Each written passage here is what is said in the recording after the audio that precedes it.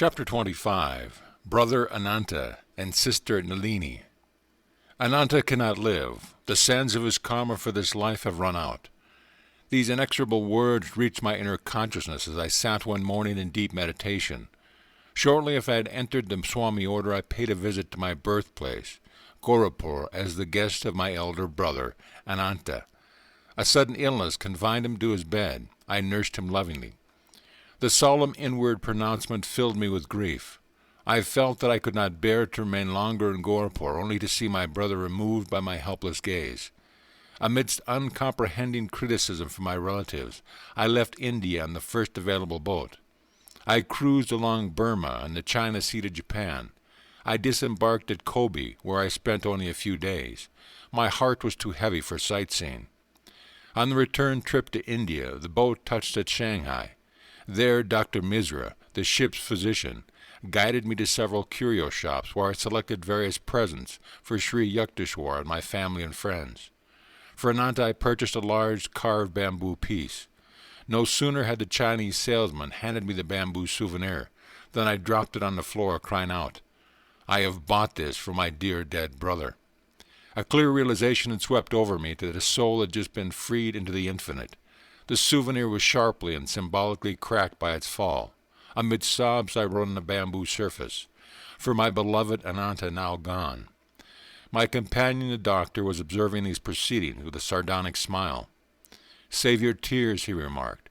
"Why shed them until you are sure he is dead?" When our boat reached Calcutta, Dr. Misra again accompanied me. My youngest brother Vishnu was waiting to greet me at the dock. "I know Ananta has departed his life," I said to Vishnu before he had time to speak. "Please tell me, and the doctor here, when Ananta died." Vishnu named the date, which was the very date that I had bought the souvenir in Shanghai. "Look here," Dr. Misra ejaculated. "Don't let any word of this get around. The professors will be adding a year's study of mental telepathy to the medical course, which is already long enough." Father embraced me warmly as I entered our Gupur road home. "You have come," he said tenderly. 2 large tears dropped from his eyes. Ordinarily undemonstrative, he had never before shown me these signs of affection. Outwardly the grave father, inwardly the melting heart of a mother. In all his dealings with the family, his dual parental role was distinctly manifest. Soon after Ananta's passing, my sister Nalini was brought back from death's door by divine healing. Before relating the story, I will refer to a few phases of her earlier life. The childhood relationship between Nalini and myself had not been of the happiest nature. I was very thin, she was thinner still. Through an unconscious motive or complex, which psychiatrists will have no difficulty in identifying, I often used to tease my sister with her cadaverous appearance. Her retorts were equally permeated with the callous frankness of extreme youth. Sometimes mother intervened, ending the childish quarrels temporarily by a gentle box of my ear as the elder year. Time passed. Nalini was betrothed to the young Calcutta physician, Panchon Bose. He received the generous dowry from father, presumably, as I had remarked to sister, to compensate the bridegroom-to-be for his fate in allying himself with the human beanpole. Elaborate marriage rites were celebrated in due time. On the wedding night, I joined the large and jovial group of relatives in the living room of our Calcutta home. The bridegroom was leaning on an immense gold brocade pillow with Nalini at his side. A gorgeous purple silk sari could not, alas, wholly hide her angularity. I sheltered myself behind the pillow of my new brother-in-law and grinned at him in friendly fashion. He had never seen Nalini until the day of the nuptial ceremony, when he finally learned that he was getting in the matrimonial lottery. Feeling my sympathy, Dr. Bose pointed unobtrusively to Nalini and whispered in my ear, "Say, what's this?" "Why, doctor," I replied, "it is a skeleton for your observation." Convulsed with mirth, my brother-in-law and I were put hard in to maintain the proper decorum before our assembled relatives. As the years went on, Dr. Bose endeared himself to our family, who called on him whenever illness arose. He and I became fast friends, often joking together, usually with Nalini as our target. "It is a medical curiosity," my brother-in-law remarked to me one day. I have tried everything on your lean sister, cod liver oil, butter, malt, honey, fish, meat, eggs, tonics. Still she fails to bulge even 1/100th of an inch. We both chuckled. A few days later I visited the Bowes home. My errand took only a few minutes. I was leaving unnoticed, I thought, by Nalini. As I reached the front door, I heard her voice, cordial but commanding. "Brother, come here. You are not going to give up the slip this time. I want to talk to you." I mounted the stairs to her room. To my surprise, she was in tears.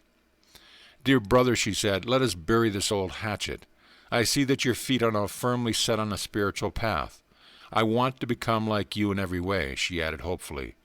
"You are now robust in appearance. Can you help me? My husband does not come near me, and I love him so dearly. But still more, I want to progress in God realization, even if I must remain thin and unattractive." My heart was deeply touched at her plea. Our new friendship steadily progressed. One day she asked to become my disciple. "Train me in any way you like. I put my trust in God instead of tonics." She gathered together an armful of medicines and poured them down the roof drain. As a test of faith, I asked her to omit from her diet all fish, meat, and eggs.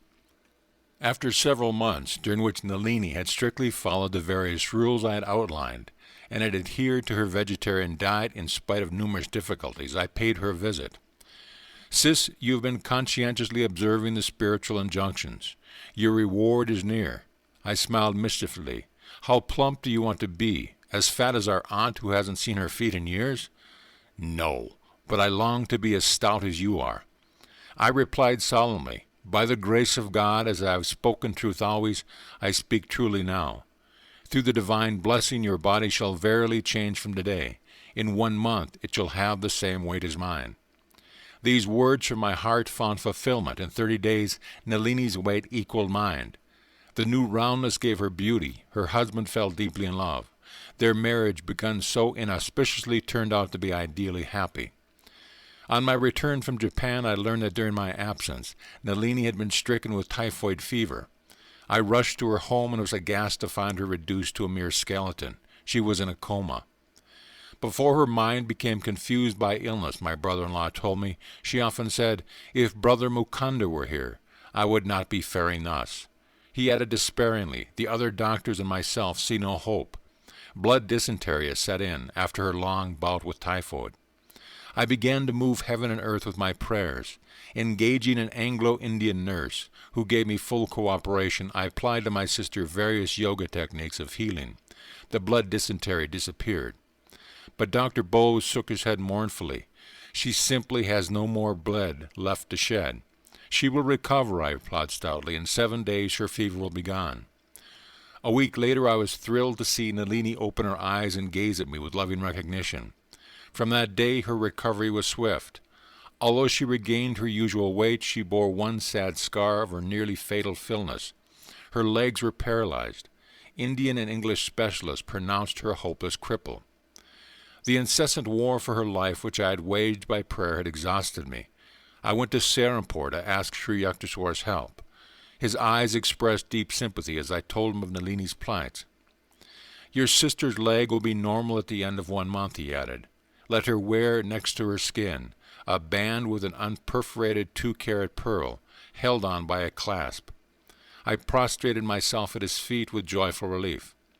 "Sir, you are a master. Your word of a recovery is enough, but if you insist, I shall immediately get her a pearl."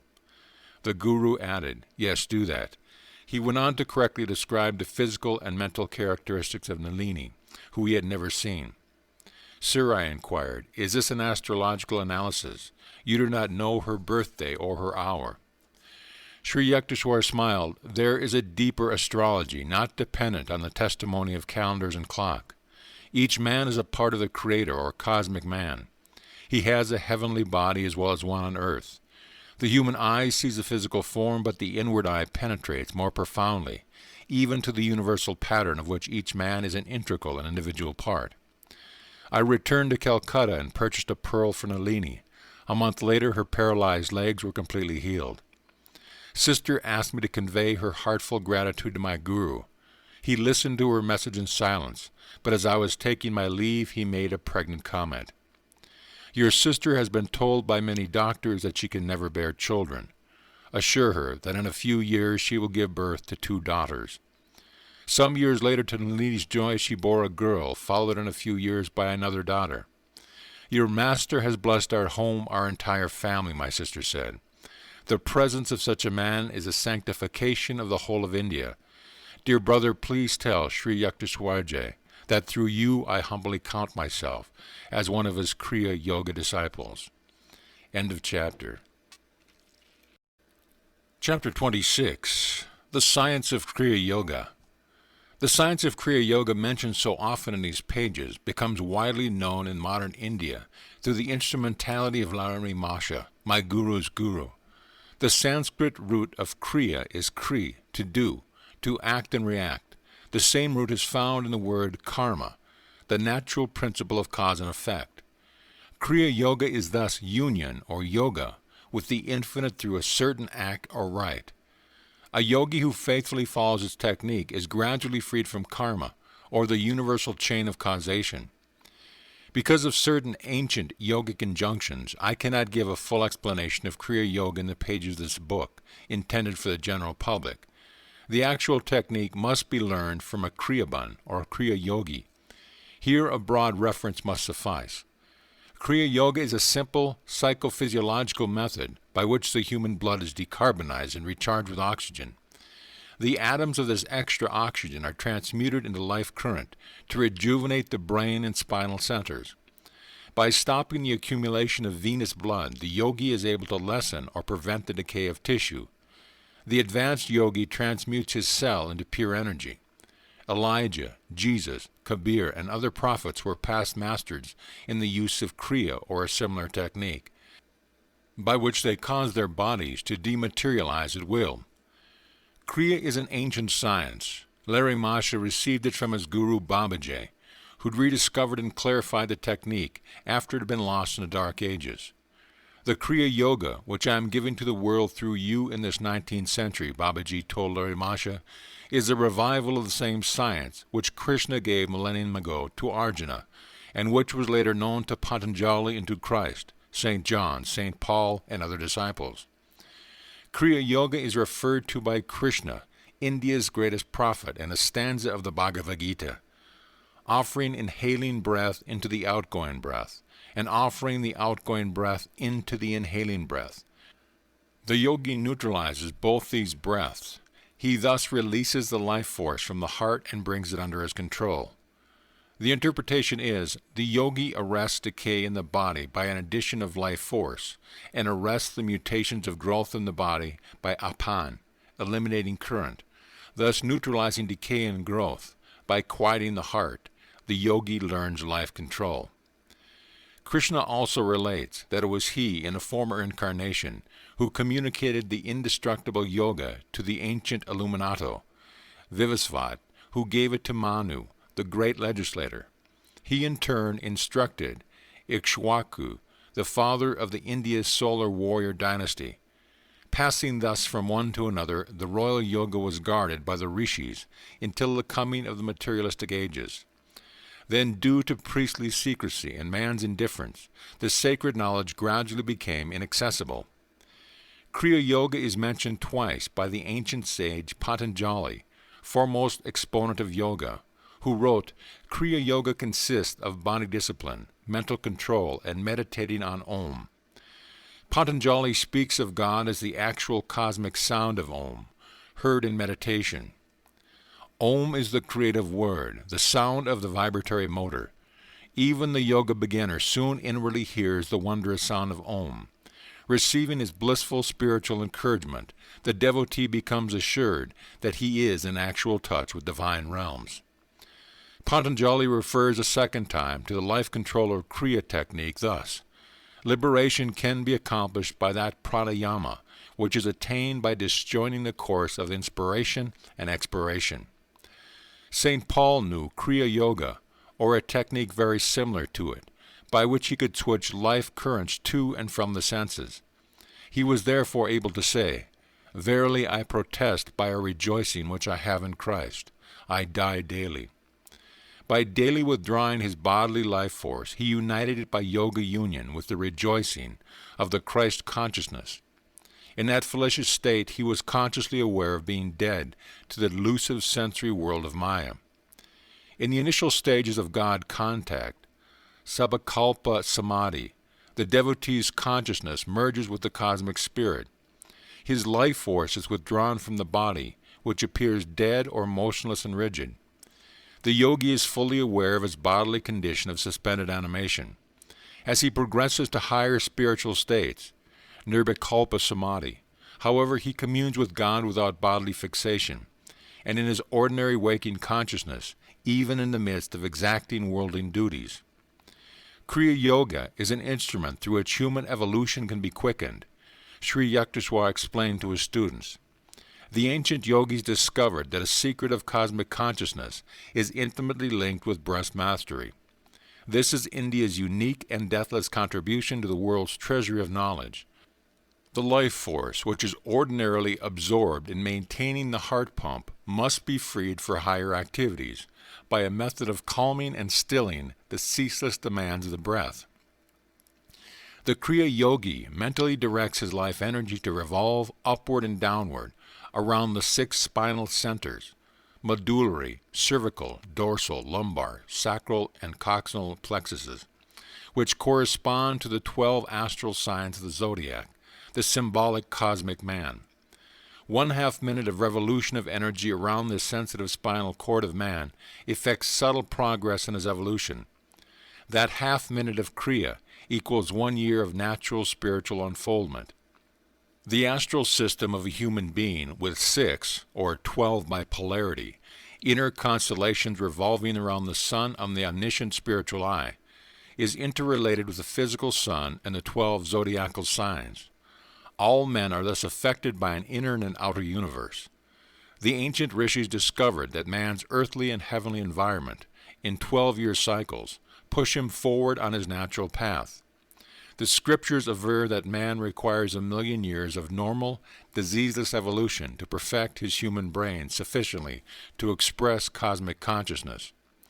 1,000 Kriya practiced in 8 hours gives the yogi in 1 day the equivalent of 1,000 years of natural evolution, 365,000 years of evolution in 1 year.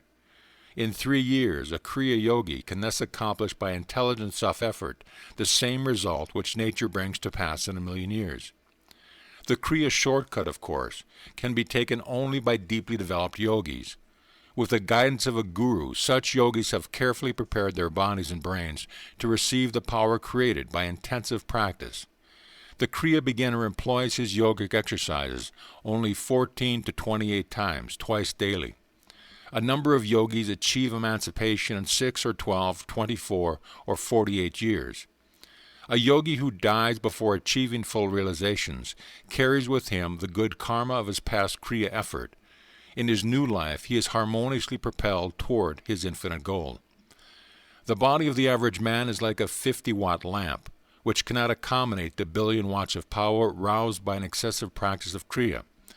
Through gradual and regular increase of the simple and foolproof methods of Kriya, man's body becomes astrally transformed day by day, and is finally fitted to express the infinite potentials of cosmic energy, the first materially active expression of spirit. Kriya Yoga has nothing in common with the unscientific breathing exercises taught by a number of misguided zealots. Their attempts to forcibly hold breath in the lungs is not only unnatural, but decidedly unpleasant. Kriya, on the other hand, is accompanied from the very beginning by an ascension of peace and by soothing sensation of regenerative effect in the spine. The ancient yogic technique converts the breath into mind.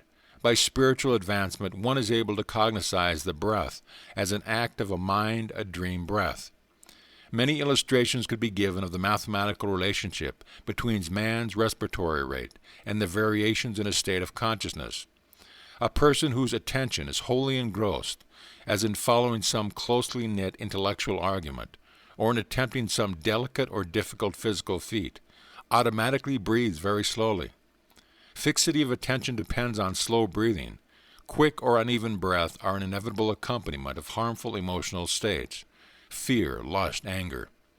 The restless monkey breathes at the rate of 32 times a minute, in contrast to a man's average of 18 times.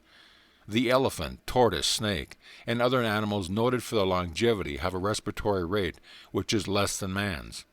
The tortoise, for instance, may attain the age of 300 years, breathes only 4 times a minute. The rejuvenating effect of sleep are due to man's temporary unawareness of body and breathing. The sleeping man becomes a yogi. Each night he unconsciously performs the yogic rite of releasing himself from bodily identification and of merging the life force with healing currents in the main brain region and 6 sub-dynamos of his spiritual center. The sleeper thus dips unknowingly into the reservoir of cosmic energy which sustains all life. The voluntary yogi performs a simple, natural process consciously, not unconsciously like the slow-paced sleeper.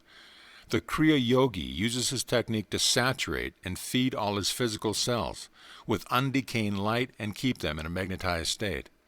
He scientifically makes breath unnecessary without producing the state of subconscious sleep or unconsciousness. By Kriya, the outgoing life force is not wasted and abused in the senses, but constrained to reunite with subtler spinal energies. By such reinforcement of life, the yogi's body and brain cells are electrified with the spiritual elixir. Thus he removes himself from studied observance of natural laws, which can only take him by circuitous means as given by proper food, sunlight, and harmonious thoughts, to a million-year goal. It needs 12 years of normal healthful living to effect even slight perceptible change in mind structure, and 1 million solar returns are exacted to sufficiently refine the cerebral tenement for manifestation of cosmic consciousness. Untying the cord of breath which binds the soul to the body, Kriya serves to prolong life and enlarge the consciousness to infinity. The yoga method overcomes the tug-of-war between the mind and the matter, bound senses, and frees the devotee to re-inherit his internal kingdom. He knows his real nature is bound neither by physical encasement nor by breath, symbol of the mortal enslavement to air, to nature's elemental compulsions. Introspection, or sitting in the silence, is an unscientific way of trying to force apart the mind and senses, tied together by the life force. The contemplative mind, attempting its return to divinity, is constantly dragged back toward the senses by the life current. Kriya, controlling the mind directly through the life force, is the easiest, most effective, and most scientific avenue to approach to the infinite. In contrast to the slow, uncertain, bullock cart theological path to God, Kriya may justly be called the airplane route. The yogic science is based on an empirical consideration of all forms of concentration and meditation exercise. Yoga enables a devotee to switch off or on at will life current from the 5 sense telephones of sight, sound, smell, taste, and touch. Attaining this power of sense disconnection, the yogi finds it simple to unite his mind at will with divine realms or with the world of matter. No longer is he unwilling, brought back by life force to the mundane sphere of rowdy sensations and restless thoughts. Master of his body and mind, the Kriya Yogi ultimately achieves victory over the last enemy, death. So shalt thou now feed of death that feeds on men, and death once fed, there is no more dying then. The life of an advanced Kriya Yogi is influenced not by effects of past actions, but solely by directions from the soul. The devotee thus avoids the slow evolutionary monitors of egoistic actions, good and bad, of common life, circumbrous and snail-like to the eagle hearts. The superior method of soul living frees the yogi, who, shorn of his ego prison, tastes the deep air of omnipresence. The thraldom of natural living is, in contrast, set in a pace humiliating. Conforming his life to the evolutionary order, a man can command no concessionary haste from nature, but living without error against the laws of his physical and mental endowment still requires about 1 million years of incarnating masquerades to know final emancipation. The telescopic methods of yogis, disengaging themselves from physical and mental identification in favor of soul individuality, thus commend themselves to those who eye with a revolt 1,000 years. This numerical periphery is enlarged for the ordinary man, who lives in harmony not even with nature, let alone his soul, but pursues instead unnatural complexities, thus offending in his body and thoughts the sweet sanities of nature. For him, 2 times a million years can scarce suffice for liberation. Gross man seldom or never realizes that his body is a kingdom, governed by Emperor Soul on the throne of the cranium, with subsidiary regions in the 6 spinal centers or spheres of consciousness. This theocracy extends over the throng of obedient subjects, 27,000 billion cells endowed with a sure if automatic intelligence by which they perform all duties of bodily growth, transformations, and disillusions in 50 million substratal thoughts, emotions and variations of alternating phases in man's consciousness in an average life of 60 years.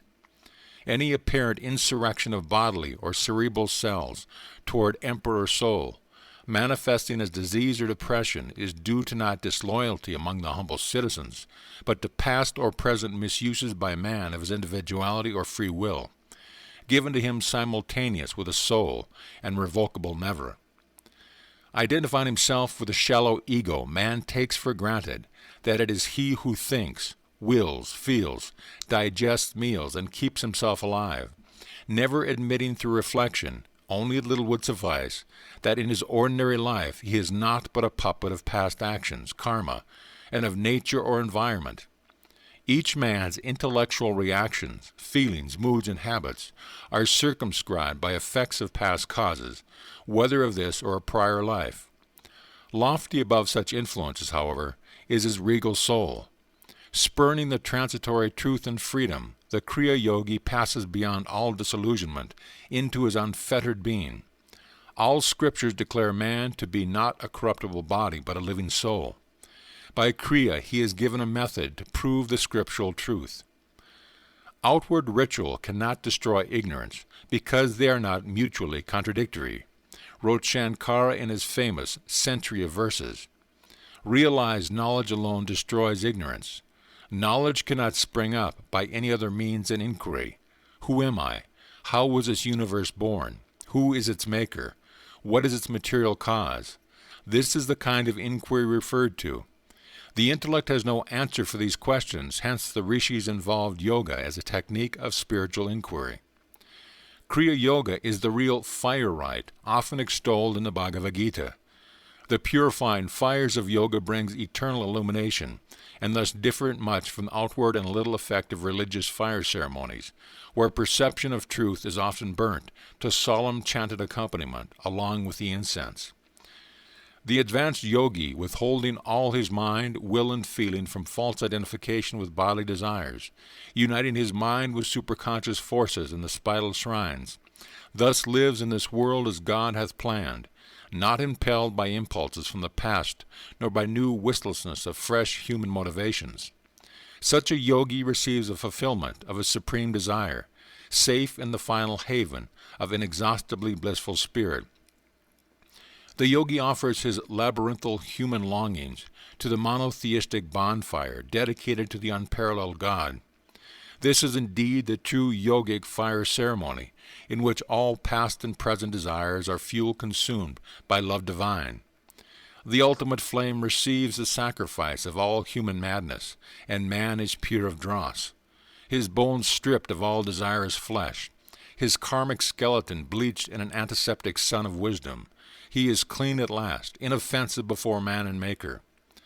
Referring to yoga's sure and methodical efficacy, Lord Krishna praises the technological yogi in the following words. The yogi is greater than body-disciplining ascetics, greater even than the followers of the path of wisdom, jnana yoga, or the path of action karma yoga. Be thou, O disciple Arjuna, a yogi. End of chapter. Chapter 27, Founding a Yoga School at Ranchi. Why are you averse to organizational work? Master's question startled me a bit. It is true that my private conviction at the times was that organizations were indeed hornets' nests. It is a thankless task, sir, I answered. No matter what the leader does or does not, he is criticized. Do you want the whole divine chana, milk curd, for yourself alone? My guru's retort was accompanied by a stern glance. Could you or anyone else achieve God contact through yoga, if a line of generous-hearted masters had not been willing to convey their knowledge to others. He added, God is the honey. Organizations are the hives. Both are necessary. Any form is useless, of course, without the spirit, but why should you not start busy hives full of the spiritual nectar? His counsel moved me deeply. Although I made no outward reply, an adamant resolution arose in my breast. I would share with my fellows, so far as lay in my powers, the unshackling truth I had learned at my Guru's feet. Lord, I prayed, may thy love shine forever on the sanctuary of my devotion, and may I be able to awaken that love in other hearts. On a previous occasion, before I had joined the monastic order, Sri Yukteswar had made a most unexpected remark. How you will miss the companionship of a wife in your old age, he had said. Do you not agree that the family man, engaged in useful work to maintain his wife and children, thus plays a rewarding role in God's eye? Sir, I had protested in alarm. You know that my desire in this life is to espouse only the cosmic beloved. Master had laughed so merrily that I understood his observation was made merely as a test of my faith. Remember, he had said slowly, that he who discards his worldly desires can justify himself only by assuming some kind of responsibility toward a much larger family. The ideal of an all-sided education for youth had always been close to my heart. I saw clearly the arid results of ordinary instruction, aimed only at the development of body and intellect. Moral and spiritual values, without whose appreciation no man can approach happiness, were yet lacking in the formal curriculum. I determined to find a school where young boys could develop to a full stature of manhood. My first step in that direction was made with 7 children at Dehika, a small country site in Bengal. A year later, in 1918, through the generosity of Sir Manindra Chandra Nandi, the Maharaja of Kazambazar, I was able to transfer my fast-growing group to Ranchi. This town in Bahir, about 200 miles from Calcutta, is blessed with one of the most healthful climates in India. The Kazambazar Palace at Ranchi was transformed in the headquarters for the new school, which I called Brahmacharya Vidyalaya. In accordance with the educational ideal of the rishis, their foremost ashrams had been the ancient seats of learning, secular and divine, for the youth of India. At Ranchi, I organized an educational program for both grammar and high school grades. It included agricultural, industrial, commercial, and academic subjects. The students were also taught yoga concentrations and meditations, and a unique system of physical development, Yogoda, whose principle I had discovered in 1916. Realization of man's body is like an electric battery. I reasoned that it could be charged with energy through the direct agency of the human will. As no action, slight or large, is possible without willing, man can avail himself of his prime mover will to renew his bodily tissues without burdensome apparatus or mechanical exercises. I therefore taught the Ranchi students my simple Yogoda techniques by which the life force, centered in man's medulla oblongata, can be consciously and instantly recharged from the unlimited supply of cosmic energy. The boys responded wonderfully to this training, developing extraordinary ability to shift the life energy from one part of the body to another, and to sit in perfect poise in difficult body postures. They performed feats of strength and endurance which many powerful adults could not equal. My youngest brother, Bishnu Charan Ghosh, joined the Ranchi school. He later became a leading physical culturist in Bengal. He and one of his students traveled to Europe and America, giving exhibitions of strength and skill, which amazed the university savants, including those at Columbia University, New York. At the end of the first year at Ranchi, applications for admission reached 2,000, but the school, which at the time was solely residential, could accommodate only about 100. Instructions for day students was soon added. In the Vidyalaya, I had to play father-mother to the little children, and to cope with many organizational difficulties. I often remember Christ's words, Verily I say unto you, there is no man that hath left house, or brethren or sister, or father or mother or wife or children, or land for my sake in the Gospels, but he shall receive 100-fold now in this time, houses and brethren, and sisters and mothers, and lands with persecutions, and in the world to come eternal life. Sri Yukteswar had interpreted these words. The devotee who forgoes the life experience of marriage and family and exchanges the problems of a small household and limited activities for the larger responsibilities of service to society in general is undertaking a task which is often accompanied by persecution from a misunderstanding world, but also by divine inner contentment. Connected with its philanthropic Larry Masha mission, one day my father arrived in Ranchi to bestow a paternal blessing, long withheld because I had hurt him by refusing his offer of a position with the Bengal-Nagpur Railroad.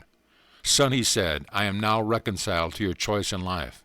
It gives me joy to see you amidst these happy, eager youngsters. You belong here rather than with the lifeless figures of railroad timetables. He waved toward a group of a dozen little ones who were tagging at my heels. I had only 8 children, he observed with a blinking eye, but I can feel for you. With a large fruit orchard and 25 fertile acres at our disposal, the student teachers and myself enjoyed many happy hours of outdoor labor in these ideal surroundings. We had many pets, including the young deer who was fairly idolized by the children. I too loved the fawn so much that I allowed it to sleep in my room. At the light of dawn, the little creature would toddle over to my bed for a morning caress. One day I fed the pet earlier than usual, as I had to attend to some business in a town near Ranchi. Although I cautioned these boys not to feed the fawn until my return, one of them was disobedient, and gave the baby deer a large quantity of milk. When I came back in the evening, sad news greeted me. The little fawn is nearly dead through overfeeding.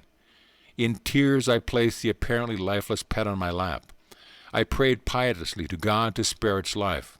Hours later the small creature opened its eyes, stood up and walked feebly.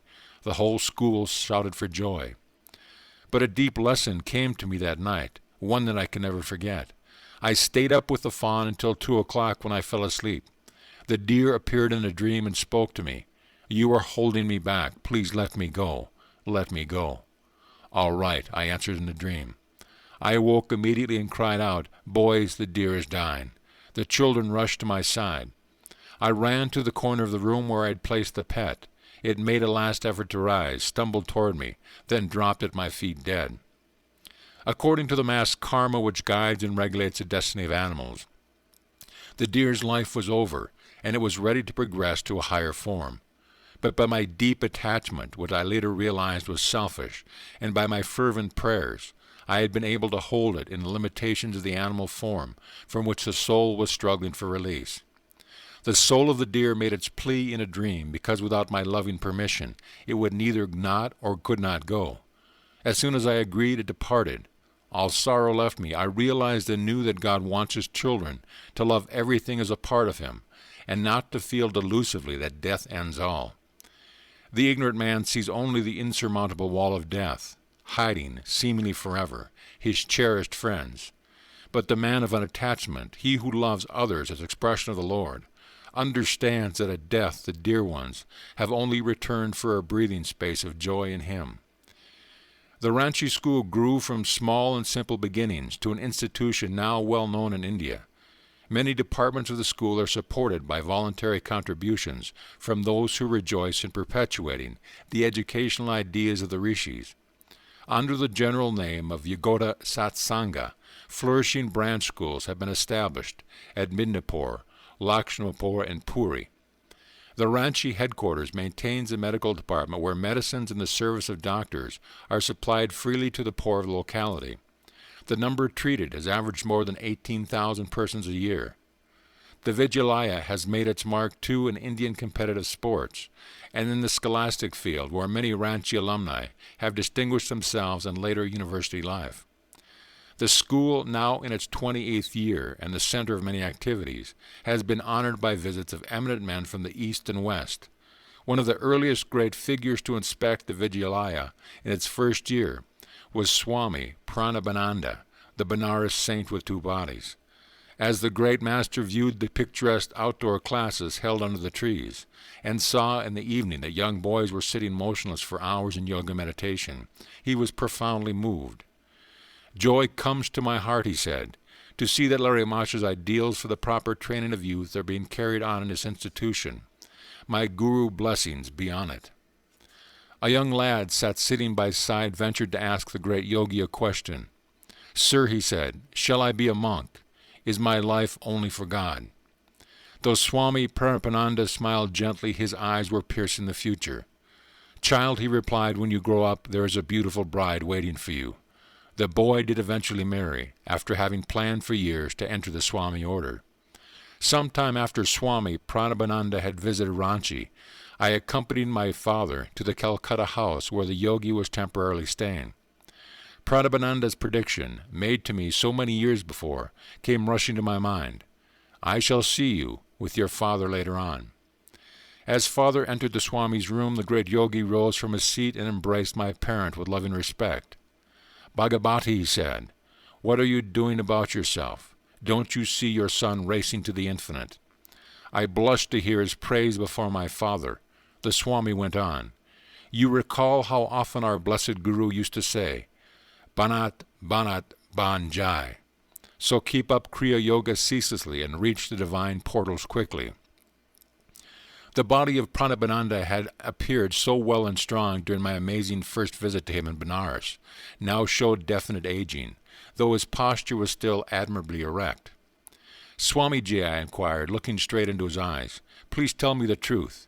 Aren't you feeling the advance of age?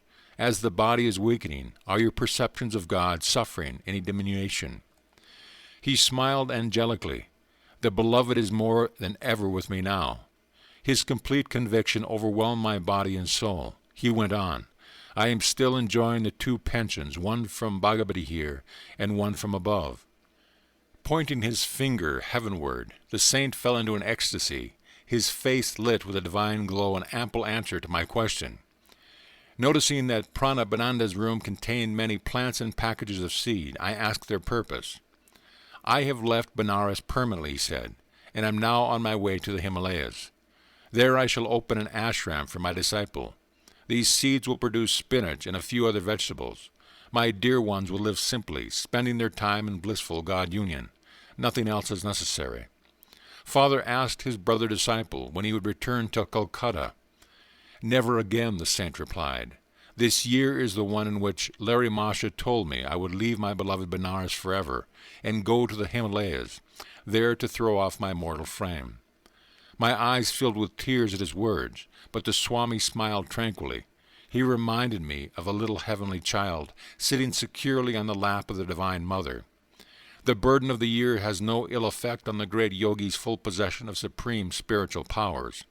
He is able to renew his body at will, yet sometimes he does not care to retard the aging process, but allows his karma to work itself out on the physical plane, using his old body as a time-saving device to exclude the necessity of working out karma in a new incarnation. Months later I met an old friend, Sanandan, who was one of Pranabananda's close disciples.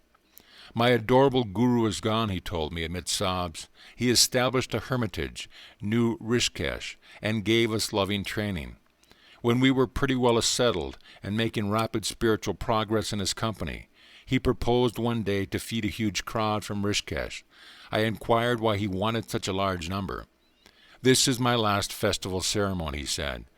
I did not understand the full implications of his words. Pranabanandaji helped with the cooking of the great amount of food. We fed about 2,000 guests. After the feast, he sat at the high platform and gave an inspired sermon on the infinite. At the end, before the gaze of thousands, he turned to me, as I sat beside him on the dais, and spoke with unusual force. 'Sanandan, be prepared. I am going to kick the frame.' After a stunned silence, I cried loudly, 'Master, don't do it. Please, please don't do it.' The crowd was tongue-tied, watching us curiously. My guru smiled at me, but his solemn gaze was already fixed on eternity. 'Be not selfish,' he said, 'nor grieve for me. I have been long cheerfully serving you all. Now rejoice and wish me Godspeed. I go to meet my cosmic beloved.' In a whisper, Pranabandaji added, 'I shall be reborn shortly. After enjoying a short period on the infinite bliss, I shall return to earth and join Babaji. You shall soon know when and where my soul has been encased in a new body.' He cried again, 'Sanandan, here I kicked the frame by the second Kriya Yoga.'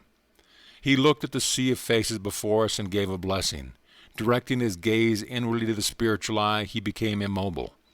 While the bewildered crowd thought he was meditating in an ecstatic state, he had already left the tabernacle of flesh and plunged his soul into the cosmic vastness.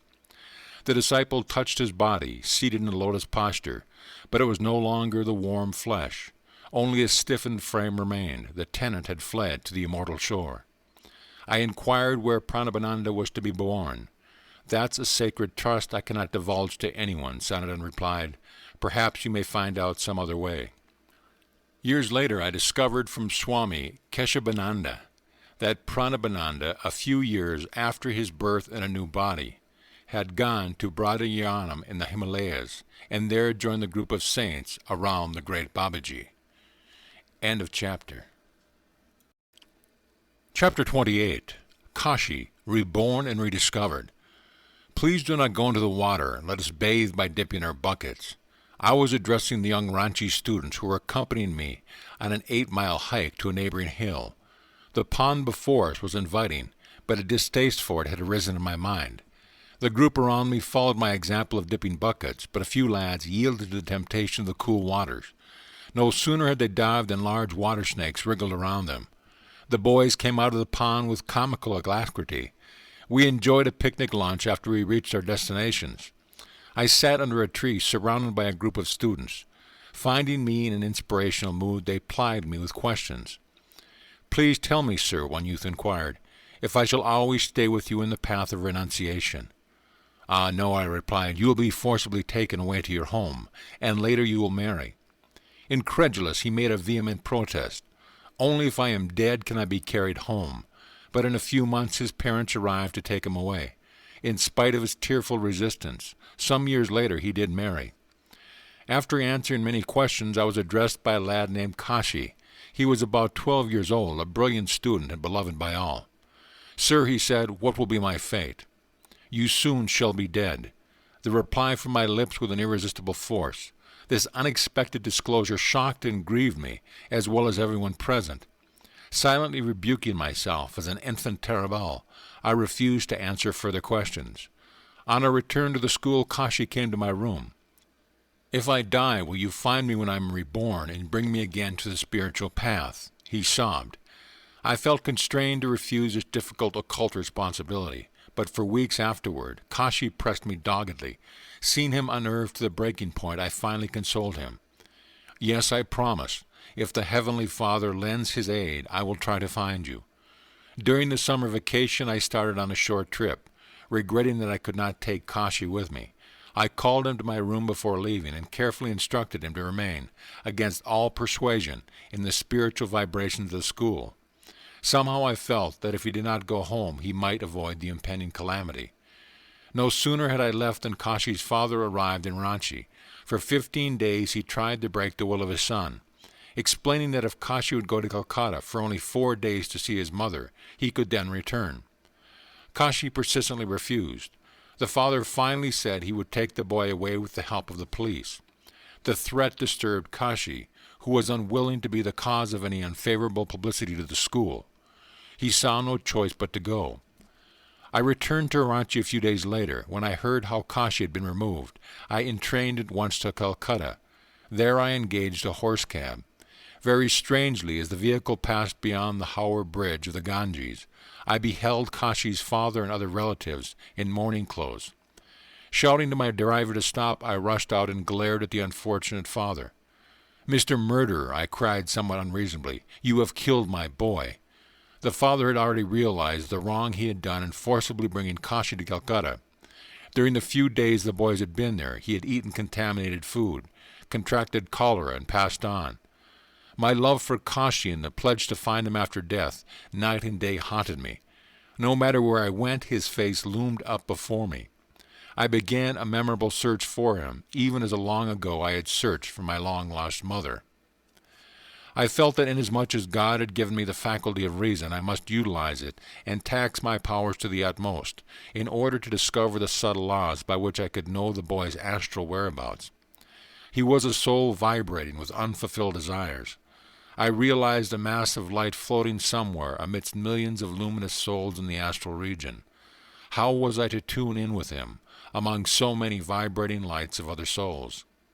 Using a secret yogic technique, I broadcasted my love to Kashi's soul through the microphone of the spiritual eye, the inner point between the eyebrows. With the antenna of upraised hands and figures, I turned myself round and round, trying to locate the direction in which he had been reborn as an embryo. I hoped to receive response from him in the concentration-tuned radio of my heart. I intuitively felt that Kashi would soon return to the earth, and that if I kept unceasingly broadcasting my call to him, his soul would reply. I knew that the slightest impulse sent by Kashi would be felt in my fingers, hands, arms, spine, and nerves. With undiminished zeal, I practiced the yoga method steadily for about 6 months after Kashi's death. Walking with a few friends one morning in the crowded Bazaar section of Calcutta, I lifted my hands in the usual manner. For the first time there was a response. I thrilled to detect electrical impulses trickling down my fingers and palms. These currents translated themselves into one overpowering thought from a deep recess of my consciousness. I am Kashi, come to me. The thought became almost audible as I concentrated on my heart radio. In the characteristic, slightly hoarse whisper of Kashi, I heard his summons again and again. I seized the arm of one of my companions, Prakash Das, and smiled at him joyfully. It looks as though I have located Kashi. I began to turn around and around to the undisguised amusement of my friends and the passing throng. The electrical impulses tingled through my fingers only when I faced toward a nearby path, aptly named Serpentine Lane. The astral currents disappeared when I turned in other directions. "Ah," I exclaimed, "Kashi's soul must be living in the womb of some woman whose home is on this lane." My companions and I approached closer to Serpentine Lane. The vibrations in my upraised hands grew stronger, more pronounced. As if by a magnet, I was pulled toward the right side of the road. Reaching the entrance of a certain house, I was astounded to find myself transfixed.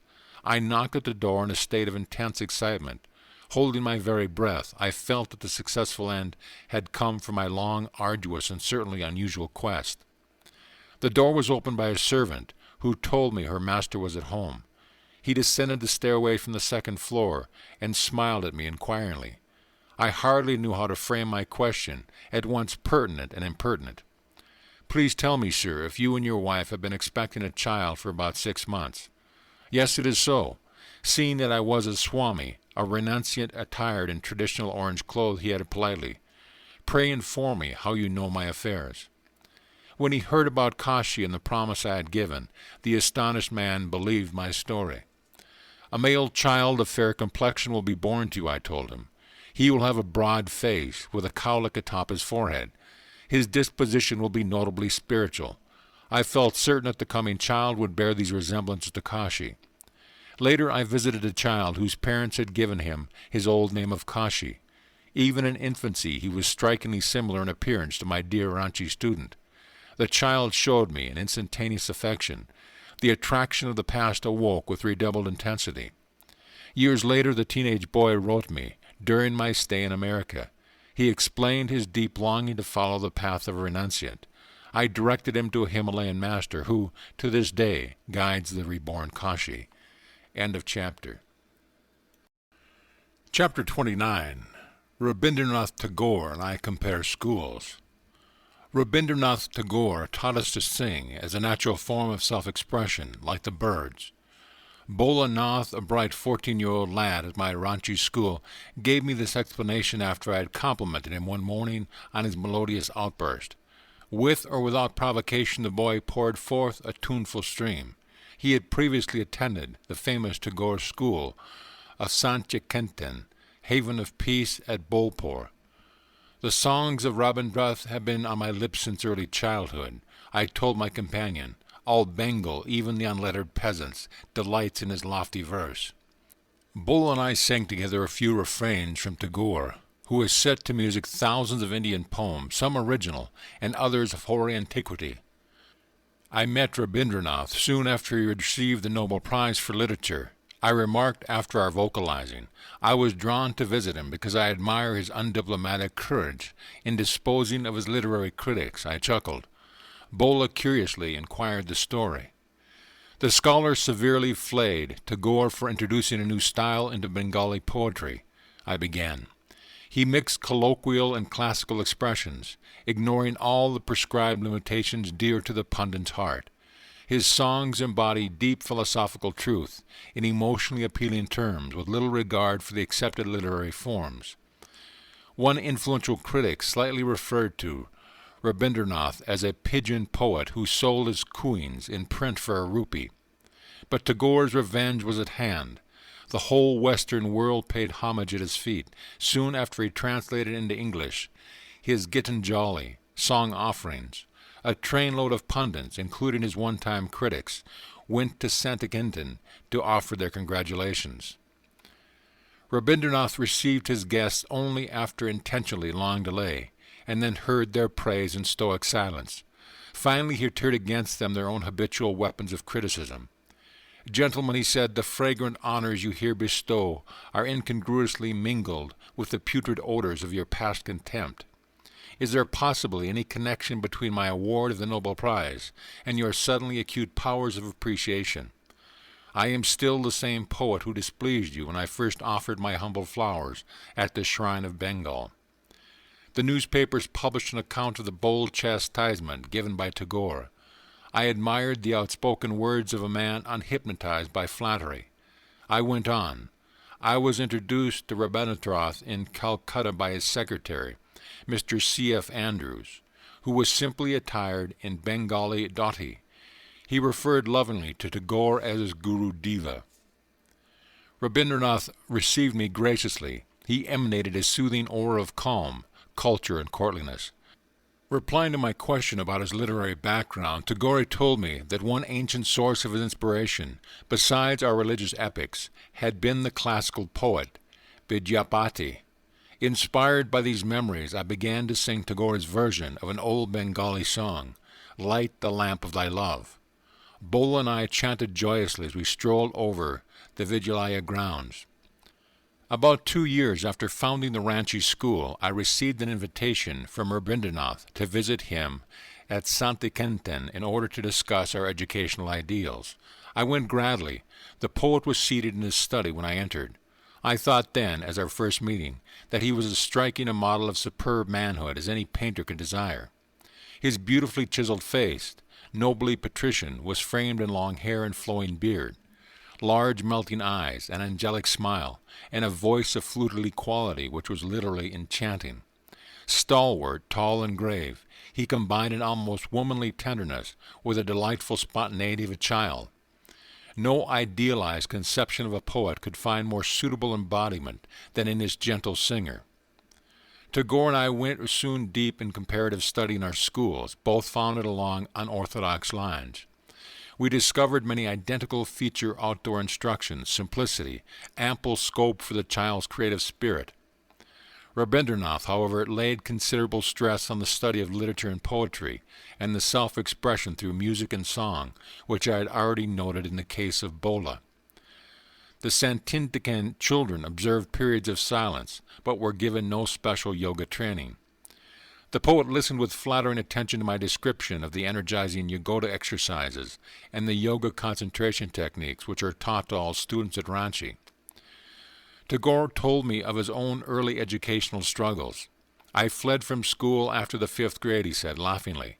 "I could readily understand how this innate poetic delicacy had been affronted by the dreary disciplinary atmosphere of a schoolroom. That is why I opened Santintikan under the shady trees and glories of the sky." He motioned eloquently to the little group studying in the beautiful garden, a child in his natural setting amidst the flowers and songbirds.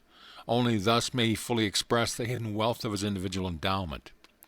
True education can never be crammed and pumped from without. Rather, it must aid in bringing spontaneously to the surface the infinite hordes of wisdom within.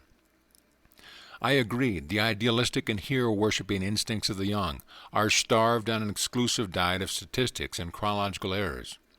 The poet spoke lovingly of his father, Devendranath, who had inspired the Santintikan beginnings. Father presented me with his fertile land, where he had already built a guest house and temple. Rabindranath told me, I started my educational experiment here in 1901 with only 10 boys. The 8,000 pounds which came with the Nobel Prize all went for the upkeep of the school.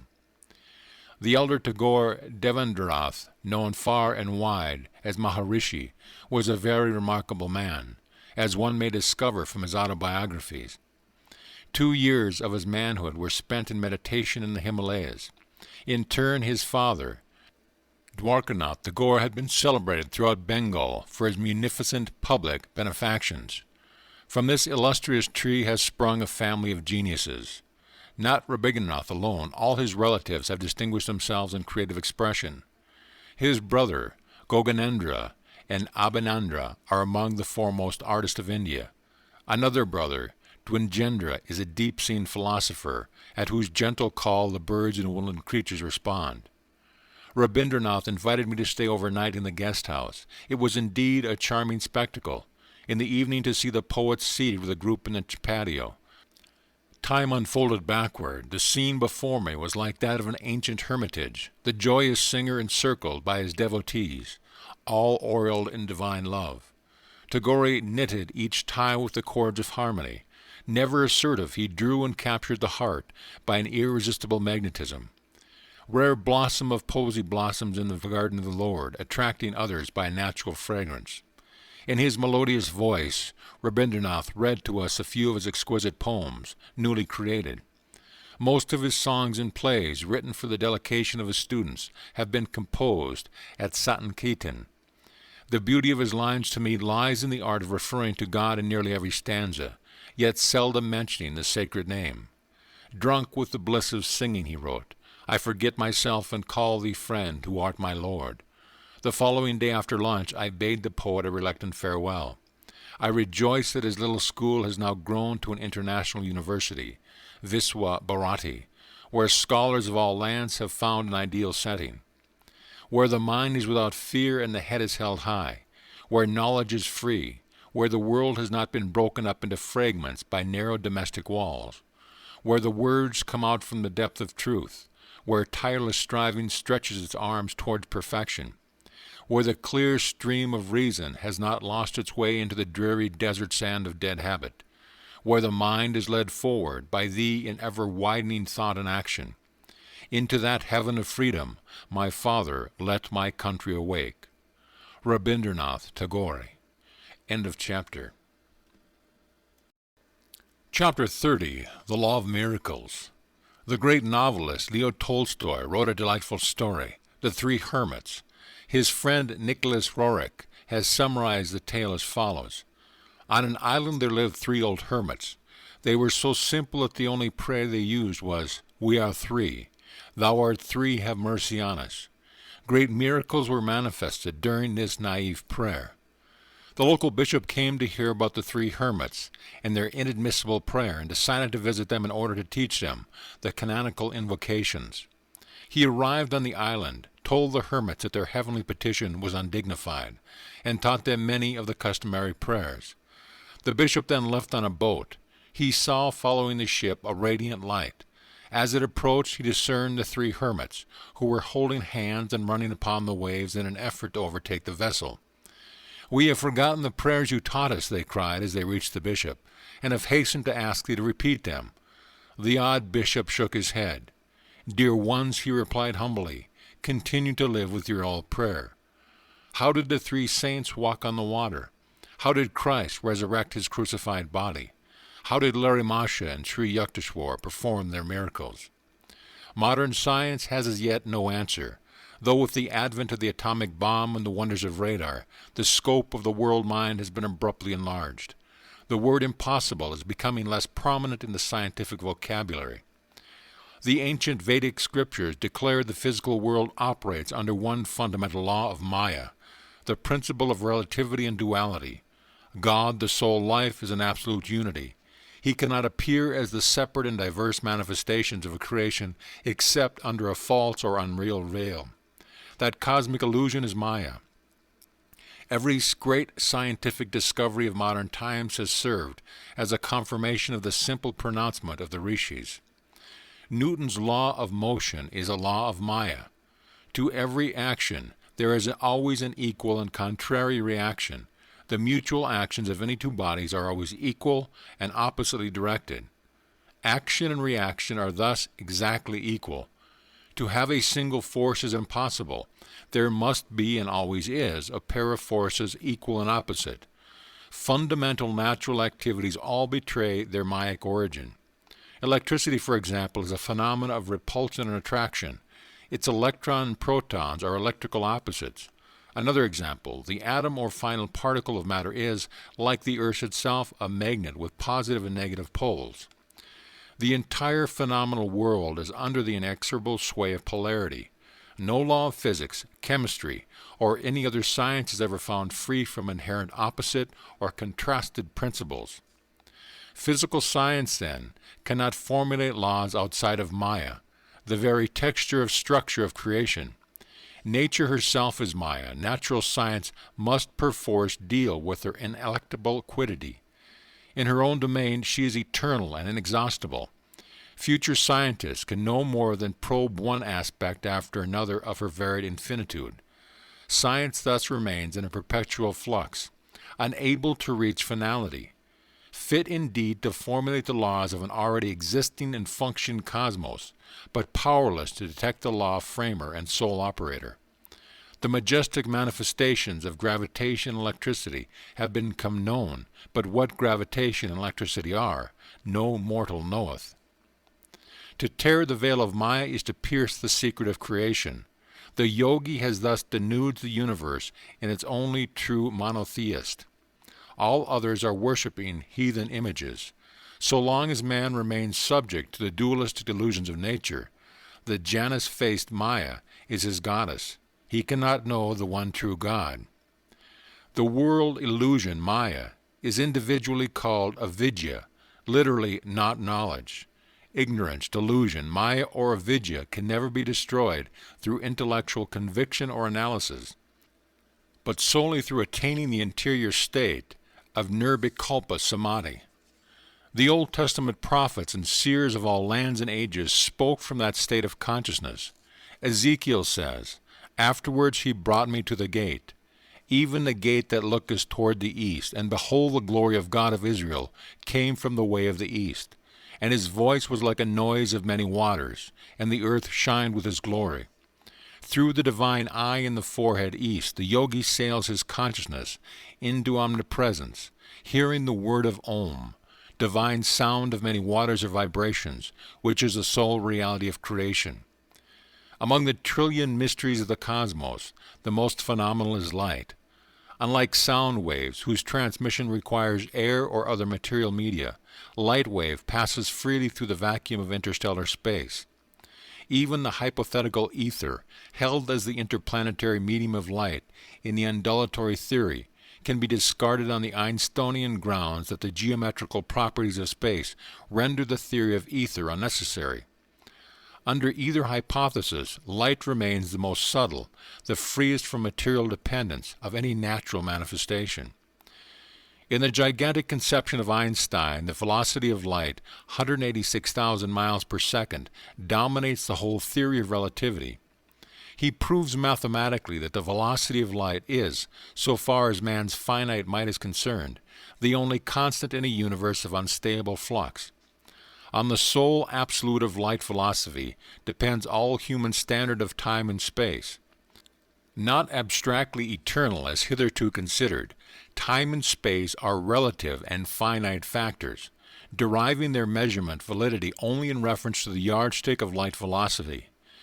In joining space as a dimensional relativity, time has surrendered age-old claims to a changeless value.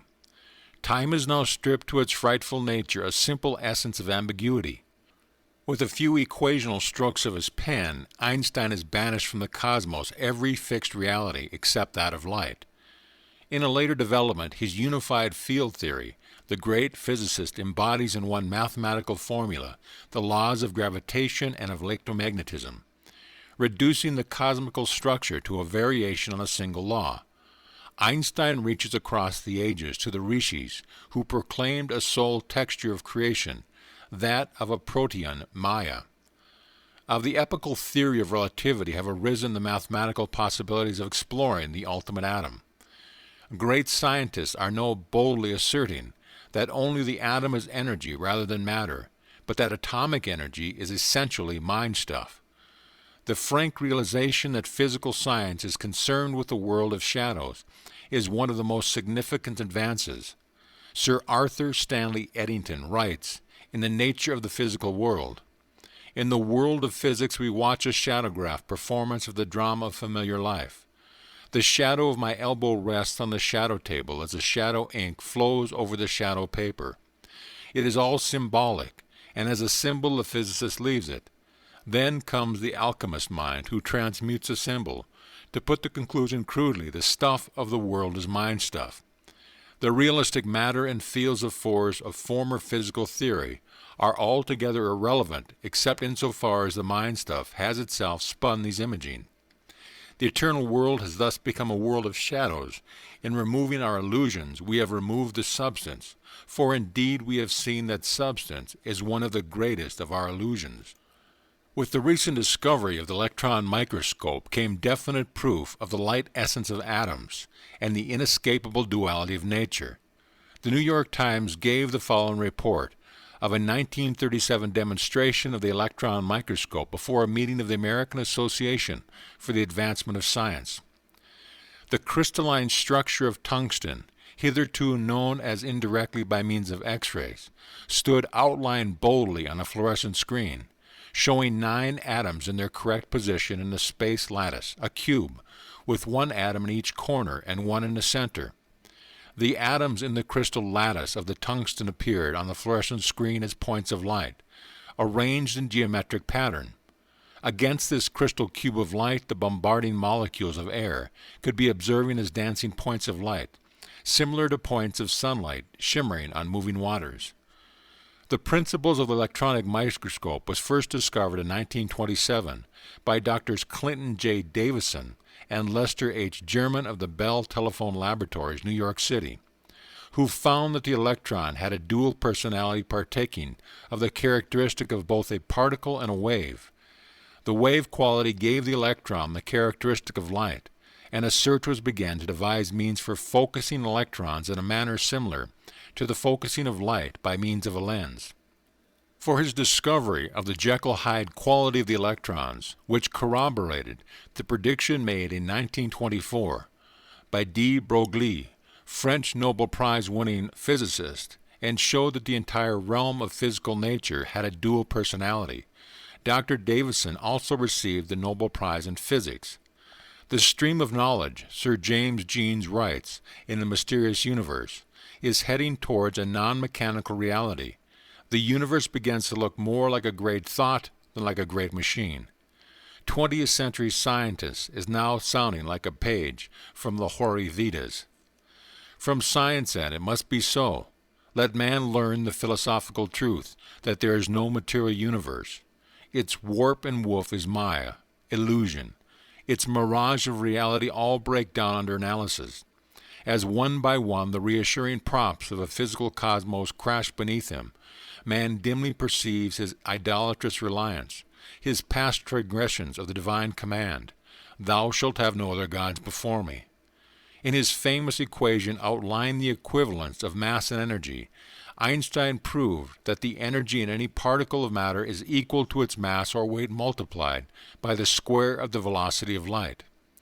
The release of the atomic energies is brought about through the annihilation of the material particle. The death of matter has been the birth of an atomic age.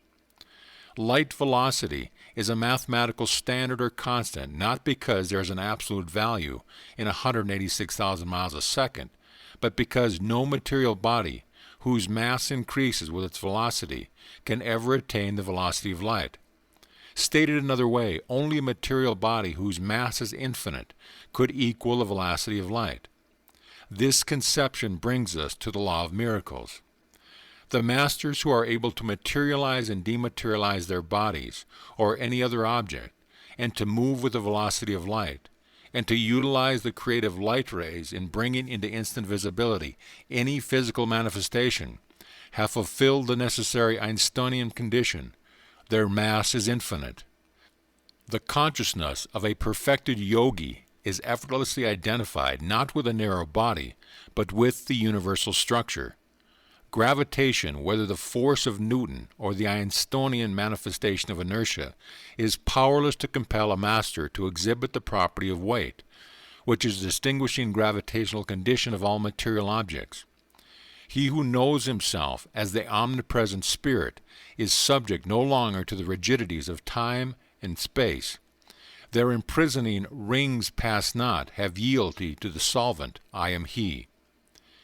Fiat lux, and there was light. God's first command to His ordered creation, Genesis 1:3, brought into being the only atomic reality, light.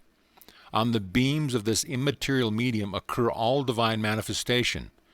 Devotees of every age testify to the appearance of God as flame and light. The King of Kings, the Lord of Lords, who only hath immortality, dwelling in light which no man can approach unto. A yogi who through perfect meditation has merged his consciousness with the Creator perceives the cosmical essence as light. To him there is no difference between the light rays composing water and the light rays composing land. Free from material consciousness, free from the three dimensions of space and the fourth dimension of time, a matter transfers his body of light with equal ease over the light rays of earth, water, fire, and air. Long concentration on the liberating spiritual eye has enabled the yogi to destroy all delusion concerning matter and its gravitational weight. Thenceforth he sees the universe as an essentially undifferentiated mass of light. Optical images, Dr. L.T. Trulland of Harvard tells us, are built up on the same principle as the ordinary half-tone engraving. That is, they are made up of minute dottings or staplings far too small to be detected by the eye.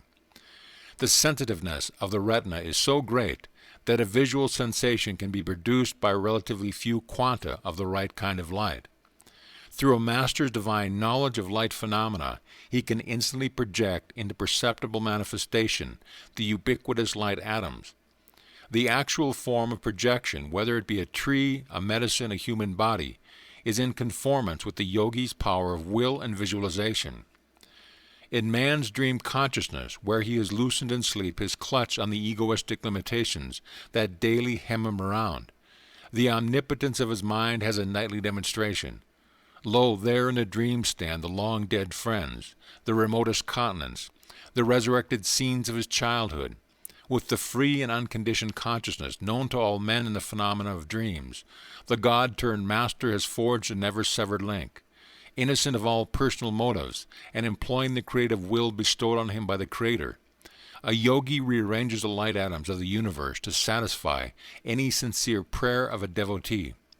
For this purpose were man and creation made, that he should rise up as master of Maya, knowing his dominion over the cosmos. And God said, Let us make man in our image, after our likeness, and let him have dominion over the fish of the sea, and over the fowl of the air, and over the cattle, and over all the earth, and over every creeping thing that creepeth upon the earth. In 1915, shortly after I had entered the Swami order, I witnessed a vision of violent contrast. In it the relativity of human consciousness was vividly established. I clearly perceived the unity of the eternal light behind the painful dualities of Maya. The vision descended on me as I sat one morning in my little attic room in Father's Grouper Road home. For months, World War I had been raging in Europe. I reflected sadly on the vast toll of death. As I closed my eyes in meditation, my consciousness was suddenly transformed to the body of a captain in command of a battleship. The thunder of guns split the air as shots were exchanged between SOAR batteries and the ship's cannon. A huge shell hit the powder magazine and tore my ship asunder. I jumped into the water, together with a few sailors who had survived the explosion. Heart pounding, I reached the shore safely, but alas, a stray bullet ended its furious flight in my chest. I felt groaning to the ground. My whole body was paralyzed, yet I was aware of possessing it, as one is conscious of a leg gone to sleep. At last the mysterious footstep of death has caught up with me, I thought. With a final sigh, I was about to sink into unconsciousness when, lo, I found myself seated in a lotus position in my Grouper Road room. Hysterical tears poured forth as I joyfully stroked and pinched my regained possession, a body free from any bullet hole in the breast.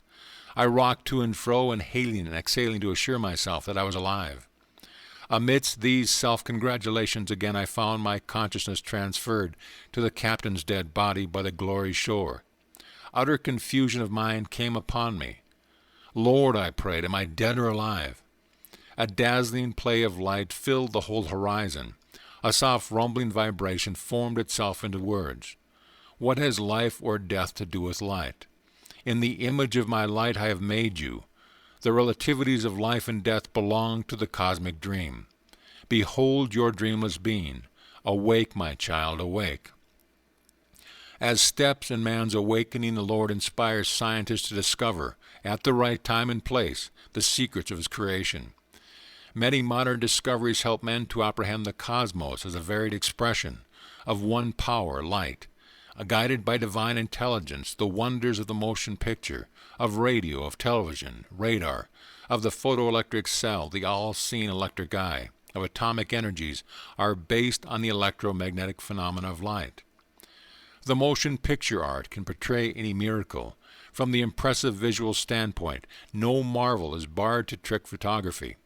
A man's transparent astral body can be seen rising from his gross physical form. He can walk on the water, resurrect the dead, reverse the natural sequence of development, and have play havoc with time and space. Assembling the light images as he pleases, the photographer achieves optical wonders with a true master produces with actual light rays.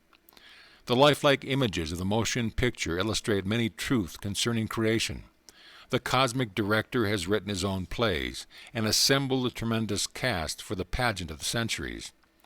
From the dark booth of eternity, he pours his creative beam through the film of successive ages, and the pictures are thrown on the screen of space, just as the motion picture images appears to be real, but are only combinations of light and shade. So is the universal variety a delusive seeming.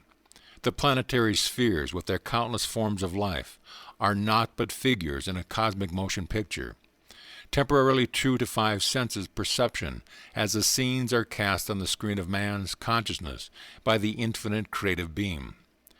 A cinema audience can look up and see all the screen images are appearing through the instrumentality of one imageless beam of light. The color universal drama is similarly issuing from the single white lie of a cosmic source. With inconceivable ingenuity, God is staging an entertainment for his human children, making them actors as well as audience as his planetary theater. One day I entered a motion picture house to view a newsreel of the European battlefields. World War I was still being waged in the West. The newsreel recorded the carnage with such realism that I left the theater with a troubled heart. Lord, I pray, why dost thou permit such suffering? To my intense surprise, an instant answer came in the form of a vision of an actual European battlefield. The horror of the struggle, filled with the dead and dying, far surpassed in ferocity any representation of the newsreel. Look intently, a gentle voice spoke to my inner consciousness. You will see that these scenes are now being enacted in France, are nothing but a play on the cinemascope. They are the cosmic motion picture, as real and as unreal as the theater newsreel you have just seen, a play within a play. My heart was still not comforted. The divine voice went on. Creation is light and shadow both, else no picture is possible. The good and evil of Maya must ever alternate in supremacy. If joy were ceaseless here in this world, would man ever seek another? Without suffering, he scarcely cares to recall that he has forsaken his eternal home. Pain is a prod to remembrance. The way of escape is through wisdom. The tragedy of death is unreal. Those who shudder at it are like ignorant actor who dies of fright on the stage when nothing more is fired in him than a blank cartridge. My sons are the children of light. They will not sleep forever in delusion. Although I had read scriptural accounts of Maya, they had not given me the deep insight that came with a personal vision and their accompanying words of consolation.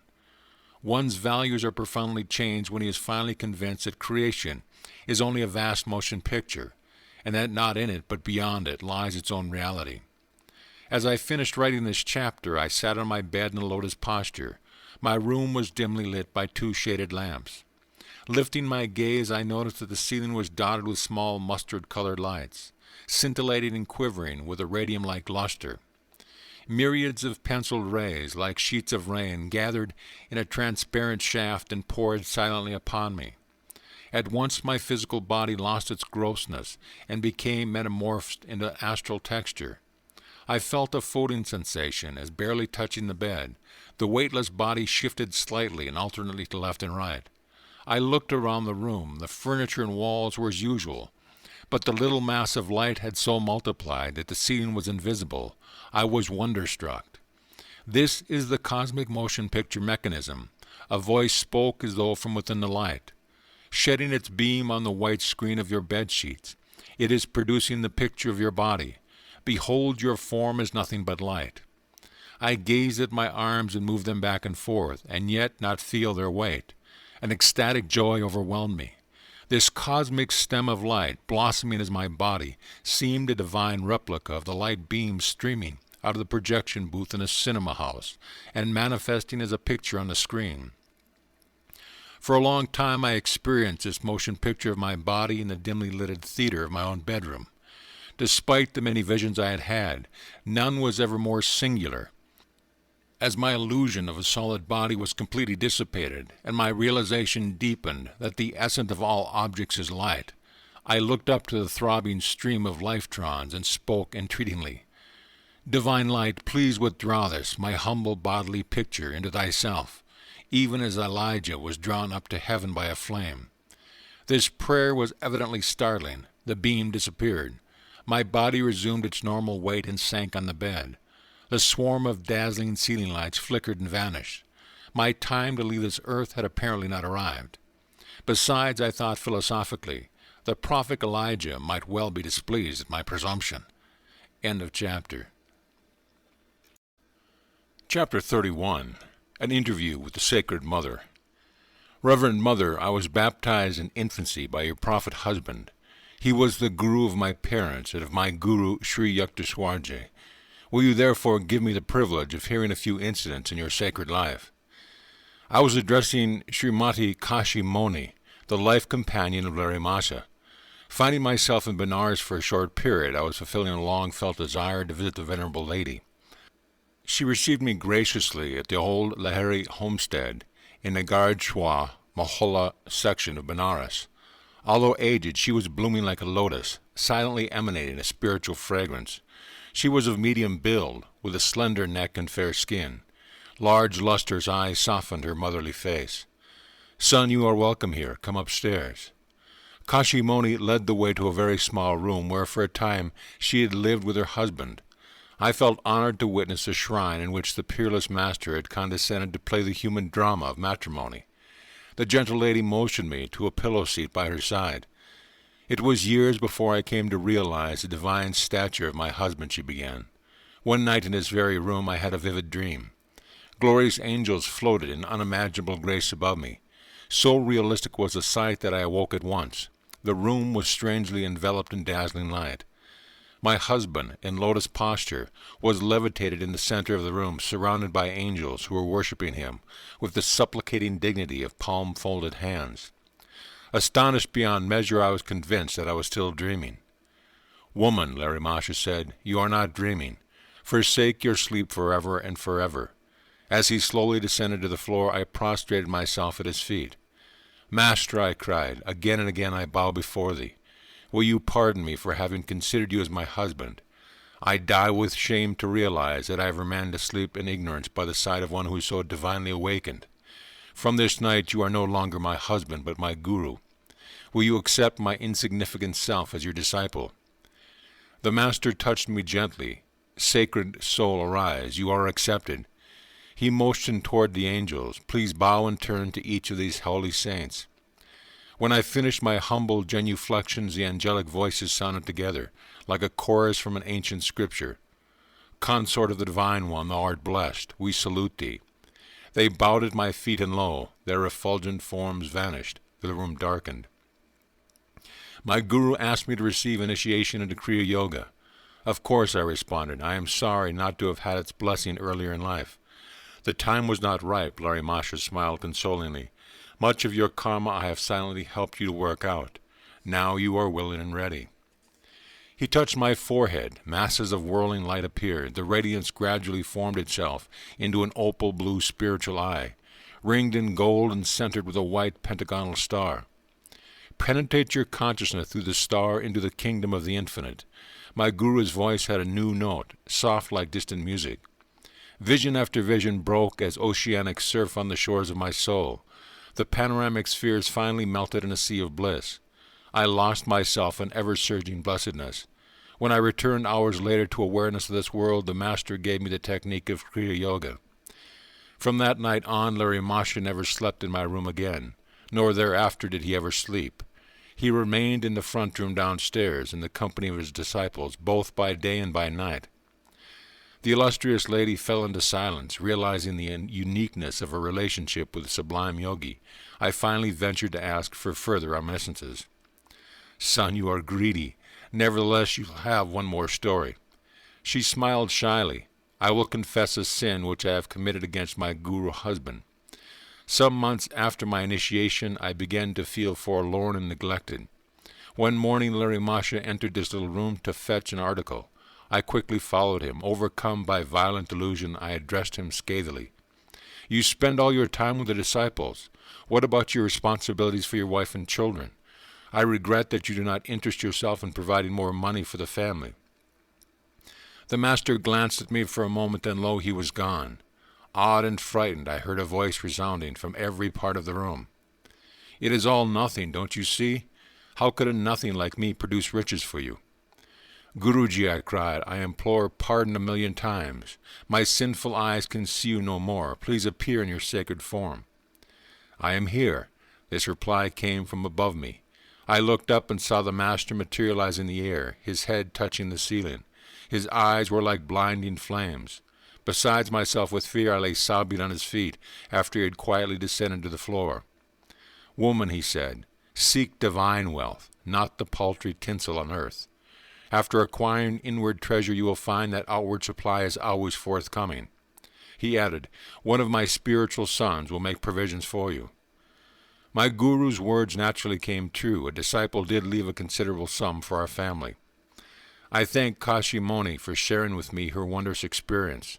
On the following day, I returned to her home and enjoyed several hours of philosophical discussion with Tinkori and Dukori Lahiri. These two saintly sons of India's great yogi followed closely in his ideal footsteps. Both men were fair, tall, stalwart, and heavily bearded, with soft voices and an old-fashioned charm of manner. His wife was not the only woman disciple of Larry Masha. There were hundreds of others, including my mother. A woman, Chila, once asked the Guru for his photograph. He handed her a print, remarking, if you deem it a protection, then it is so. Otherwise, it is only a picture.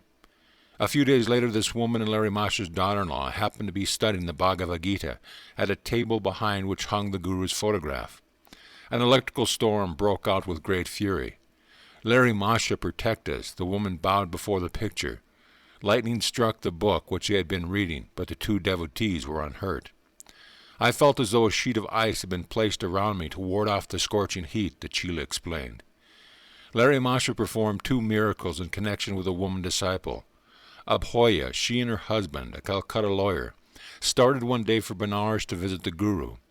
Their carriage was delayed by heavy traffic. They reached the Horwith main station, only to hear the Benares train whistling for departure. Abhoya near the ticket office stood quietly. Larry Masha, I beseech you to stop the train, she silently prayed. I cannot suffer the pangs of delay and waiting another day to see thee. The wheels of the snorting train continued to move round and round, but there was no onward progress. The engineer and passengers descended to the platform to view the phenomena. An English railroad guard approached Abhoya and her husband. Contrary to all precedent, he volunteered his services. Babu, he said, give me the money. I will buy your tickets while you get aboard. As soon as the couple was seated and he'd received the tickets, the train slowly moved forward. In panic, the engineer and passengers clambered again to their places, knowing neither how the train started nor why it had stopped in the first place. Arriving at the home of Larry Mash in Benares, Aboya silently prostrated herself before the master and tried to touch his feet. "Compose yourself," Aboya remarked. "How you love to bother me, as if you could not come here by the next train." Aboya visited Larry Masha on another memorable occasion. This time she wanted his intercession, not with a train, but with the stork. "I pray you to bless me that my 9th child may live," she said. 8 babies have been born to me. All died soon after birth." The master smiled sympathetically. "Your coming child will live. Please follow my instructions carefully. The baby, a girl, will be born at night. See that the oil lamp is kept burning until dawn. Do not fall asleep and thus allow the light to become extinguished." Aboya's child was a daughter, born at night, exactly as foreseen by the omniscient Guru. The mother instructed her nurse to keep the lamp filled with oil. Both women kept the urgent vigil far into the early morning hours, but finally fell asleep. The lamp oil was almost gone. The light flickered feebly. The bedroom door unlatched and flew open with a violent sound. The startled woman awoke. Their astonished eyes beheld the form of Larry Masha. "Aboya, behold, the light is almost gone." He pointed to the lamp, which the nurse hastened to refill. As soon as it burned again brightly, the master vanished. The door closed. The latch was affixed without visible agency. Aboya's 9th child survived. In 1935, when I made an inquiry, she was still living. One of Larry Masha's disciples, the Venerable Kali Kumar Roy, related to me many fascinating details of his life with the master. "I was often a guest at his Benares home for weeks at a time," Roy told me. "I observed that many saintly figures, Danda, Swamis, arrived in the quiet of the night to sit at the Guru's feet. Sometimes they would engage in discussion of meditational and philosophical points. At dawn, the exalted guests would depart. I found during my visits that Larry Masha did not once lie down to sleep. During an early period of my association with the master, I had to contend with the opposition of my employer," Roy went on. "He was steeped in materialism. 'I don't want religious fanatics on my staff,' he would sneer. 'If I ever meet your charlatan guru, I shall give him some words to remember.' This alarming threat failed to interpret my regular program. I spent nearly every evening my guru's present. One night my employer followed me and rushed rudely into the parlor. He was doubtless fully bent on uttering the pulverizing remarks he had promised. No sooner had the man seated himself than Larry Masha addressed the little group of about 12 disciples. 'Would you all like to see a picture?' When we nodded, he asked us to darken the room. 'Sit behind one another in a circle,' he said, 'and place your hands over the eyes of the man in front of you.' I was not surprised to see that my employer also was following, albeit unwilling, the master's directions. In a few minutes Larry Masha asked us what we were seeing. 'Sir,' I replied, 'a beautiful woman appears. She wears a red bordered sari and stands near an elephant ear plant.' All the other disciples gave the same description. The master turned to my employer. 'Do you recognize that woman?' Yes, the man was evidently struggling with emotions new to his nature. 'I have been foolishly spending my money on her, though I have a good wife. I am ashamed of the motives which brought me here. Will you forgive me and receive me as a disciple? If you lead a good moral life for 6 months, I shall accept you.' The master enigmatically added, 'Otherwise, I won't have to initiate you.' For 3 months my employer refrained from temptation. Then he resumed his former relationship with the woman. 2 months later he died. Thus I came to understand my guru's veiled prophecy about the improbability of the man's initiation. Larry Masha had a very famous friend, Swami Trilanga, who was reputed to be over 300 years old. The two yogis often sat together in meditation. Trilanga's fame is so widespread that few Hindus would deny the possibility of truth in any story of astounding miracles. If Christ returned to earth and walked the streets of New York displaying his divine powers, it would cause the same excitement that was created by Trilanga decades ago as he passed through the crowded lanes of Benares. On many occasions the Swami was seen to drink, with no ill effect, the most deadly poisons. Thousands of people, including a few who are still living, have seen Trilanga floating on the Ganges. For days together he would sit on top of the water, or remain hidden for very long periods under the waves. A common sight at the Benares bathing ghats was the Swami's motionless body on the blistering stone slabs, wholly exposed to the merciless Indian sun. By these feats, Trelanga sought to teach men that a yogi's life does not depend upon oxygen or ordinary conditions and precautions. Whether he was above water or under it, and whether or not his body lay exposed to the fierce solar rays, the master proved that he lived by divine consciousness. Death could not touch him. The yogi was great not only spiritually but physically. His weight exceeded 300 pounds, a pound for each year of his life. As he ate very seldom, the mysteries increased. A master, however, easily ignores all usual rules of health when he desires to do so for some special reason, often a subtle one known only to himself. Great saints who have awakened from the cosmic Mayic dream and realize this world as an idea in divine mind can do as they wish with the body, knowing it to be only a manipulative form of condensed or frozen energy. Though physical scientists now understand that matter is nothing but congealed energy, fully illumined masters have long passed from theory to practice into the field of matter control. Trelanga always remained completely nude. The harassed police of Benares came to regard him as a baffling problem child. The natural Swami, like the early Adam in the Garden of Eden, was utterly unconscious of his nakedness. The police were quite conscious of it, however, and unceremoniously committed him to jail. General embarrassment ensued. The enormous body of Trelanga was soon seen in its usual entirety on the prison roof. His cell, still securely locked, offered no clue to his mode of escape. The discouraged officers of the law once more performed their duty. This time a guard was posted before the Swami's cell. Might again retired before right. Trelanga was soon observed in his nonchalant stroll over the roof. Justice is blind. The outwitted police decided to follow her example. The great yogi preserved a habitual silence. In spite of his round face and huge barrel-like stomach, Trelanga ate only occasionally. After weeks without food, he would break his fast with potfuls of clabbered milk offered to him by devotees. A skeptic once determined to expose Trelanga as a charlatan. A large bucket of calcium lime mixture, used in whitewashing walls, was placed before the Swami. "Master," the materialist said in mock reverence, "I have brought you some clabbered milk. Please drink it." Trelanga unhesitatingly drained to the last drop the containerful of burning lime. In a few minutes the evildoer fell to the ground in agony. "Help, Swami, help," he cried. "I am on fire. Forgive my wicked test." The great yogi broke his habitual silence. "Scoffer," he said, "you did not realize when you offered me poison that my life is one with your own. Except for my knowledge that God is present in my stomach, as in every atom of creation, the lime would have killed me. Now that you know the divine meaning of boomerang, and never again play tricks on anyone." The well-purged sinner, healed by Trelanga's words, slunk feebly away.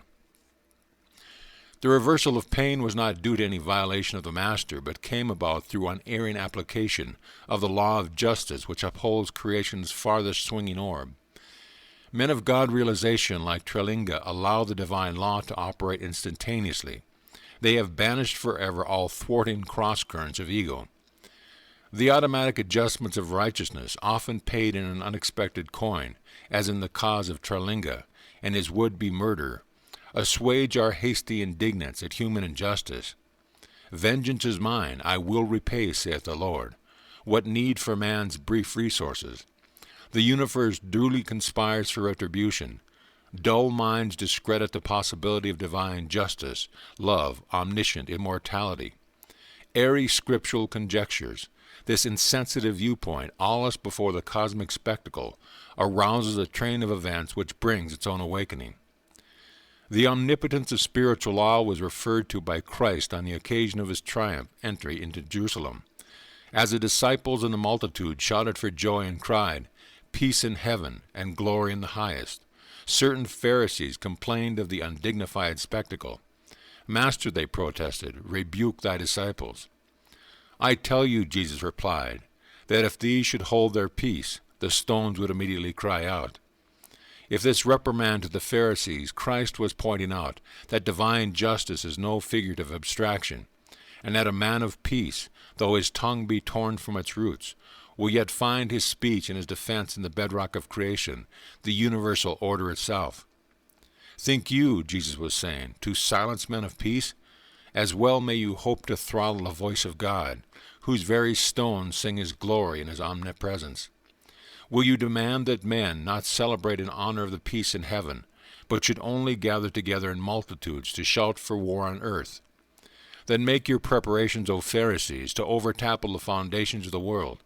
For it is not gentle men alone, but stones or earth, and water and fire and air, that will rise up against you to bear witness of his ordered harmony. The grace of the Christ-like Yogi, Trilanga, was once bestowed on my Sajo Mama, material uncle. One morning, uncle saw the master surrounded by a crowd of devotees at a Benares Ghat. He managed to edge his way close to Trilanga, whose feet he touched humbly. Uncle was astonished to find himself instantly freed from a painful chronic disease. The only known living disciple of the great Yogi is a woman, Shankari Mai Jew. Daughter of one of Trilinga's disciples, she received the Swami's training from her early childhood. She lived for 40 years in a series of lonely Himalayan caves near Badranath, Kedaroth, Amarnath, and Pazupatnath. The Brahmacharani, woman ascetic, born in 1826, is now well over the century mark. Not aged in appearance, however, she has retained her black hair, sparkling teeth, and amazing energy. She comes out of her seclusion every few years to attend the periodic melas, or religious fairs. This woman saint often visited Larry Masha. She was related that one day in the Barapak section near Calcutta, while she was sitting by Larry Masha's side, his great guru Babaji quietly entered the room and held converse with them both. On one occasion, her master, Trilinga, forsaking his usual silence, honored Larry Masha very pointedly in public. A Benares disciple objected. "Sir," he said, "why do you, a Swami and a renunciate, show such respect to a householder?" "My son," Trilinga replied, "Larry Masha is like a divine kitten, remaining wherever the cosmic mother has placed him, while dutifully playing the part of a worldly man. He has reached that perfect self-realization for which I have renounced even my loincloth." End of chapter. Chapter 32. Rama is raised from the dead. Now a certain man was sick, named Lazarus. When Jesus heard that, he said, "This sickness is not unto death, but for the glory of God. Then the Son of God might be glorified thereby." Sri Yukteswar was expounding the Christian scriptures one sunny morning on the balcony of his Serampore hermitage. Besides a few of Master's other disciples, I was present with a small group of my Ranchi students. In this passage, Jesus calls himself the Son of God. Though he was truly united with God, his reference here was a deep impersonal significance, my guru explained. The Son of God is the Christ or divine consciousness in man. No mortal can glorify God. The only honor that man can pay his Creator is to seek him. Man cannot glorify an abstraction that he does not know. The glory or nimbus around the head of the saints is a symbolic witness of their capacity to render divine homage. Sri Yukteswar went on to read the marvelous story of Lazarus' resurrection. At its conclusion, Master fell into a long silence, the sacred book open on his knee. I too was privileged to behold a similar miracle. My guru finally spoke with solemn unction. Larry Mosh has resurrected one of my friends from the dead. The young lads at my side smiled with keen interest. There was enough of a boy in me, too, to enjoy not only the philosophy, but, in particular, any story I could get Sri Yukteswar to relate about his wondrous experience with his guru. My friend Ram and I were inseparable, Master began. Because he was shy and reclusive, he chose to visit our guru, Larry Masha, only during the hours of midnight and dawn, when the crowd of daytime disciples was absent. As Rama's closest friend, I served as a spiritual vent, through which he let out the wealth of his spiritual perceptions. I found inspiration in his ideal companionship. My guru's face softened with memories. Rama was suddenly put to a severe test. Sri Yukteswar continued. He contracted the disease of Asiatic cholera. As our master never objected to the services of physicians at time of serious illness, 2 specialists were summoned. Amidst the frantic rush of ministering to the stricken man, I was deeply praying to Larry Masha for help. I hurried to his home and sobbed out the story. The doctors are seeing Rama. He will be well." My guru smiled jovially. I returned with a light heart to my friend's bedside, only to find him in a dying state. He cannot last more than 1 or 2 hours, one of the physicians told me with a gesture of despair. Once more I hastened to Larimasha. "The doctors are conscientious men. I am sure Rama will be well." The master dismissed me blithely. At Rama's place I found both doctors gone. One had left a note. "We have done our best, but his case is hopeless." My friend was indeed the picture of a dying man. I did not understand how Larimasha's words could fail to come true, yet the sight of Rama's rapidly ebbing life kept suggesting to my mind, all is over now. Tossing thus on the seas of faith and apprehensive doubt, I ministered to my friend as best I could. He roused himself to cry out, "Yukteswar, run to Master and tell him I am gone. Ask him to bless my body before its last rites." With these words Rama sighed heavily and gave up the ghost. I wept for an hour by his beloved form, always a lover of quiet. Now he had attained the utter stillness of death. Another disciple came in. I asked him to remain in the house until I returned. Half dazed, I trudged back to my guru. "How is Rama now?" Larimasha's face with wreathed smiles. "Sir, you will soon see how he is," I blurted out emotionally. "In a few hours you will see his body before it is carried to the crematory grounds." I broke down and moaned hopefully. "Yukteswar, control yourself. Sit calmly and meditate." My guru retired into samadhi. The afternoon and night passed in unbroken silence. I struggled unsuccessfully to regain an inner composure. At dawn, Larimasha glanced at me consolingly. "I see you are still disturbed. Why didn't you explain yourself yesterday that you expected me to give Rama tangible aid in the form of some medicine?" The master pointed to a cup-shaped lamp containing crude castor oil. "Fill a little bottle from the lamp. Put 7 drops into Rama's mouth." "Sir," I remonstrated, "he has been dead since yesterday afternoon. Of what use is the oil now?" "Never mind, and just do as I asked." Larimasha's cheerful mood was incomprehensible. I was still in an unassuaged agony of bereavement. Pouring out a small amount of oil, I departed from Rama's house. I found my friend's body rigid in a death collapse. Paying no attention to his ghastly condition, I opened his lips with my right finger and managed, with my left hand and the help of the cork, to put the oil drop by drop over his clenched teeth. As the 7th drop touched his cold lips, Rama shivered violently. His muscles vibrated from head to foot as he sat up wonderfully. "I saw Larimasha in a blaze of light," he cried. "He shone like the sun." "Arise, forsake your sleep," he commanded me. "Come with Yukteswar to see me." I could scarcely believe my eyes when Rama dressed himself and was strong enough after that fatal sickness to walk to the home of our guru.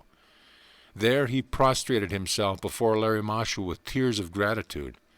The master was beside himself with mirth. His eyes twinkled at me mischievously. "Yukteswar," he said, "surely henceforth you will not fail to carry with you a bottle of castor oil. Whenever you see a corpse, just administer the oil. Why, 7 drops of lamp oil must surely foil the power of Yama." "Guruji, you are ridiculing me. I don't understand. Please point out the nature of my error." "I told you twice that Rama would be well. Yet you could not fully believe me," Larimasha explained. "I did not mean the doctors would be able to cure him. I remarked only that they were in attendance. There was no causal connection between my 2 statements. I didn't want to interfere with the physicians. They have to live too." In a voice resounding with joy, my guru added, "Always know that the inexhaustible Paramahansa can heal anyone, doctor or no doctor." "I see my mistake," I acknowledged remorsefully. "I now know that your simple word is binding on the whole cosmos." As Sri Yukteswar finished the awesome story, one of the spellbound listeners ventured a question that, from a child, was doubly understandable. "Sir," he said, "why did your guru use castor oil?" "Child, giving the oil had no meaning, except that I expected something material, and Larimasha chose the nearby oil as an objective symbol for awakening my greater faith. The master allowed Rama to die because I had partially doubted, but the divine guru knew that inasmuch as he had said the disciple would be well, the healing must take place, even though he had to cure Rama of death, a disease usually fatal. Sri Yukteswar dismissed the little group and motioned me to a blanket seat at his feet. Yogananda, he said with unusual gravity, you have been surrounded from birth by the direct disciples of Larry Masha. The great master lived his sublime life in partial seclusion, and steadfastly refused to permit his followers to build any organization around his teaching. He made, nevertheless, a significant prediction. About 50 years after my passing, he said, my life will be written because of a deep interest in yoga which the West will manifest. The yogic message will encircle the globe, and aid in establishing that brotherhood of man which results from direct perception of the one Father. My son Yogananda, Sri Yukteswar went on, you must do your part in spreading that message and in writing that sacred life. 50 years later, after Larry Masha's passing in 1895, culminated in 1945, the year of completion of this present book, I cannot but be struck by the coincidence of that year 1945 has also ushered in a new age, the era of revolutionary atomic energies.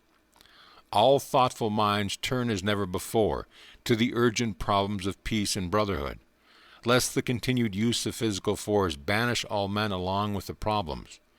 Though the human race and its works disappear tracelessly by time or bomb, the sun does not falter in its course. The stars keep their invariable vigil. Cosmic law cannot be stayed or changed, and man would do well to put himself in harmony with it. If the cosmos is against might, if the sun wars not with the planets, but retires at due time to give the stars their little sway, what avails our mailed fist? Shall any peace indeed come out of it? Not cruelty, but goodwill arms the universal sinews. A humanity at peace will know the endless fruits of victory. Sweeter to the taste than any nurtured in the soil of blood. The effective League of Nations will be a natural, nameless league of human hearts. The broad sympathies and discerning insight needed for the healing of earthly woes cannot flow from a mere intellectual consideration of man's diversity, but from knowledge of man's soul unity, his kinship with God. Toward realization of the world's highest ideal peace through brotherhood, may yoga, the science of personal contact with divine, spread in time to all men in all lands.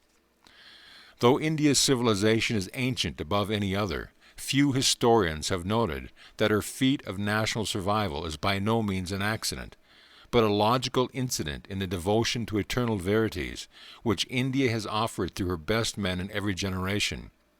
By sheer continuity of being, by intransitivity before the ages, can dust scholars truly tell us how many. India has given the worthiest answer of any people to the challenge of time. The biblical story of Abraham's plea to the Lord that the city of Sodom be spared if 10 righteous men can be found therein, and the divine reply, I will not destroy it for 10's sake, gains new meaning in the light of India's escape from the oblivion of Babylon, Egypt and other mighty nations who were once her contemporaries. The Lord's answer clearly shows that a land lives, not by its material achievements, but in its masterpieces of man. Let the divine words be heard again in this 20th century, twice dyed in blood are half over. No nation that can produce 10 men, great in the eyes of the unbribable judge, shall know extinction. Heeding such persuasion, India has proved herself not witless against the thousands cunning of time. Self-realized masters in every century have hallowed her soil. Modern Christ-like sages like Larry Masha and his disciple Sri Yukteswar raise up to proclaim that the science of yoga is more vital than any material advances to man's happiness and to a nation's longevity. Very scanty information about the life of Larry Masha and his universal doctrine has ever appeared in print. For 3 decades in India, America, and Europe, I have found a deep and sincere interest in his message of liberating yoga, a written account of the Master's life, even as he foretold, is now needed in the West, where lives of the great modern yogis are little known. Nothing but 1 or 2 small pamphlets in English has been written on the Guru's life. One biography in Bengali, Sri Sri Swami Charan Lahari Masha, appeared in 1941. It was written by my disciple, Swami Satyananda, who for many years has been the Acharya, spiritual preceptor, of our Vidyala in Ranchi. I have translated a few passages from his book and have incorporated them into this section devoted to Larry Masha. It was into a pious Brahmin family of ancient lineage that Larry Masha was born September 30th, 1828. His birthplace was the village of Gurney in the Nadia district near Krishnagir, Bengal. He was the youngest son of Muktakashi, the second wife of the esteemed Gar Mohan Lahiri. His first wife, after the birth of 3 sons, had died during a pilgrimage. The boy's mother passed away during his childhood. Little about her is known except the revealing fact that she was an ardent devotee of Lord Shiva, spiritually designated as the king of yogis. The boy Lahiri was given name as Shyama Charan, spent his early years in the ancestral home at Nadia. At the age of 3 or 4, he was often observed sitting under the sands in a posture of a yogi, his body completely hidden except for the head. The Lahiri estate was destroyed in the winter of 1833 when the nearby Jalingi River changed its course and disappeared into the depths of the Ganges. One of the Shiva temples founded by the Lahiris went into the river along with the family home. A devotee rescued the stone image of Lord Shiva from the swirling waters and placed it in a new temple, now well known as the Gurney Shiva site. Gaur Mohan Lahiri and his family left Nahdi and became residents of Benares, where the father immediately erected a Shiva temple.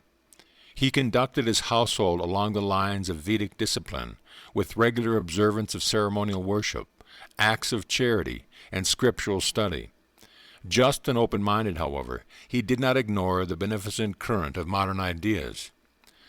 The boy Lahiri took lessons in Hindi and Urdu in Benares study groups. He attended a school conducted by Joy Narayan Ghoshal, receiving instruction in Sanskrit, Bengali, French, and English. Applying himself to a close study of the Vedas, the young yogi listened eagerly to scriptural discussion by learned Brahmins, including a Maratha pundit named Nag Bhatta. Shyama Charan was a kind, gentle, and courteous young beloved by all companions. With a well-proportioned, bright, and powerful body, he excelled in swimming and in many skillful activities. In 1846, Shyama Charan Lahiri was married to Srimati Kashi Moni, daughter of Sri Dabinaran Sanyal, a model Indian housewife. Kashi Moni cheerfully carried on her home duties and the traditional householder's obligation to serve guests and the poor. 2 saintly sons, Dinkuri and Dukuri, blessed the union. At the age of 23 in 1851, Larry Masha took the post of accountant in the military engineering department of the English government. He received many promotions during the time of his service. Thus not only was he a master before God's eyes, but also a success in the little human drama where he played his given role as an office worker in the world. As the offices of the Army Department were shifted, Lahiri Masha was transferred to Gazipur, Mirzapur, Danapur, Nainital, Benares, and other localities. After the death of his father, Lahiri had to assume the entire responsibility of his family, for whom he bought a quiet residence in the Gradishwa, Mahula neighborhood of Benares. It was in his 33rd year that Larry Masha saw fulfillment of the purpose for which he had been reincarnated on earth. The ash-hidden flame, long smoldering, received its opportunity to burst into flame. A divine decree, resting beyond the gaze of human beings, works mysteriously to bring all things into outer manifestation at the proper time. He met his great guru, Babaji, near Rangaket, and was initiated by him into Kriya Yoga. This auspicious event did not happen to him alone. It was a fortunate moment for all the human race, many of whom were later privileged to receive the soul-awakening gift of Kriya. The lost or long vanished highest art of yoga was again being brought to light. Many spiritually thirsty men and women eventually found their way to the cool waters of Kriya Yoga. Just as in the Hindu legend, where Mother Ganges offers her divine draught to the parched devotee Bhagirath, so the celestial flood of Kriya rolled from the secret fastness of the Himalayas into the dusty haunts of men. End of chapter. Chapter 33. Babaji, the Yogi Christ of modern India.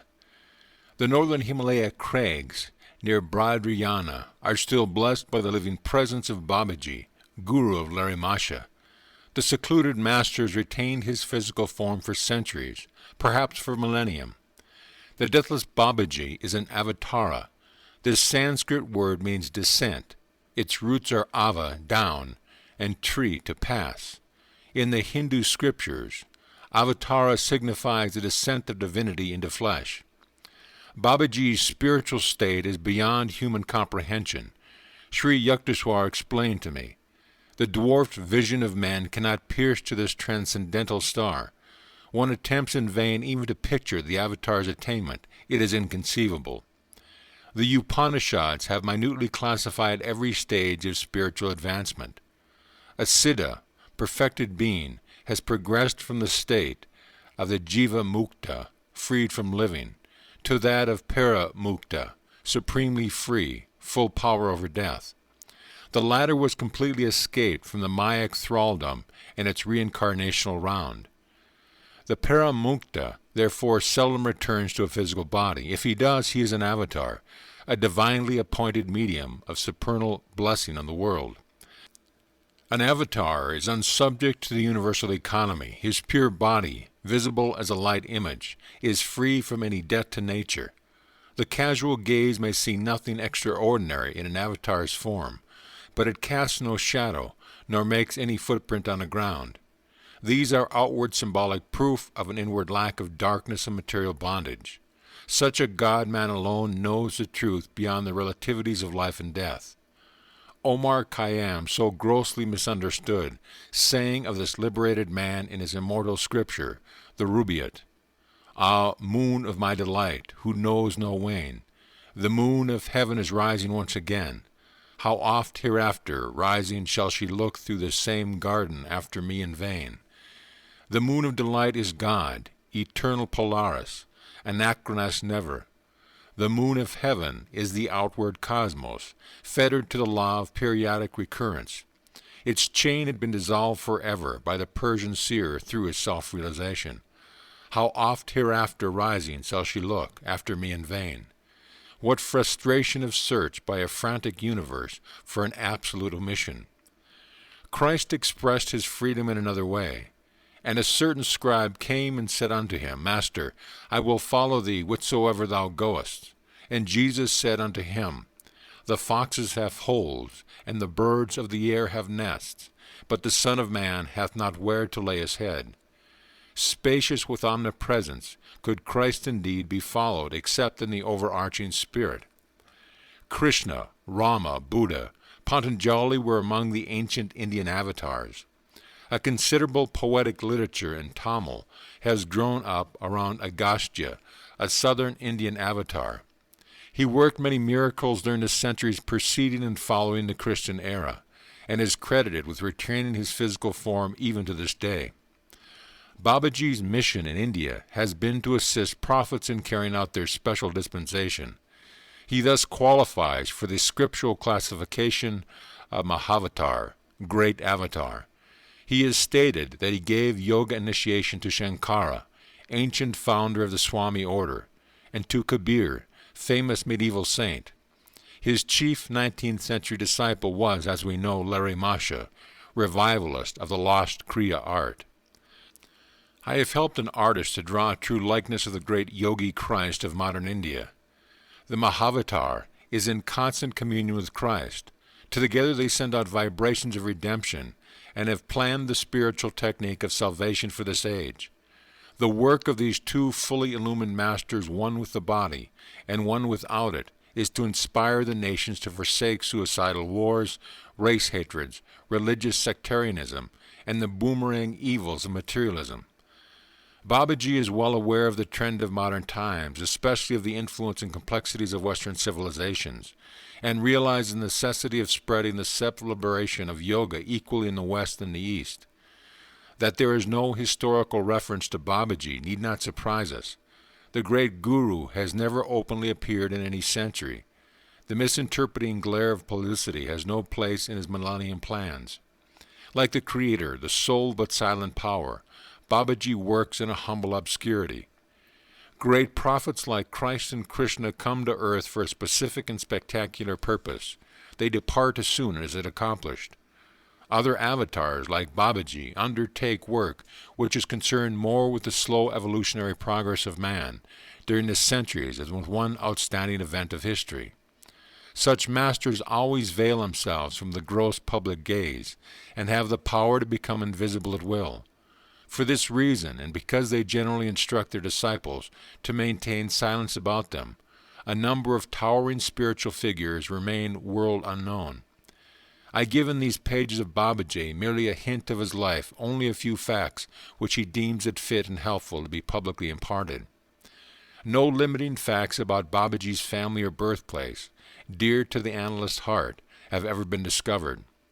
His speech is generally in Hindi, but he converses easily in any language.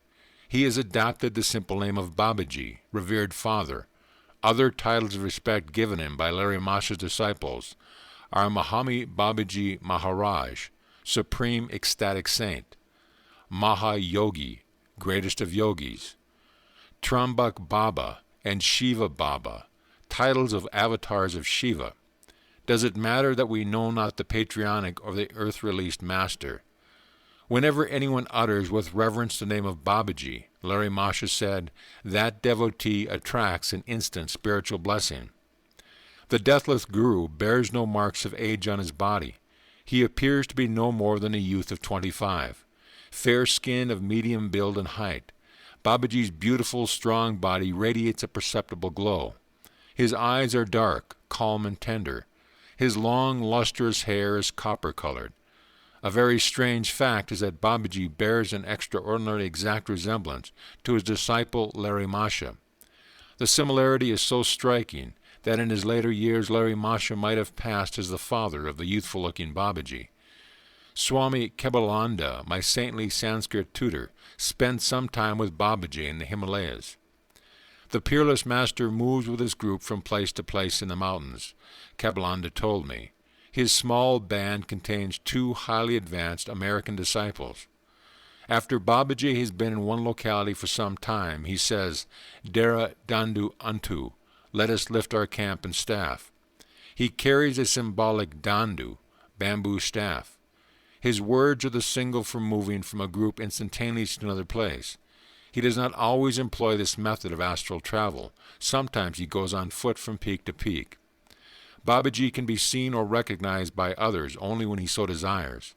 He is known to have appeared in many slightly different forms to various devotees, sometimes without beard and mustache, and sometimes with them.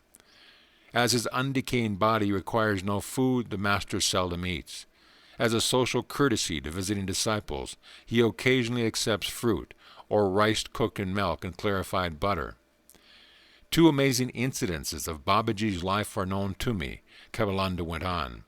His disciples were sitting one night around a huge fire, which was blazing for a sacred Vedic ceremony.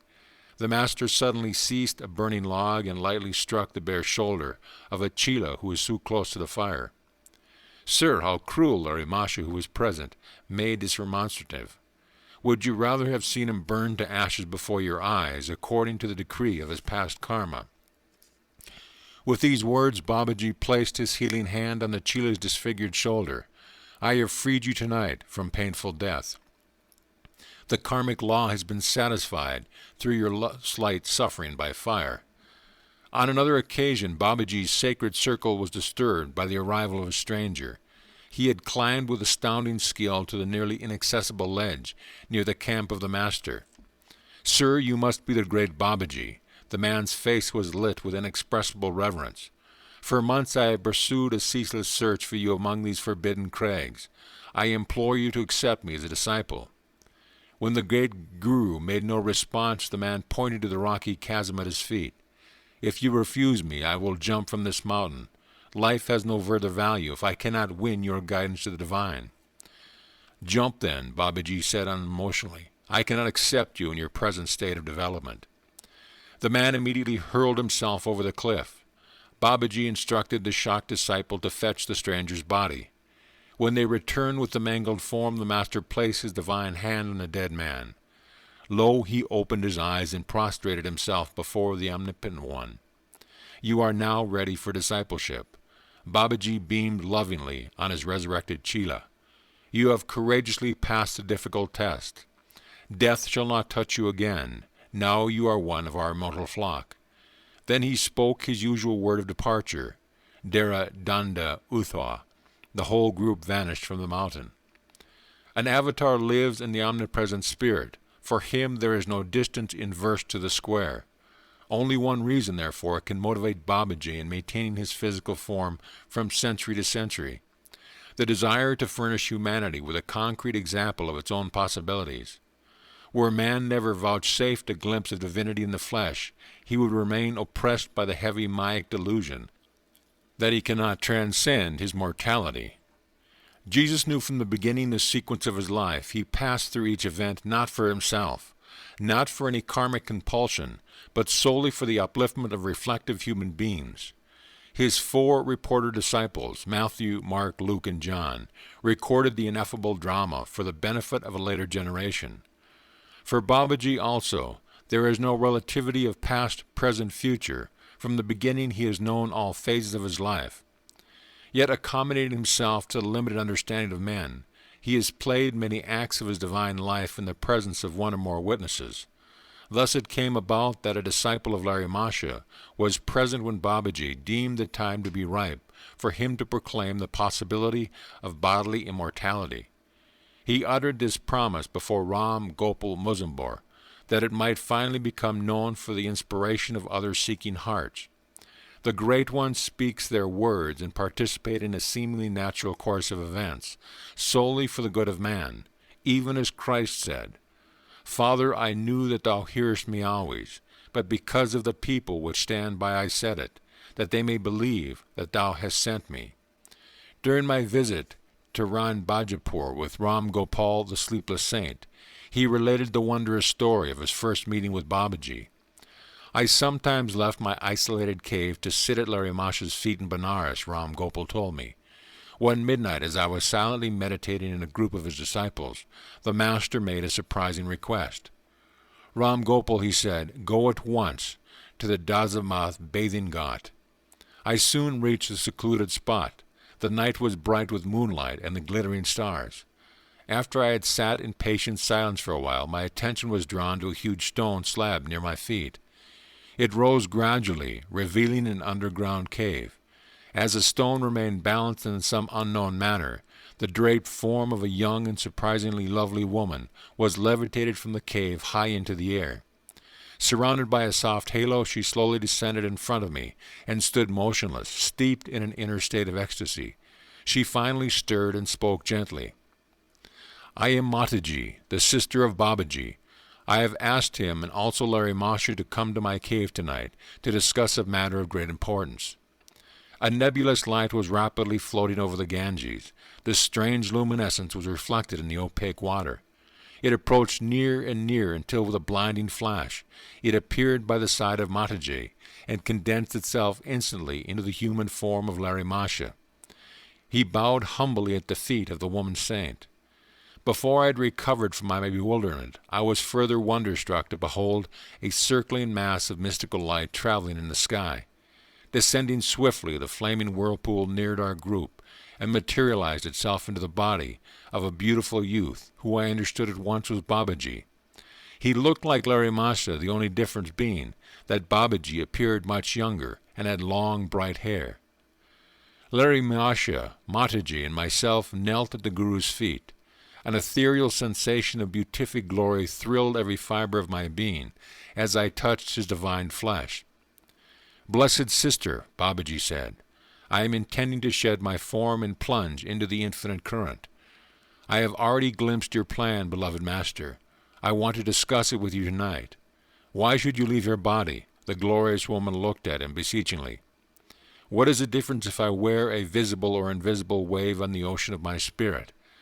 Mataji replied with a quaint flash of wit, Deathless Guru, if it makes no difference, then please do not ever relinquish your form. Be it so, Babaji said solemnly. I will never leave my physical body. It will always remain visible to at least a small number of people on this earth. The Lord has spoken his own wish through your lips. As I listened in awe to the conversation between these exalted beings, the great Guru turned to me with a benign gesture. "Fear not, Ram Gopal," he said. "You are blessed to be a witness at the scene of this immortal promise." As the sweet melody of Babaji's voice faded away, his form and that of Larry Masha's slowly levitated and moved back toward over the Ganges. An aureole of dazzling light templed their bodies as they vanished into the night sky. Mataji's form floated to the cave and descended. The stone slab closed of itself, as I was working on an invisible leverage. Infinitely inspired, I wended my way back to Larry Masha's place. As I bowed before him in the early dawn, my guru smiled at me understandingly. "I am happy for you, Ram Gopal," he said. "The desire of meeting Babaji and Mataji, which you so often expressed to me, has found at last a sacred fulfillment." My fellow disciples informed me that Larry Masha had not moved from his dais since the early preceding evening. He gave a wonderful discourse on immortality after you had left for the Dazamath Ghat. One of the chelas told me. For the first time I fully realized the truth in the scriptural verse, which state that a man of self-realization can appear at different places in two or more bodies at the same time. Larry Masha later explained to me many metaphysical points concerning the hidden divine plan for this earth. Ram Gopal concluded. Babaji has been chosen by God to remain in his body for the duration of this particular world cycle. Ages shall come and go, still the deathless master, beholding the drama of the centuries, shall be present on this stage terrestrial. End of chapter. Chapter 34. Materializing a Palace in the Himalayas. Babaji's first meeting with Larry Masha is an enthralling story, and one of the few which gives us a detailed glimpse of the deathless Guru. These words were Swami Kebalanda's preamble to a wondrous tale. The first time he recounted it, I was literally spellbound. On many other occasions I coaxed my gentle Sanskrit tutor to repeat the story, which was later told me in substantially the same words by Sri Yukteswar. Both these Lahari Mahasaya disciples had heard the awesome tale direct from the lips of their guru. My first meeting with Babaji took place in my 33rd year, Larry Masha had said. In the autumn of 1861, I was stationed in Danapur as a government accountant in the military engineering department. One morning the office manager summoned me. "Lahiri," he said, "a telegram has just come from our main office. You are to be transferred to Raniket, where an army post is now being established." With one servant I sent out on the 500-mile trip. Traveling by horse and buggy, we arrived in 30 days at the Himalayan site of Raniket. My office duties were not onerous. I was able to spend many hours roaming in the magnificent hills. A rumor reached me that great saints blessed the region with their presence. I felt a strong desire to see them. During a ramble one early afternoon, I was astounded to hear a distant voice calling my name. I continued my vigorous upward climb of Drangiri mountain. A slight uneasiness beset me at the thought that I might not be able to retrace my steps before darkness had descended over the jungle.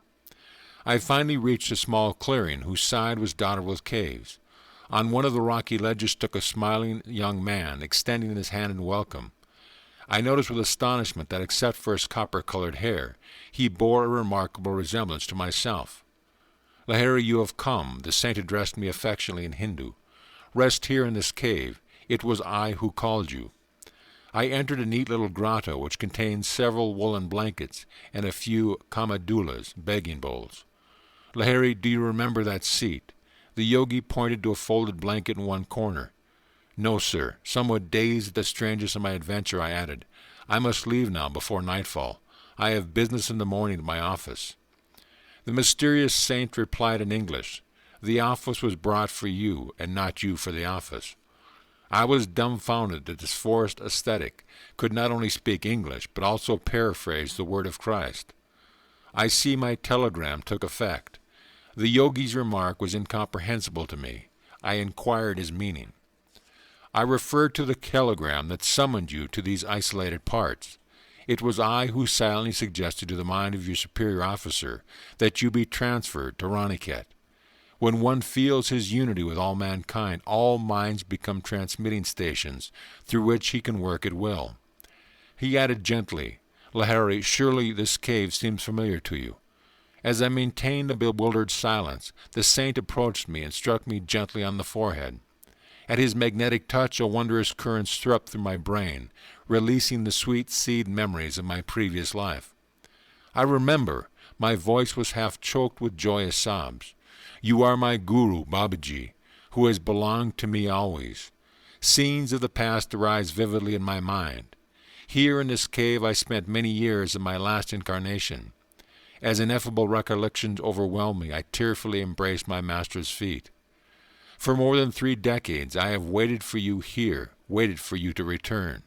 Babaji's voice rang with celestial love. You slipped away and vanished into the tumultuous waves of the life beyond death. The magic wand of your karma touched you, and you were gone.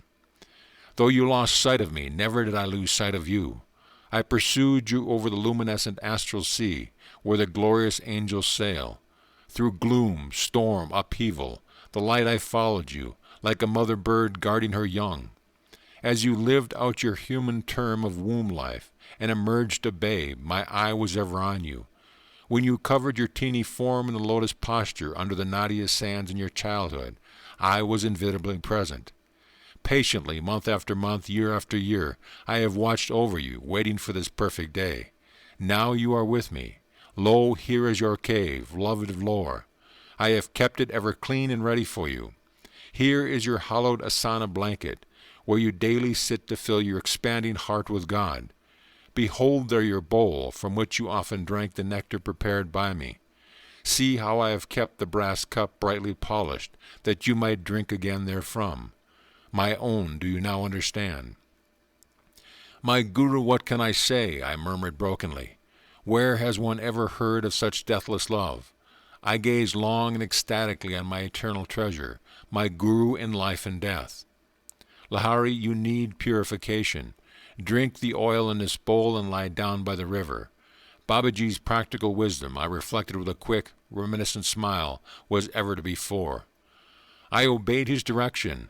Though the icy Himalayan night was descending, a comforting warmth, an inner radiation, began to pulsate in every cell of my body. I marveled, was the unknown oil endued with a cosmical heart? Bitter winds whipped around me in the darkness, shrieking a fierce challenge. The chill wavelets of the Gogash River lapped now and then over my body, outstretched on the rocky bank. Tigers howled nearby, but my heart was free of fear. The radiant force newly generated within me conveyed an assurance of unassailable protection. Several hours passed swiftly. Faded memories of another life wove themselves into the present brilliant pattern of reunion with my divine Guru. My solitary musings were interrupted by the sound of approaching footsteps.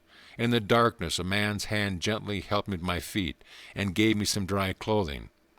"Come, brother," my companion said, "the master awaits you." He led the way through the forest. The somber night was suddenly lit by a steady luminosity in the distance. "Can that be the sunrise?" I inquired. "Surely the whole night has not passed." "The hour is midnight," my guide laughed softly. "Yonder light is the glow of a golden palace, materialized here tonight by the peerless Babaji. In the dim past you once expressed a desire to enjoy the beauties of a palace. Our master is now satisfying your wish, thus freeing you from the bonds of karma." He added, "The magnificent palace will be the scene of your initiation tonight into Kriya Yoga. All your brothers here join in a paean of welcome, rejoicing at the end of your long exile. Behold." A vast palace of dazzling gold stood before us, studded with countless jewels and set amidst landscaped gardens. It presented a spectacle of unparalleled grandeur. Saints of angelic countenance were stationed by resplendent gates, half reddened by the glitter of rubies. Diamonds, pearls, sapphires, and emeralds of great size and luster were embedded in the decorative arches. I followed my companion into a spacious reception hall. The odor of incense and of roses wafted through the air. Dim lamps shed a multicolored glow. Small groups of devotees, some fair, some dark-skinned, chanted musically or sat in a meditative posture, immersed in an inner peace. A vibrant joy pervaded the atmosphere. Feast your eyes, enjoy the artistic splendor of this palace, for it has been brought into being solely in your honor. My guide smiled sympathetically as I uttered a few ejaculations of wonderment. "Brother," I said, "the beauty of this structure surpasses the bounds of human imagination. Please tell me the story of its origin." "I will gladly enlighten you." My companion's dark eyes sparkled with wisdom. "In reality, there is nothing inexplicable about this materialization. The whole cosmos is a materialized thought of the Creator. This heavy, earthly clod, floating in space, is a dream of God. He made all things out of his consciousness, even as man in his dream consciousness reproduces and vivifies a creation with its creatures. God first created the earth as an idea. Then he quickened it. Energy atoms come into being. He coordinated the atoms into this solid sphere. All its molecules are held together by the will of God. When he withdraws his will, the earth again will disintegrate into energy. Energy will dissolve into consciousness. The earth idea will disappear from objectivity.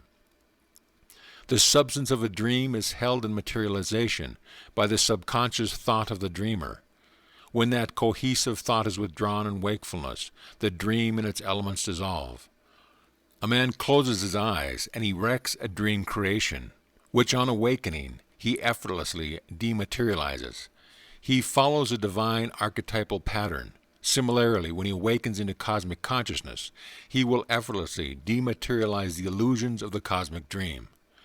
Being one with the infinite all-encompassing will, Babaji can summon the elemental elements to combine and manifest themselves in any form. This golden palace, instantaneously created, is real, even as this earth is real. Babaji created this palatial mansion out of his mind and is holding its atom together by the power of his will. Even as God created this earth and is maintaining it intact, he added. When this structure has served its purpose, Babaji will dematerialize it. As I remained silent in awe, my guide made a sweeping gesture.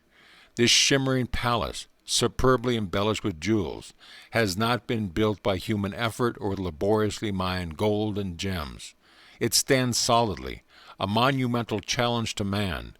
Whoever realizes himself as a son of God, even as Babaji has done, can reach any goal by the infinite powers hidden within him. A common stone locks within itself the secret of stupendous atomic energy. Even so, a mortal is yet a powerhouse of divinity. The sage picked up from a nearby table a graceful vase, whose handle was blazing with diamonds. Our great guru created this palace by solidifying myriads of free cosmic rays. He went on, "Touch this vase and its diamonds. They will satisfy all the tests of sensory experience." I examined the vase and passed my hand over the smooth room walls, thick with glistening gold. Each of the jewels scattered lavishly about was worthy of a king's collection. Deep satisfaction spread over my mind. A submerged desire, hidden in my subconscious from lives now gone, seemed simultaneously gratified and extinguished. My stately companion led me through ornate arches and corridors into a series of chambers richly furnished in the style of an emperor's palace. We entered an immense hall. In the center stood a golden throne, encrusted with jewels, shedding a dazzling medley of colors. There in lotus posture sat the supreme Babaji. I knelt on the shining floor at his feet. "Lari, are you still feasting on your dream desire for a golden palace?" My guru's eyes were twinkling like his own sapphires. "Wake! All your earthly thirsts are about to be quenched forever." He murmured some mystic words of blessing. "My son, arise, receive your initiation into the kingdom of God through Kriya Yoga." Babaji stretched out his hand.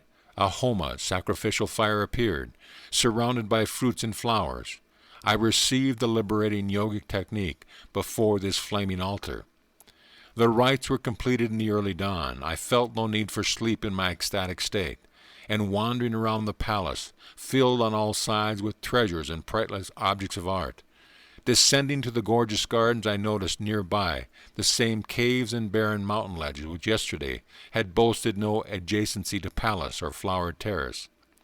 Re-entering the palace, fabulously glistening in the old, cold Himalayan sunlight, I sought the presence of my master. He was still enthroned, surrounded by many quiet disciples. "Lahari, you are hungry," Babaji added. "Close your eyes." When I reopened them, the enchanting palace and its picturesque gardens had disappeared. My own body and the forms of Babaji and the cluster of chelas were all now seated on the bare ground at the exact spot of the vanished palace, not far from the sunlit entrance of the rocky grottos. I recall that my guide had remarked that the palace would be dematerialized, its captive atoms released into the thought essence from which it had sprung. Although stunned, I looked trustingly at my guru. I knew not what to expect next on this day of miracles.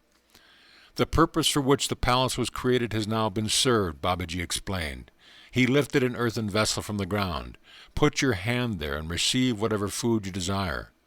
As soon as I touched the broad, empty bowl, it became heaped with hot-buttered frat luchis, curry, and rare sweetmeats. I helped myself, observing that the vessel was overfilled, and at the end of my meal I looked around for water. My guru pointed to the bowl before me. Lo, the food had vanished, and the place was water, clear as from a mountain stream. Few mortals know that the kingdom of God includes the kingdom of mundane fulfillments, Babaji observed. The divine realm extends to the earthly, but the latter, being illusory, cannot include the essence of reality. Beloved Guru, last night you demonstrated for me the link of beauty in heaven and earth. I smiled at memories of the vanished palace. Surely no simple yogi had ever received initiation into the august mysteries of spirit amidst surroundings of more impressive luxury.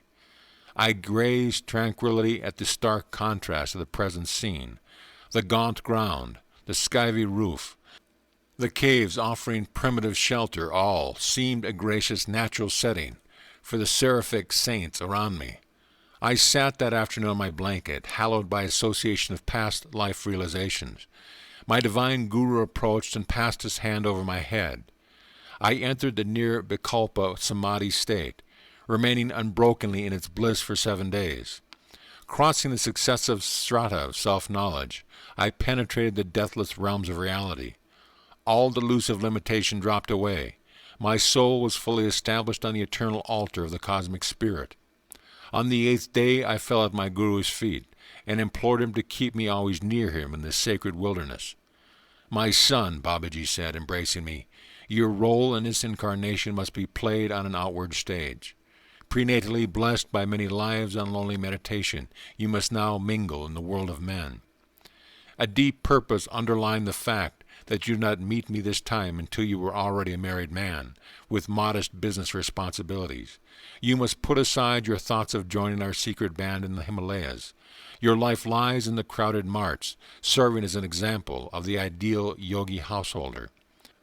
The cries of many bewildered, worldly men and women have not yet fallen unheard on the ears of the Great One, he went on. You have been chosen to bring spiritual solace through Kriya Yoga to numerous earnest seekers. The millions who have encumbered by family ties and heavy world duties will take new heart from you, a householder like themselves. You must guide them to see that the highest yogic attainments are not barred to the family man.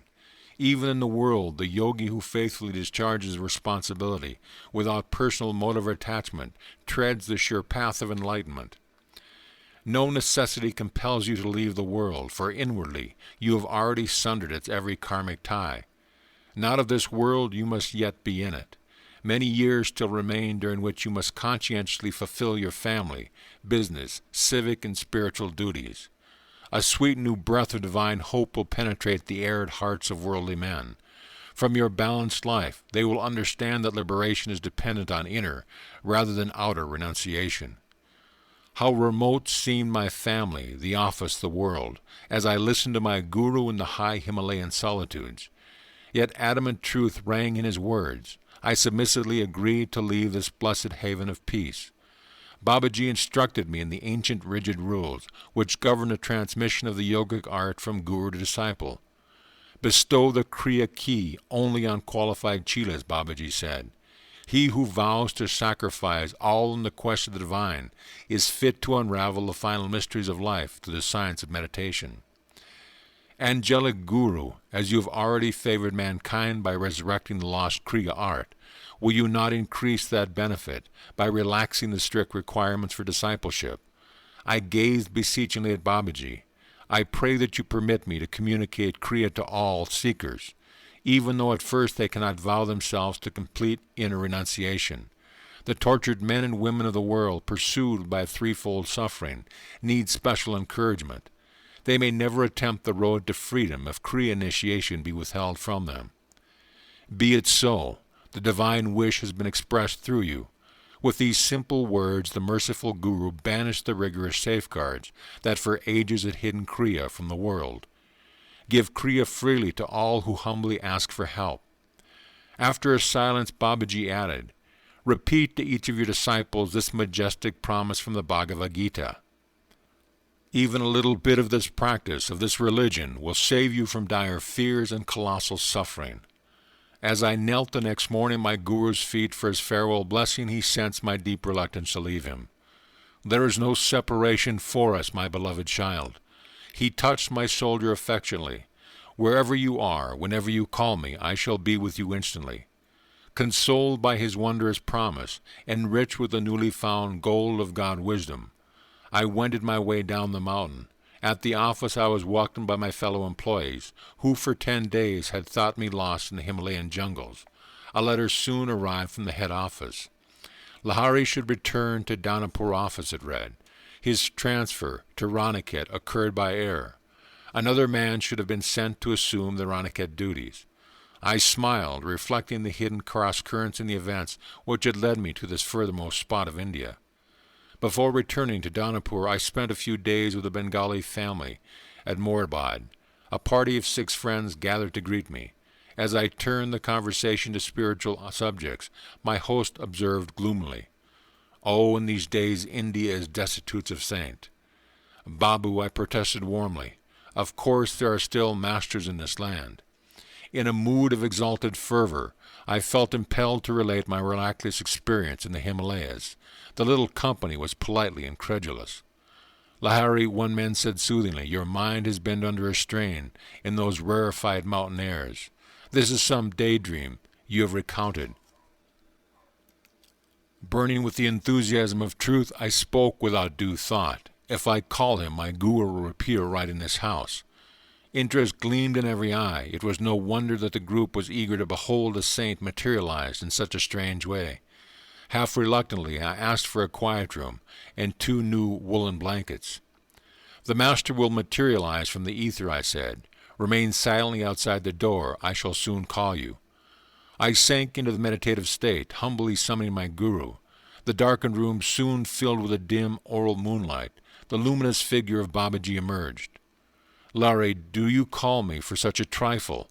The master's gaze was stern. "Truth is for earnest seekers, not for those of idle curiosity. It is easy to believe when one sees. There is nothing then to deny. Supersensual truth is deserved and discovered by those who overcome their natural materialistic skepticism." He added gravely, "Let me go." I fell entreatingly at his feet. "Holy Guru," I realized my serious error. I humbly asked pardon.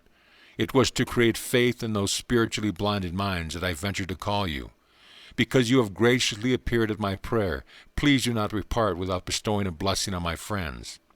Unbelievers though they be, at least they were willing to investigate the truth of my strange assertions. "Very well, I will stay a while.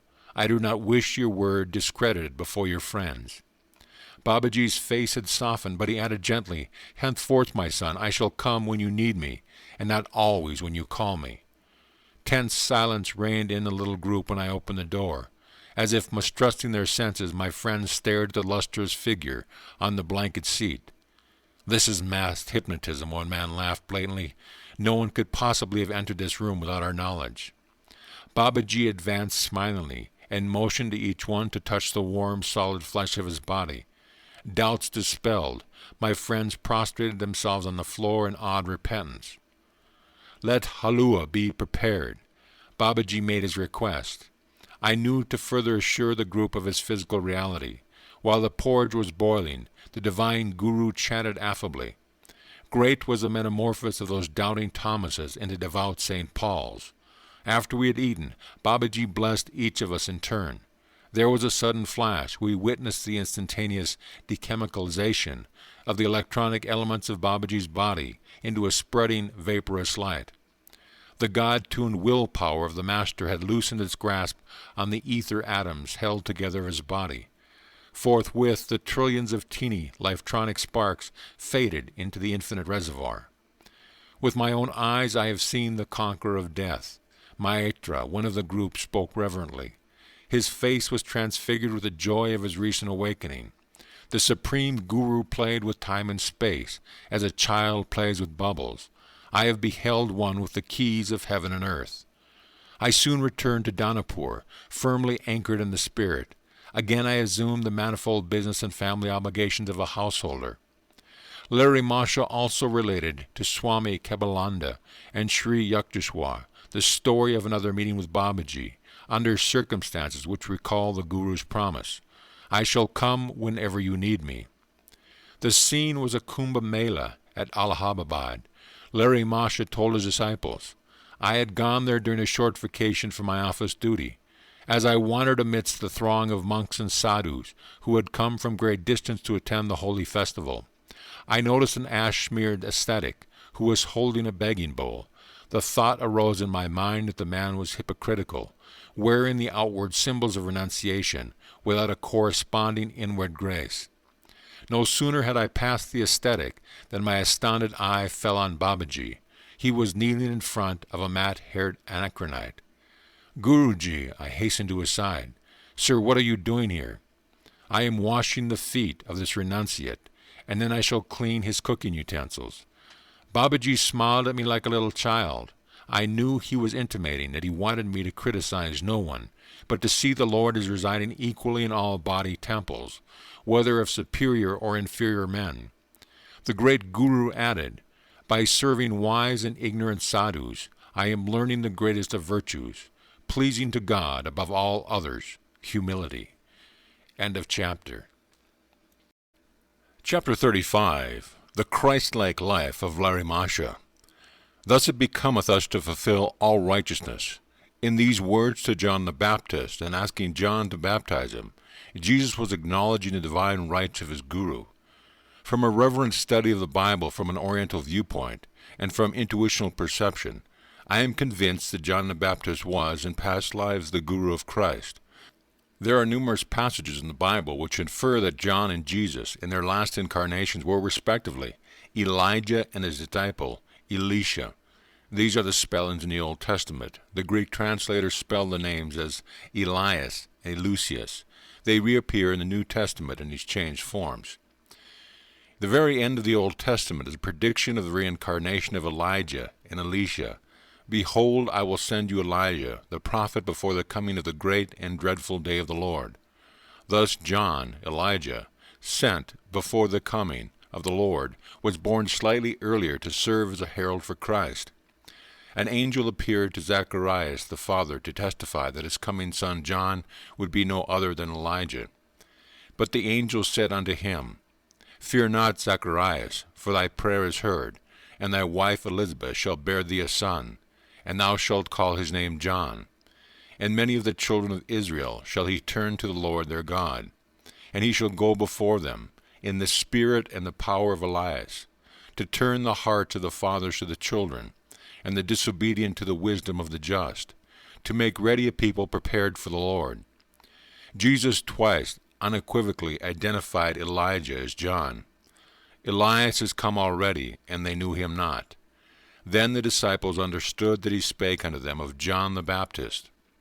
Again Christ said, "For all the prophets and the law prophesied unto John.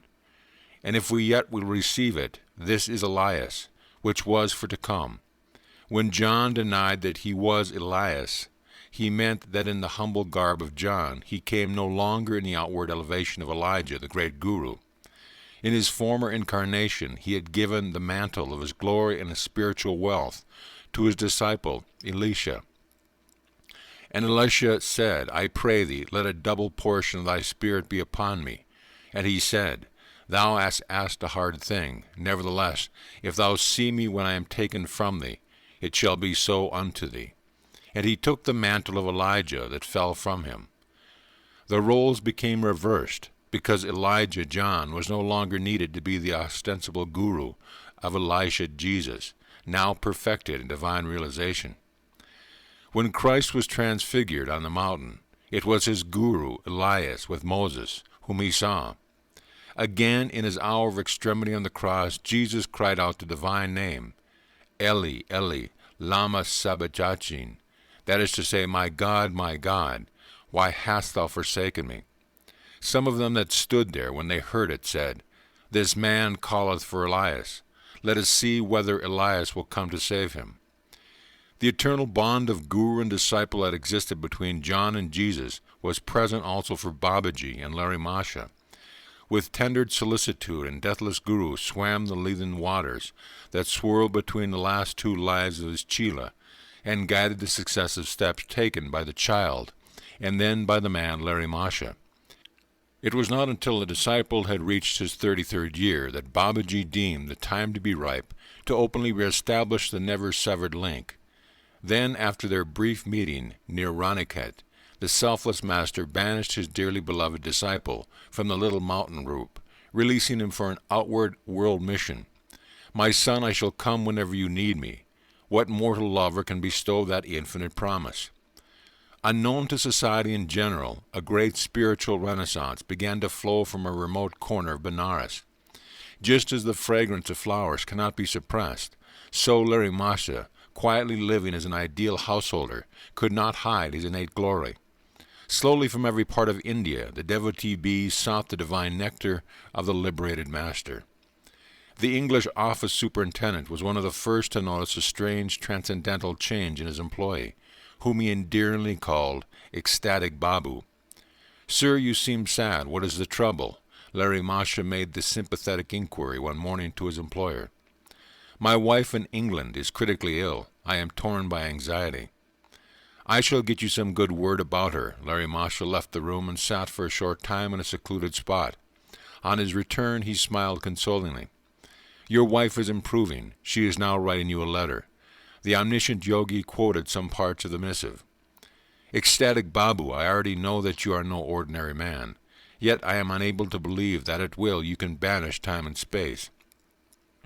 The promised letter finally arrived. The astounded superintendent found that it contained not only the good news of his wife's recovery, but also the same phrases which, weeks earlier, Larry Masha had repeated.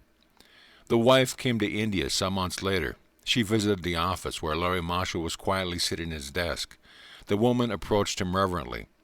Sir, she said, it was your form, haloed in glorious light, that I beheld months ago by my sick bed in London. At that moment I was completely healed.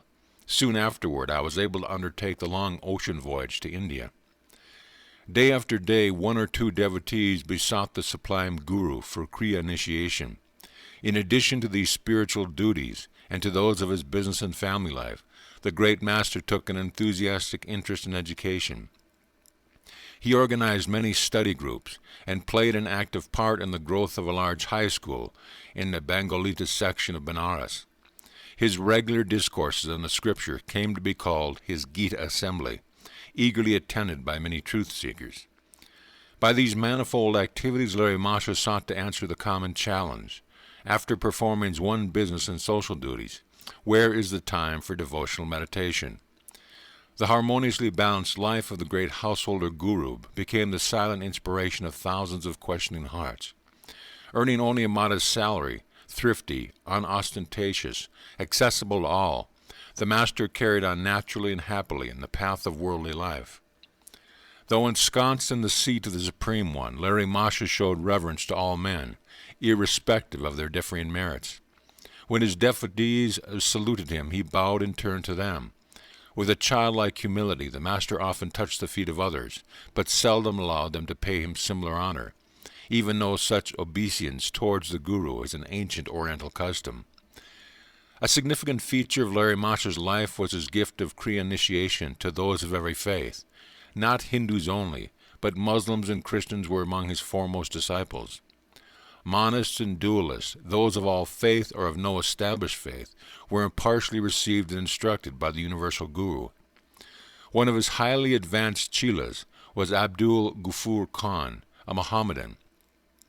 It shows great courage on the part of Larry Masha that, although a high-caste Brahmin, he tried his utmost to dissolve the rigid caste bigotry of the time. Those from every walk of life found shelter under the master's omnipresent wings. Like all God-inspired prophets, Larry Masha gave new hope to the outcast and downtrodden of society. Always remember that you belong to no one and no one belongs to you. Reflect that someday you will suddenly have to leave everything in this world, so make the acquaintanceship of God now. The great Guru told his disciples, prepare yourself for the coming astral journey of death by daily riding on the balloon of God perception. Through delusion you are perceiving yourself as a bundle of flesh and bones, which at best is a nest of troubles.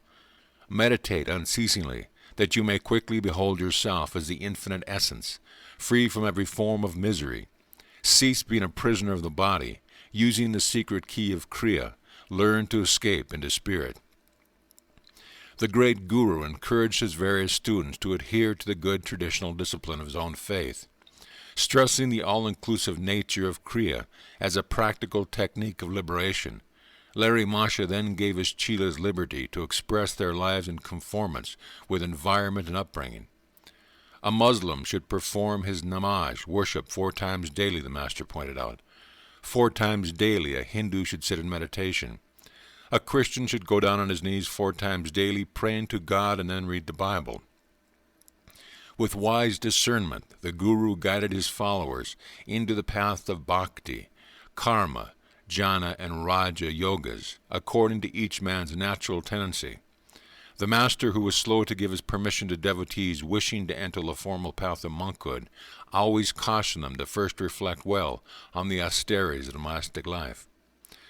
The great Guru taught his disciples to avoid theoretical discussions of the scripture. He only is wise who devotes himself to realizing, not reading only, the ancient revelations, he said. Solve all your problems through meditation. Exchange unprofitable religious speculations for actual God contact. Clear your mind of dogmatic theological debris. Let in the fresh, healing waters of direct perception. Attune yourself to the active inner guidance. The divine voice has the answer to every dilemma of life. Though man's ingenuity for getting himself into trouble appears to be endless, the infinite succor is no less resourceful. The Master's omnipresence was demonstrated one day before a group of disciples who were listening to his exposition on the Bhagavad Gita. As he was explaining the meaning of Kutusha Chatnaya, or the Christ consciousness in all vibratory creation, Larry Masha suddenly gasped and cried out, I am drowned in the body of many souls off the coast of Japan. The next morning the chelas read the newspaper account of the death of many people whose ship had foundered in preceding day near Japan. The distant disciples of Larry Masha were often made aware of his enfolding presence. I am ever with those who practice Kriya, he said, consoling the chelas who could not remain near him. I will guide you to the cosmic home through your enlarging perceptions. Swami Satyananda was told by a devotee that, unable to go to Benares, the man had nevertheless received precise Kriya initiation in a dream. Larry Masha had appeared to instruct the chela in answer to his prayers. If a disciple neglected any of his worldly obligations, the master would gently correct and discipline him. Larry Masha's words were mild and healing, even when he was forced to speak openly of a chela's fault. Sri Yukteswar once told me, he added ruefully, no disciple ever fled from our master's barb. I could not help laughing, but I truthfully assured Sri Yukteswar that, sharp or not, his every word was music to my ears. Larry Masha carefully graded Kriya into 4 progressive initiations. He bestowed the 3 higher techniques only after the devotee had manifested definite spiritual progress. One day a certain chela, convinced that his worth was not being duly evaluated, gave voice to his discontent. Master, he said, surely I am ready now for the 2nd initiation. At this moment the door opened to admit a humble disciple, Brinda Bhagat. He was a Benares postman. Brinda, sit by me here, the great Guru smiled at him affectionately. Tell me, are you ready for the 2nd technique of Kriya? The little postman folded his hands in supplication. Guru Deva, he said in alarm, no more initiations, please. How can I assimilate any higher teachings? I have come today to ask your blessing, because the first divine Kriya has filled me with such intoxication that I cannot deliver my letters. Already Brinda swims in the sea of spirit. At these words from Larry Masha, his other disciple hung his head. "Master," he said, "I see I have been a poor workman, finding fault with my own tools."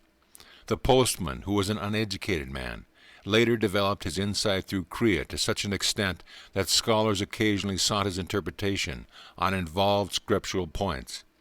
Innocent alike of sin and syntax, little Brinda won renown and domain of learned pundits. Besides the numerous Benares disciples of Larry Masha, hundreds came to visit from distant parts of India. He himself traveled to Bengal on several occasions, visiting at the homes of the father-in-laws of two sons. Thus, blessed by his presence, Bengal became honeycombed with small Kriya groups, particularly in the districts of Krishnagar and Bishnupur. Many silent devotees to this day have kept the invisible current of spiritual meditation following. Among many saints who received Kriya from Larry Masha may be mentioned the illustrious Swami Vashkanaranda, Saraswati of Benares, and the Dogar ascetic of high stature, Balandara Brahmachari. For a time, Larry Masha served as a private tutor to the son of the Maharaj Ishwari Narayan Sinha Bahadur of Benares. Recognizing the master's spiritual attainment, the Maharaja, as well as his son, sought Kriya initiation, as did the Maharaja Jyotindra Mohan Thakur. A number of Larry Masha's disciples with influential worldly positions were desirous of expanding the Kriya circle by publicity. The Guru refused his permission.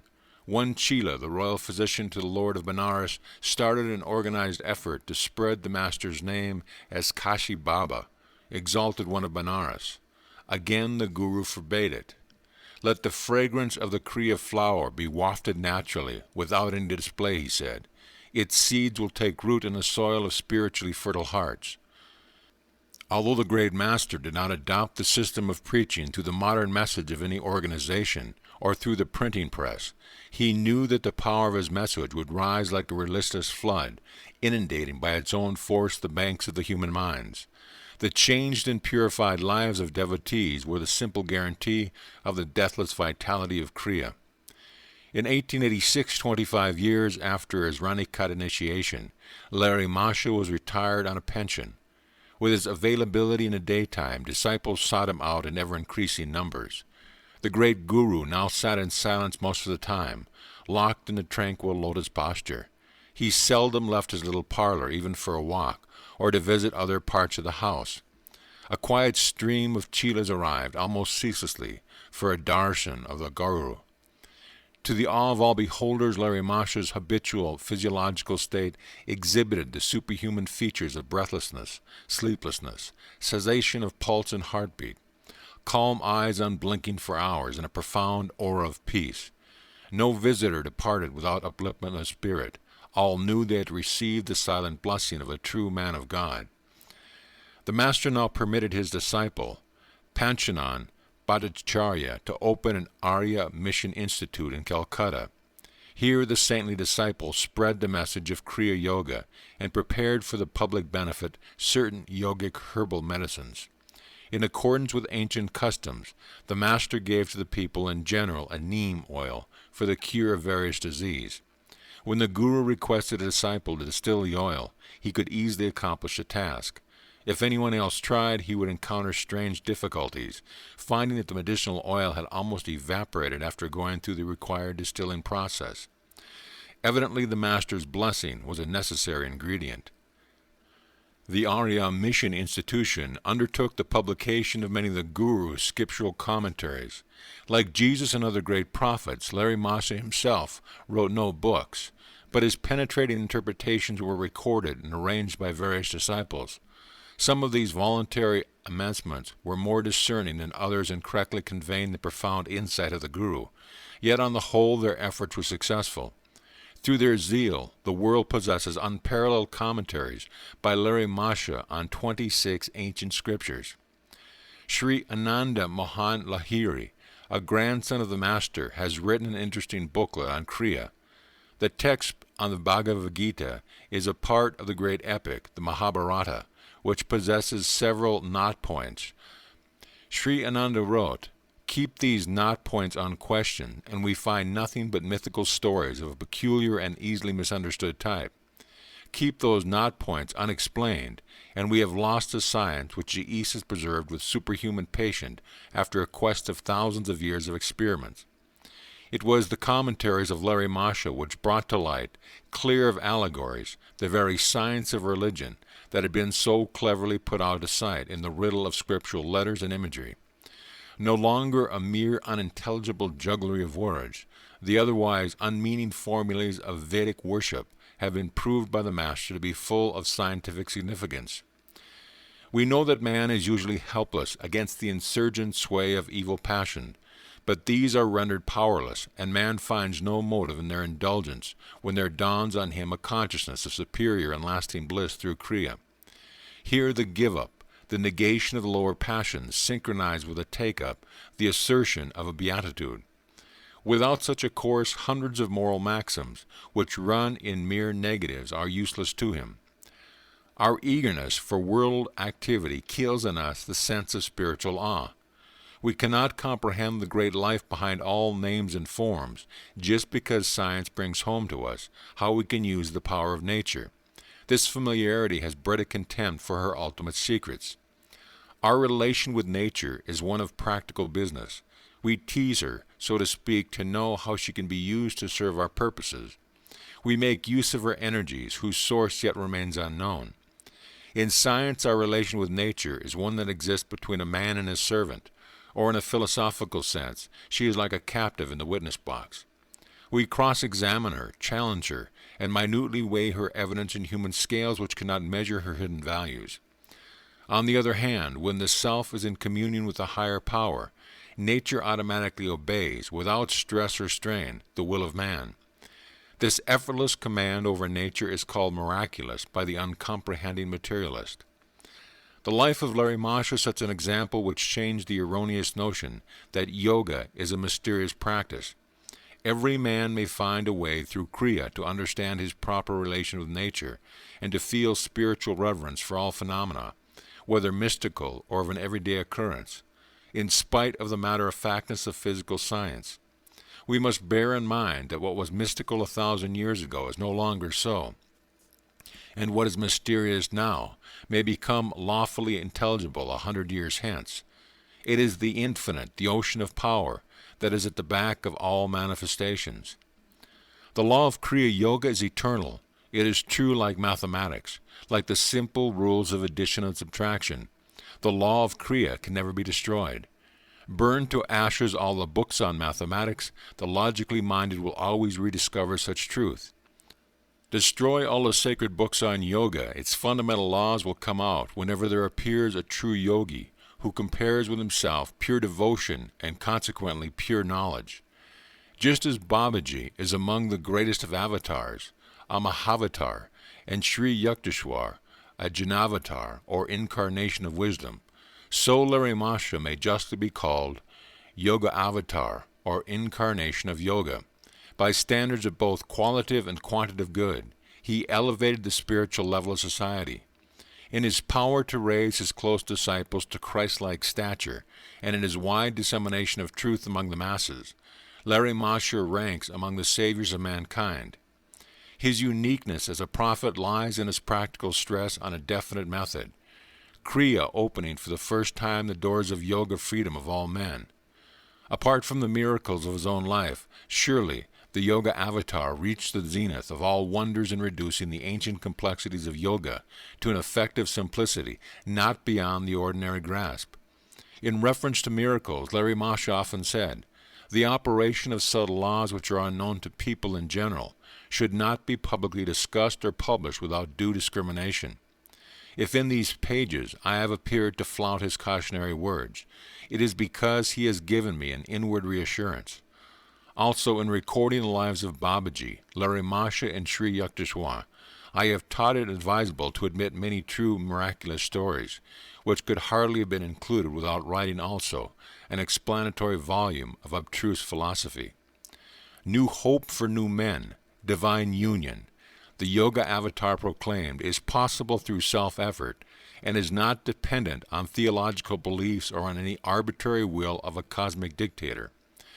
Through use of Kriya Yoga, persons who cannot bring themselves to believe in the divinity of any man will behold at last the full divinity of their own selves. End of chapter. Chapter 36. Babaji's Interest in the West. Master, did you ever meet Babaji? It was a calm summer night in Serampore. The large stars in the tropics gleamed over our heads as I sat by Sri Yukteswar's side, on the second-story balcony of the hermitage. Yes, Master smiled at my direct question, his eyes lit with reverence. 3 times I have been blessed by the sight of the deathless Guru. Our first meeting was in Allahabad at the Kumbh Mela. The religious fairs held in India since time immemorial are known as Kumbh Melas. They have kept spiritual goals in constant sight of the multitude. Devout Hindus gather by the millions every 6 years to meet thousands of sadhus, yogis, swamis, and ascetics of all kinds. Many are hermits who never leave their secluded haunts except to attend the melas and bestow their blessings on worldly men and women. I was not a swami at the time I met Babaji, Sri Yukteswar went on, but I had already received Kriya initiation from Larry Masha. He encouraged me to attend the Mela, which was convening in January 1894 at Allahabad. It was my first experience of a kumbh. I felt slightly dazed by the clamor and surge of the crowd. In my searching gazes around, I saw no illumined face of a master. Passing a bridge on the bank of the Ganges, I noticed an acquaintance standing nearby, his begging bowl extended. Oh, this fair is nothing but a chaos of noise and beggars, I thought in disillusionment. I wondered if Western scientists, patiently enlarging the realm of knowledge for the practical good of mankind, are not more pleasing to God than these idlers who profess the religion but concentrate on alms. My smoldering reflections on social reform were interpreted by the voice of a tall sannyasi who halted before me.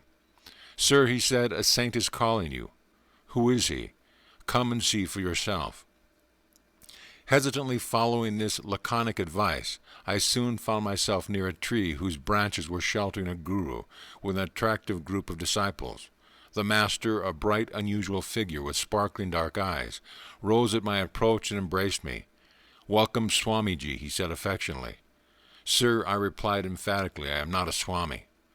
Those of whom I divinely directed to bestow the title of Swami never cast it off. The saint addressed me simply, but deep conviction of truth rang in his words. I was engulfed in an instant wave of spiritual blessing. Smiling at my sudden elevation into the ancient monastic order, I bowed at the feet of the obviously great and angelic being in human form, who had thus honored me. Babaji, for it was indeed he, motioned me to sit near him under the tree. He was strong and young, and looked like Larry Masha, yet the resemblance did not strike me, even though I had often heard of the extraordinary similarities in the appearance of the two masters. Babaji possesses a power by which he can prevent any specific thought from arising in a person's mind. Evidently the great Guru wished me to be perfectly natural in his presence, not overawed by knowledge of his identity. "What do you think of the Kumbh Mela?" "I was greatly disappointed, sir," I said hastily. "Up until the time I met you, somehow saints in this commotion don't seem to belong together." "Child," the master said, though apparently I was nearly twice his own age, "for the faults of the many, judge not the whole. Everything on earth is a mixture of character, like a mingling of sand and sugar. Be like the wise ant, which seizes only the sugar and leaves the sand untouched. Though many sadhus here still wander in delusion, yet the Mela is blessed by a few men of God realization." In view of my own meeting with this exalted master, I quickly agreed with his observation. "Sir," I commented, "I have been thinking of the scientific men of the West, greater by far in intelligence than most people congregated here, living in distant Europe and America, professing different creeds and ignorant of the real values of such Mela as the present one. They are the men who could benefit greatly by meeting with India's masters. But although high in intellectual attainment, many Westerners are wedded to rank materialism.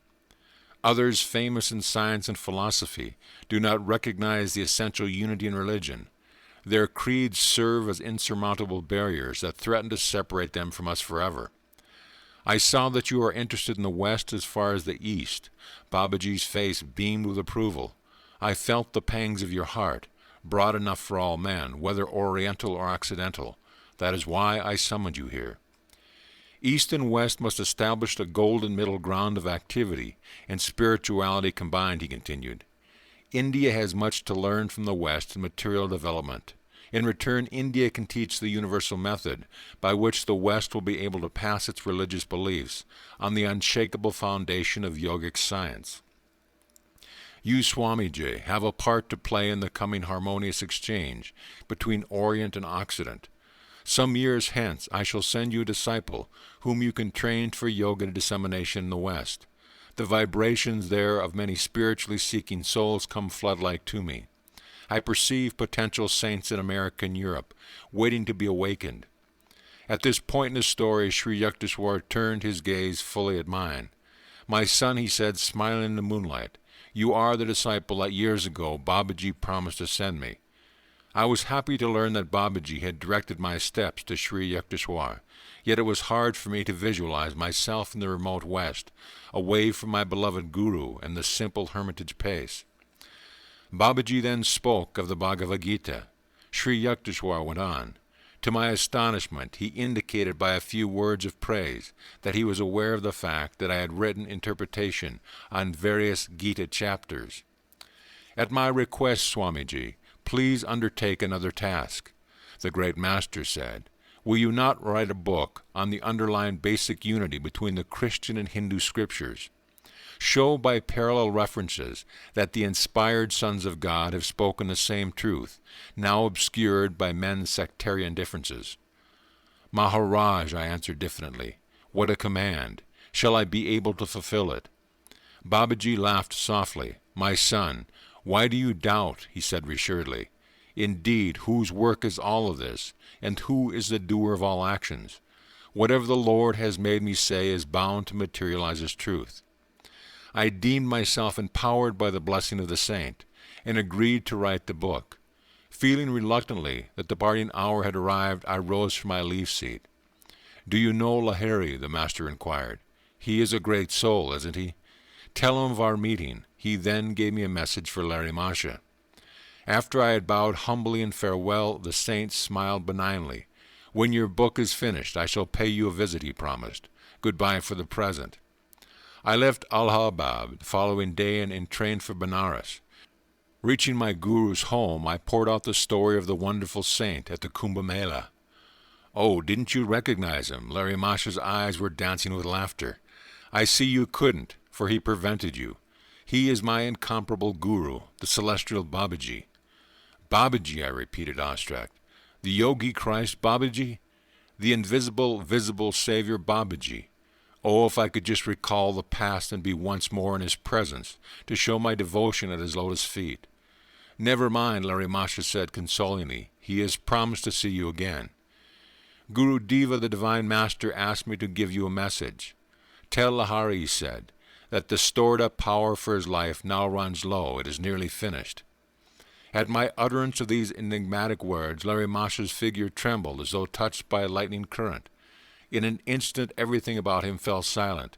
His smiling countenance turned incredibly stern, like a wooden statue, somber and immovable in its seat. His body became colorless. I was alarmed and bewildered. Never in my life had I seen his joyous soul manifest such awful gravity. The other disciples present stared apprehensively. 3 hours passed in utter silence.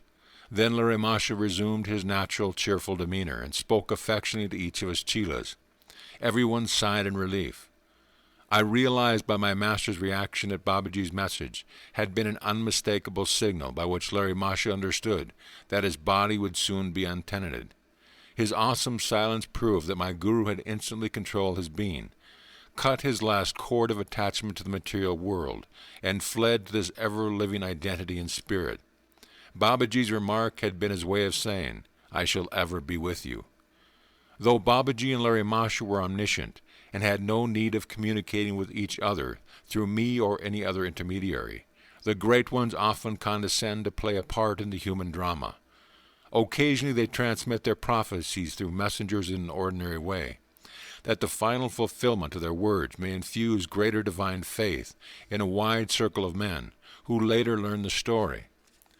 I soon left Benares and set to work in Serampore on the scriptural writings requested by Babaji. Sri Yukteswar commented, "No sooner had I begun my task, I was able to compose a poem dedicated to the deathless Guru. The melodious lines flowed effortlessly from my pen, though never before had I attempted Sanskrit poetry. In the quiet of night I busied myself over the comparison of the Bible and the scriptures of Sanatana Dharma.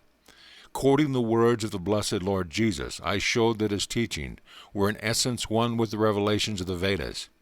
To my relief, my book was finished in a short time. I realized that the speedy blessing was due to the grace of my Param Guru Maharaj. The chapters first appeared in the Sadhu Ishtamban journal. Later they were privately printed as a book by one of my Kidiapur disciples. The morning after I had concluded my literary efforts, Master continued, I went to the Rai Ghat here to bathe in the Ganges. The Ghat was deserted. I stood still for a while, enjoying the sunny peace. After a dip in the sparkling waters, I started for home. The only sound in the silence was that of my Ganges-drenched cloth, swish-swashing with every step. As I passed beyond the sight of the large banyan tree near the river bank, a strong impulse urged me to look back. There, under the shade of the banyan, and surrounded by a few disciples, sat the great Babaji. Greetings, Swamiji, the beautiful voice of the Master rang out to assure me I was not dreaming. I see you have successfully completed your book. As I promised, I am here to thank you. With a fast-beating heart, I prostrated myself fully at his feet. Param Guruji, I said, imploringly, will you and your chelas not honor my nearby home with your presence? The Supreme Guru smiled and inclined. No, child, he said, we are people who like the shelter of trees. This spot is quite comfortable. Please tarry a while, Master. I gazed entreatingly at him. I shall be back at once with some special sweetmeats. When I returned in a few minutes with a dish of delicacy, lo, the lordly banyan no longer sheltered the celestial troop. I searched all around the Ghat, but in my heart I knew the little band had already fled on etheric wings. I was deeply hurt. Even if we meet again, I would not care to talk to him, I assured myself. He was unkind to leave me so suddenly. This was a wrath of love, of course, and nothing more. A few months later I visited Larry Mash in Benares. As I entered his little parlor, my guru smiled in greeting. Welcome, Yukteswar, he said. Did you just meet Babaji at the threshold of my room? Why, no, I answered in surprise. Come here. Larry Masha touched me gently on the forehead. At once I beheld near the door the form of Babaji, blooming like a perfect lotus. I remembered my old hurt and did not bow. Larry Masha looked at me in astonishment. The divine Guru gazed at me with fathomless eyes. You are annoyed with me. Sir, why shouldn't I be, he answered. Out of the air you come with your magic group, and into the thin air you vanished. I told you I would see you, but didn't say how long I would remain. Babaji laughed softly. You were full of excitement. I assure you that I was fairly extinguished in the ether by the gust of your restlessness. I was instantly satisfied by this unflattering explanation. I knelt at his feet. The Supreme Guru patted me kindly on the shoulder. Child, you must meditate more, he said. Your gaze is not yet faultless. You could not see me hiding behind the sunlight. With these words in the voice of a celestial fruit, Babaji disappeared into the hidden radiance. That was one of my last visits to Benares to see my guru. Sri Yukteswar concluded. Even as Babaji had foretold at the Kumbh Mela, the householder incarnation of Larry Masha was drawing to a close. During the summer of 1895, his stalwart body developed a small boil on the back. He protested against lancing. He was working out in his own flesh the evil karma of some of his disciples. Finally, a few chelas became very insistent. The master replied cryptically, The body has a fine cause to go. I will be agreeable to whatever you want to do. A short time later, the incomparable Guru gave up his body in Benares. No longer need I seek him out in his little parlor. I find him every day of my life blessed by his omnipresent guidance. Years later, from the lips of Swami Keshabananda, an advanced disciple, I heard many wonderful details about the passing of Larry Masha. A few days before my guru relinquished his body, Keshabananda told me he materialized himself before me as I sat in my hermitage at Hardwar. Come at once to Benares, with the words Larry Masha vanished. I entrained immediately for Benares. In my guru's home I found many disciples assembled. For hours that day the master expounded the Gita. Then he addressed us simply, I am going home. Sobs of anguish broke out like irresistible torrent. Be comforted, I shall arise again. After this utterance, Larry Masha thrice turned his body around in a circle, faced the north in his lotus posture, and gloriously entered the final Mahasamadhi. Larry Masha's beautiful body, so dear to the devotees, was cremated with solemn householder rites at Manikarnika Ghat by the old holy Ganges. Keshabananda continued, the following day at 10 o'clock in the morning, while I was still in Benares, my room was suffused with a great light. Lo, before stood me the flesh and blood form of Larry Masha. It looked exactly like his old body, except that it appeared younger and more radiant. My divine guru spoke to me. Keshabananda, he said, it is I. From the disintegrated atoms of my created body I have resurrected a remodeled form. My householder work in the world is done, but I do not leave the earth entirely. Henceforth I shall spend some time with Babaji in the Himalayas, and with Babaji in the cosmos. With a few words of blessing to me, the transcendent master vanished. Wondrous inspiration filled my heart. I was uplifted in spirit, even as were the disciples of Christ and Kabir when they gazed on the living gurus after physical death. When I returned to my isolated Hardwar hermitage, Keshabananda went on, I carried with me the sacred ashes of my guru. I know he has escaped the spatio-temporal cage, the bird of omnipresence is freed. Yet it comforted my heart to enshrine his sacred remains. Another disciple who was blessed by the sight of his resurrected guru was the saintly Panchanan Bhattacharya, founder of the Calcutta Arya Mission Institution. I visited Panchanan at his Calcutta home and listened with delight to the story of his many years with the Master. In conclusion, he told me the most marvelous event in his life. Here in Calcutta, Panchanan said, at 10 o'clock in the morning, which followed his cremation, Larry Masha appeared before me in living glory. Swami Paramahansa, the saint with two bodies, also confided to me the details of his own supernal experience. A few days before Larry Masha left his body, Paramahansa told me at the time he visited my Ranchi school. I received a letter from him requesting me to come at once to Benares. I was delayed, however, and could not leave immediately. As I was in the midst of my travel preparations about 10 o'clock in the morning, I was suddenly overwhelmed with joy to see the shining figure of my guru. Why hurry to Benares? Larry Masha said, smiling. You shall find me there no longer. As the import of his words dawned on me, I sobbed broken-heartedly, believing that I was seeing him only in a vision. The Master approached me comfortably. Here, touch my flesh, he said. I am living as always. Do not lament. Am I not with you forever? From the lips of these three great disciples, a story of wondrous truth has emerged. At the morning hour of 10, on the day after the body of Larry Masha had been consigned to the flames, the resurrected Master, in a real but transfigured body, appeared before three disciples, each one in a different city. So when this corruptible shall have put on incorruption, and this mortal shall have put on immortality, then shall be brought to pass the saying that is written, Death is swallowed up in victory. O death, where is thy sting? O grave, where is thy victory? End of chapter. Chapter 37. I Go to America. America, surely these people are Americans. This was my thought as a panoramic vision of the Western faces passed before my inward view. Immersed in meditation, I was sitting behind some dusty boxes in the storeroom of the Ranchi school. A private spot was difficult to find during those busy years with the youngsters. The vision continued, a vast multitude, gazing at me intently, swept actor-like across the stage of consciousness. The storeroom door opened, as usual. One of the young lads had discovered my hiding place. "Come here, Bimal," I cried gaily. "I have news for you. The Lord is calling me to America." "To America?" the boy echoed my words in a tone that implied that I had said, "To the moon." "Yes, I am going forth to discover America like Columbus. He thought he had found India. Surely there is a karmic link between these two lands. Bimal scampered away. Soon the whole school was informed by the two-legged newspaper. I summoned the bewildered faculty and gave the school in its charge.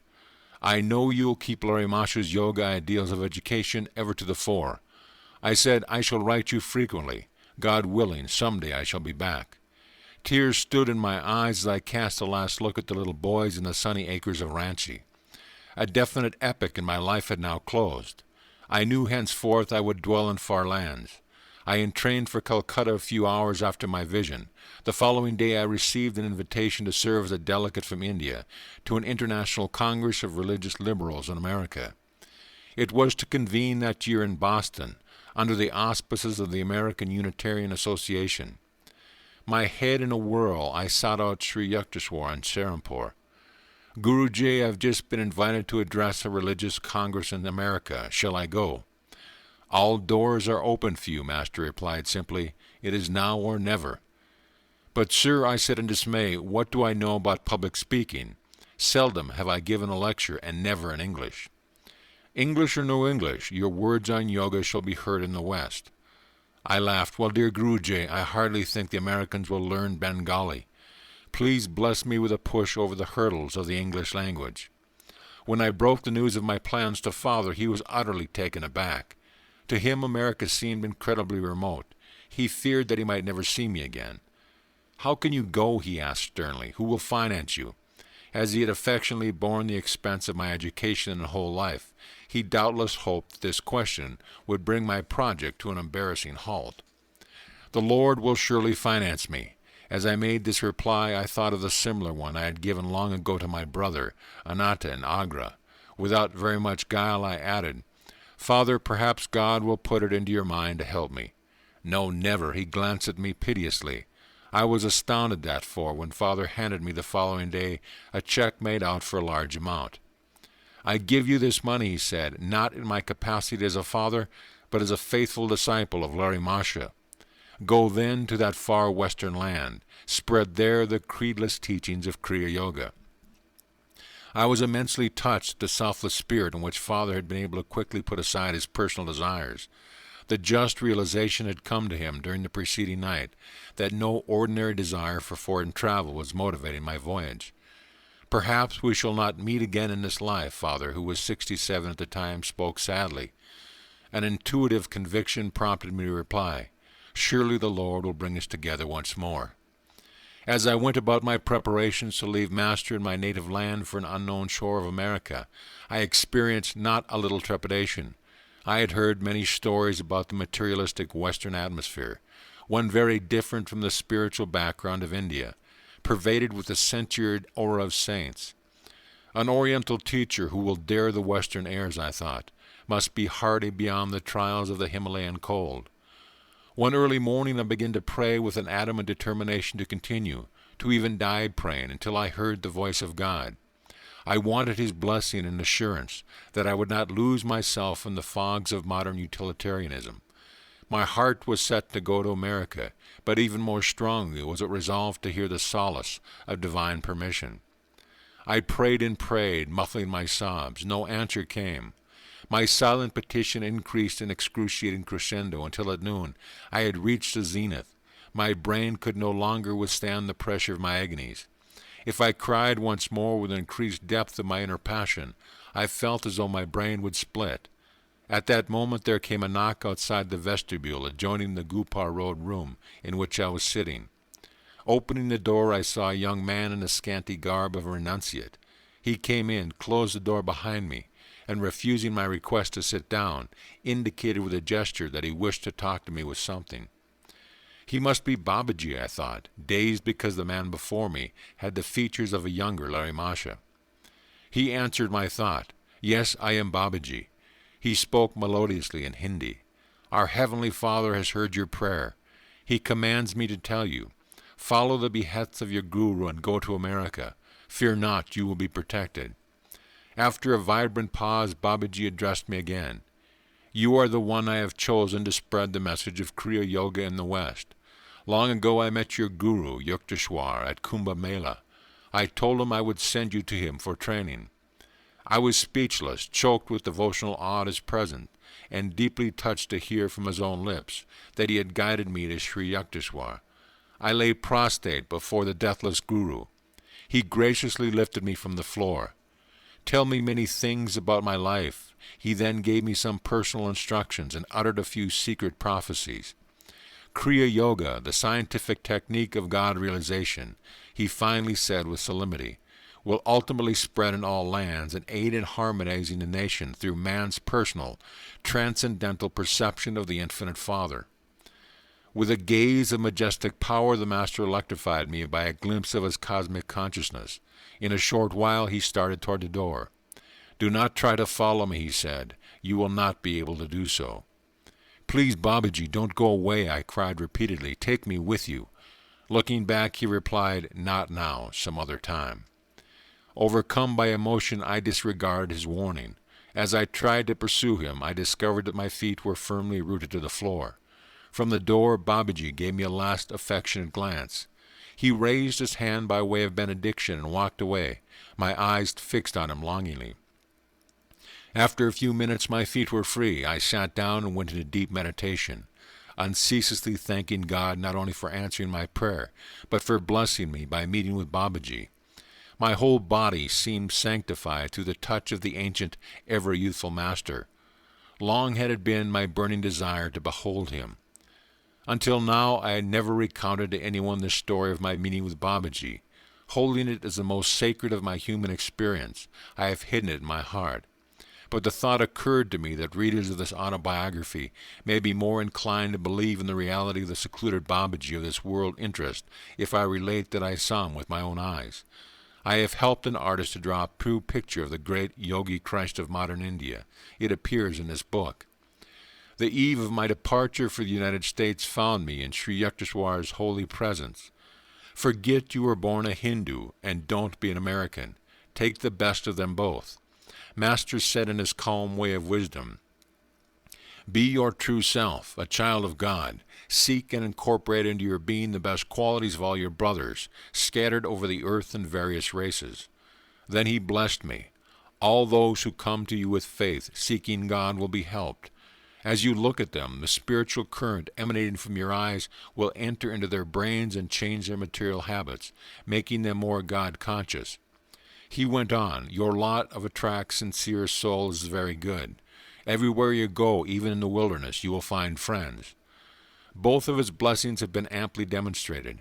I came alone to America into a wilderness without a single friend, but there I found thousands ready to receive the time-tested soul teaching. I left India in August 1920 on the City of Sparta, the first passenger boat sailing for America after the close of World War I.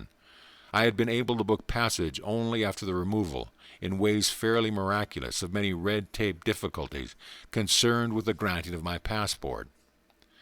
During the 2 months' voyage, a fellow passenger found out that I was an Indian delegate to the Boston Congress. Swami Yogananda, he said, with the first of many quaint pronunciations by which I was later to hear my name spoken by the Americans. Please favor on the passengers with a lecture next Thursday night. I think we would all benefit by the talk on the battle of life and how to fight it. Alas, I had to fight the battle of my own life. I discovered on Wednesday, desperately trying to organize my ideas into a lecture in English. I finally abandoned all preparations. My thoughts, like a wild colt eyeing a saddle, refused any cooperation with the laws of English grammar. Fully trusting in Master's past assurance, however, I appeared before my Thursday audience in the saloon of a steamer. No eloquence rose to my lips. Speechlessly I stood before the assemblage. After an endurance contest lasting 10 minutes, the audience realized my predicament and began to laugh. I stood on the dais before one of my classes in America. This class of 1,000 yoga students was held in Washington, D.C. The situation was not funny to me at the moment. Indignantly, I sent a silent prayer to Master. You can speak. His voice sounded instantly within my consciousness. My thoughts fell at once into a friendly relation with the English language. 45 minutes later, the audience was still attentive. The talk won me a number of invitations to lecture later before various groups in America. I never could remember afterward a word that I had spoken. By discreet inquiry I learned from a number of passengers. You gave an inspiring lecture in stirring and correct English. At this delightful news I humbly thank my Guru for his timely help, realizing anew that he was ever with me, setting in all knot all barriers of time and space. Once in a while, during the remainder of the ocean trip, I experienced a few apprehensive twinges about the coming English lecture ordeal at the Boston Congress. Lord, I prayed, please let my inspiration be thyself, and not again the laughter bombs of the audience. The city of Sparta docked in Boston in late September. On the 6th of October I addressed the Congress with my maiden speech in America. It was well received. I sighed in relief. The magnanimous secretary of the American Unitarian Association wrote the following comment in a published account of the Congress proceeding. Swami Yogananda, delegate from the Brahmacharya ashram of Ranchi, India, brought the greetings of his association to the Congress. In fluent English and a forcible delivery, he gave an address of a philosophical character on the science of religion, which has been printed in pamphlet form for a wider distribution. Religion, he maintained, is universal, and it is one. We cannot possibly universalize particular customs and convictions, but the common element in religion can be universalized, and we can ask all alike to follow and obey it. Due to Father's generous check, I was able to remain in America after the Congress was over. 4 happy years were spent in humble circumstances in Boston. I gave public lectures, taught classes, and wrote a book on poems, Songs of the Soul, with a preface by Dr. Frederick B. Robinson, president of the College of the City of New York. Starting a transcontinental tour in the summer of 1924, I spoke before thousands in the principal cities, ending my western trip with a vacation in the beautiful Alaskan North. With the help of large-hearted students, by the end of 1925 I had established American headquarters on the Mount Washington Estates in Los Angeles. The building is the one I had seen years before in my vision at Kashmir. I hastened to send Sri Yukteswar pictures of these distant American activities. He replied with a postcard in Bengali, which I here translate. August 11, 1926. Child of my heart, O Yogananda, seeing the photos of your school and students, what joy comes in my life I cannot express in words. I am melting in joy to see your yoga students on different cities, beholding your methods and chant affirmations, healing vibration and divine healing prayers. I cannot refrain from thanking you from my heart. Seeing the gate, the winding hilly way upward, and the beautiful scenery spread out beneath the Mount Washington estate, I yearn to behold it all with my own eyes. Everything here is going well. Through the grace of God, may you ever be in bliss. Sri Yukteswar Giri. Years sped by. I lectured in every part of my new land and addressed hundreds of clubs, colleges, churches, and groups of every denomination. Tens of thousands of Americans received yoga initiation. To them all I dedicate a new book of prayer thoughts in 1929, Whispers from Eternity. With a preface by Ameliti Gali Gursi, I give here from the book a poem entitled God, God, God, composed one night as I stood on the lecture platform. From the depths of slumber, as I ascend the spiral stairway of wakefulness, I whisper, God, God, God, thou art the food, and when I break my fast, O nightly separation from thee, I taste thee, and mentally say, God, God, God. No matter where I go, the spotlight of my mind ever keeps turning on thee, and in the battle din of activity my silent war cry is ever, God, God, God. When boisterous storms of trial shriek, and when worries howl at me, I drown their clamor, loudly chanting, God, God, God. When my mind weaves dreams with threads of memories, then on that magic cloth I find embossed, God, God, God. Every night in time of deepest sleep, my peace dreams and calls, joy, joy, joy. And my joy comes singing evermore, God, God, God. In waking, eating, working, dreaming, sleeping, serving, meditating, chanting, divinely loving, my soul constantly hums, unheard by any, God, God, God. Sometimes, usually on the first of the month when the bills rolled in for upkeep of the Mount Washington and other self-realization fellowship centers, I thought longingly of the simple peace of India. But daily I saw a widening understanding between West and East. My soul rejoiced. I have found the great heart of America expressed in the wondrous lines by Emma Lazarus, carved on the base of the Statue of Liberty, the mother of exiles.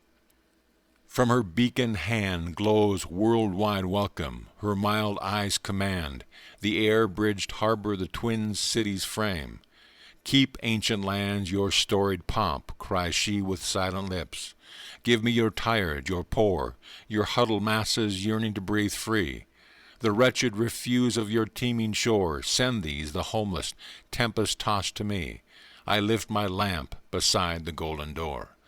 End of chapter.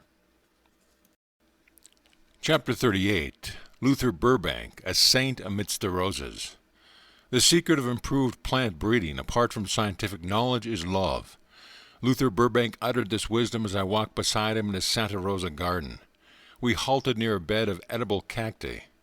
While I was conducting experiments to make spineless cacti, he replied, I often talk to the plants to create a vibration of love. You have nothing to fear, I would tell them. You don't need your defense of thorns, I will protect you. Gradually the useful plant of the desert emerged in a thornless variety. I was charmed at this miracle. Please, dear Luther, give me a few cacti leaves to plant in my garden at Mount Washington. A workman standing nearby started to strip off some leaves. Burbank prevented him. I myself will pluck them from the Swami. He handed me 3 leaves, which later I planted, rejoicing as they grew to huge estate. The great horticulturist told me that his first notable triumph was the large potato, now known by his name. With the indefatigability of the genius, he went on to present the world with hundreds of crossed improvements of nature. His new Burbank varieties of tomato, corn, squash, cherries, plums, nectarines, berries, poppies, lilies, and roses. I focused my camera as Luther led me before the famous walnut tree, by which he had proved that natural evolution can be telescopically hastened. In only 16 years, he said, this walnut tree reached a state of abundant nut production, to which an unaided nature would have brought the tree in twice that time. Burbank's little adopted daughter came romping with her dog in the garden. She is my human plant, Luther waved to her affectionately. I see humanity now as one vast plant, needing for its highest fulfillment only love, the natural blessings of the great outdoors, and intelligent crossing and selection. In the span of my own lifetime, I observed such wondrous progress in plant evolution that I look forward optimistically to a healthy, happy world as soon as children are taught the principles of simple and rational living. We must return to nature and nature's God. Luther, you would delight in my ranchy school with its outdoor classes and atmosphere of joy and simplicity. My words touched the chord close to Burbank's heart-child education. He plied me with questions, interest gleaming from his deep, serene eyes. Swamiji, he said finally, schools like yours are the only hope of a future millennium. I am in revolt against the educational system of our time, severed from nature and stifling of all individuality. I am with your heart and soul in your practical ideas of education. As I was taking the leave of the gentle sage, he autographed a small volume and presented it to me. Here is my book on the training of the human plant, he said.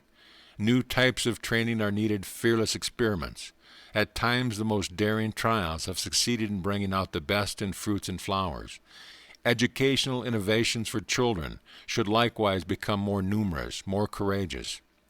I read this little book that night with intense interest, his eyes envisioning a glorious future for the race. He wrote, the most stubborn living thing in the world, the most difficult to swerve, is a plant once fixed in certain habits. Remember that this plant has preserved its individuality all through the ages. Perhaps it is one who can be tracked backward through eons of time, in the very rock themselves, never having varied to any great extent in all these vast periods. Do you suppose, after all these ages of repetition, the plant does not become possessed of a will, if you so choose to call it, of unparalleled tenacity? Indeed, there are plants, like certain of the palms, so persistent that no human power has yet been able to change them. The human will is a weak thing beside the will of a plant. But see how this whole plant's lifelong stubbornness is broken simply by blending a new life with it, making by crossing a complete and powerful change in its life. Then when the break comes, fix it by these generations of patient supervision and selection, and the new plant sets out upon its new way, never again to return to the old, its tenacious will broken and changed at last.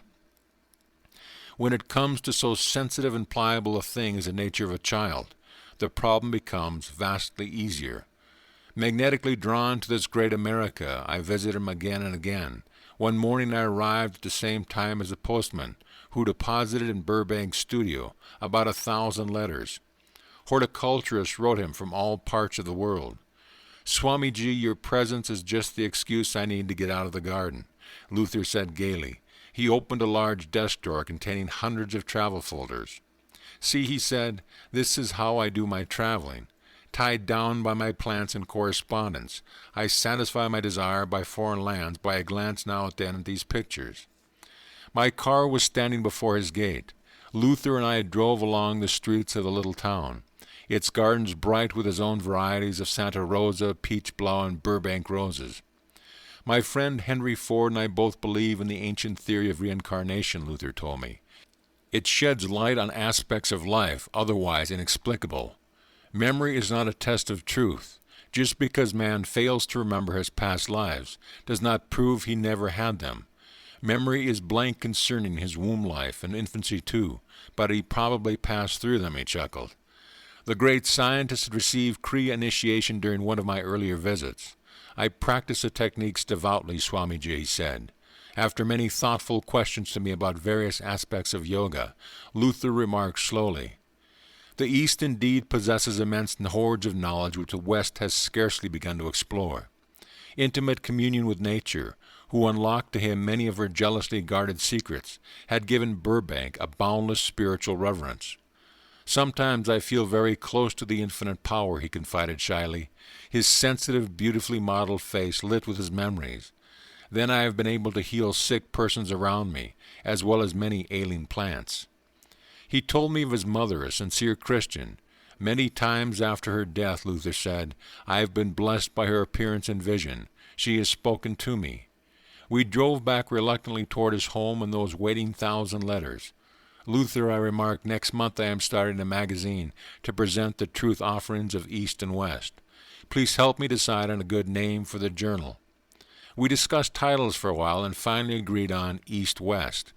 After we had re-entered his study, Burbank gave me an article he had written on science and civilization. "This will go into the first issue of East-West," I said gratefully. As our friendship grew deeper, I called Burbank my American saint. "Behold the man," I quoted, "in whom there is no guile." His heart was fathomlessly deep, long acquainted with humility, patience, sacrifice. His little home amidst the roses was austerely simple. He knew the worthlessness of luxury, the joy of few possessions. The modesty with which he wore his scientific fame repeatedly reminded me of the trees that bend low with the burden of ripening fruits. It is the barren tree that lifts its head high in an empty boast. I was in New York when in 1926 my dear friend passed away. In tears I thought, oh, I would gladly walk all the way from here to Santa Rosa for one more glimpse of him. Locking myself away from secretaries and visitors, I spent the next 24 hours in seclusion. The following day I conducted a Vedic memorial rite around the large picture of Luther. A group of my American students, garbed in Hindu ceremonial clothes, chanted the ancient hymns as an offering was made of flowers, water, and fire symbols, of the bodily elements and their release in the infinite source. Though the form of Burbank lies in Santa Rosa, under a Lebanon cedar that he planted years ago in his garden, his soul is enshrined for me in every wide-eyed flower that blooms by the wayside. Withdrawn for a time into the spacious spirits of nature, is not Luther whispering in the winds, walking in a dawn? His name has now passed into the heritage of common speech, listing Burbank as a transitive verb. Webster's New International Dictionary confines it, to cross or graft a plant. Hence, figuratively, to improve anything is a process or institution, by selecting good features and rejecting bad, or by adding good features. Beloved Burbank, I cried after reading the definition, your very name is now a synonym for goodness.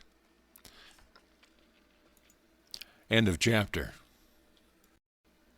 Chapter 39. Therese Newman, the Catholic Stigmatist.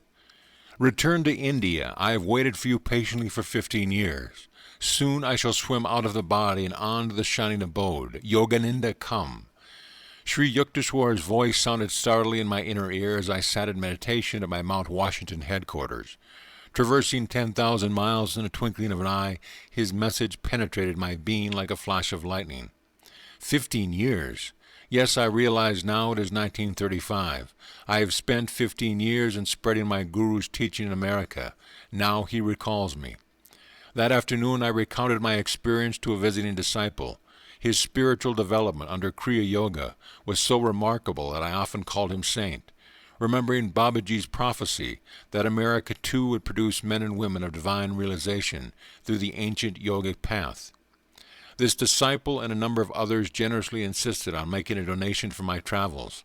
The financial problem thus solved, I made arrangements to sail via Europe for India. Busy weeks of preparation at Mount Washington in March 1935, I had the Self-Realization Fellowship chartered under the laws of the state of California as a non-profit corporation. To this educational institution go all public donations, as well as the revenue from the sale of my books, magazines, written courses, class tuition, and every other source of income. I shall be back, I told my students. Never shall I forget America. At a farewell banquet given to me in Los Angeles by loving friends, I looked long at their faces and thought gratefully, Lord, he who remembers Thee as the sole giver will never lack the sweetness of friendship among mortals. I sailed from New York on June 9, 1935, in the Europa. 2 students accompanied me, my secretary, Mr. C. Richard Wright, and an elderly lady from Cincinnati, Miss Etty Bletch. We enjoyed the days of ocean peace, a welcome contrast to the past hurried weeks. Our period of leisure was short-lived. The speed of modern boats had some regrettable features.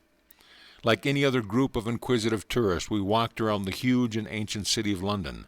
The following day I was invited to address a large meeting in Caxton Hall, at which I was introduced to the London audience by Sir Francis Younghusband.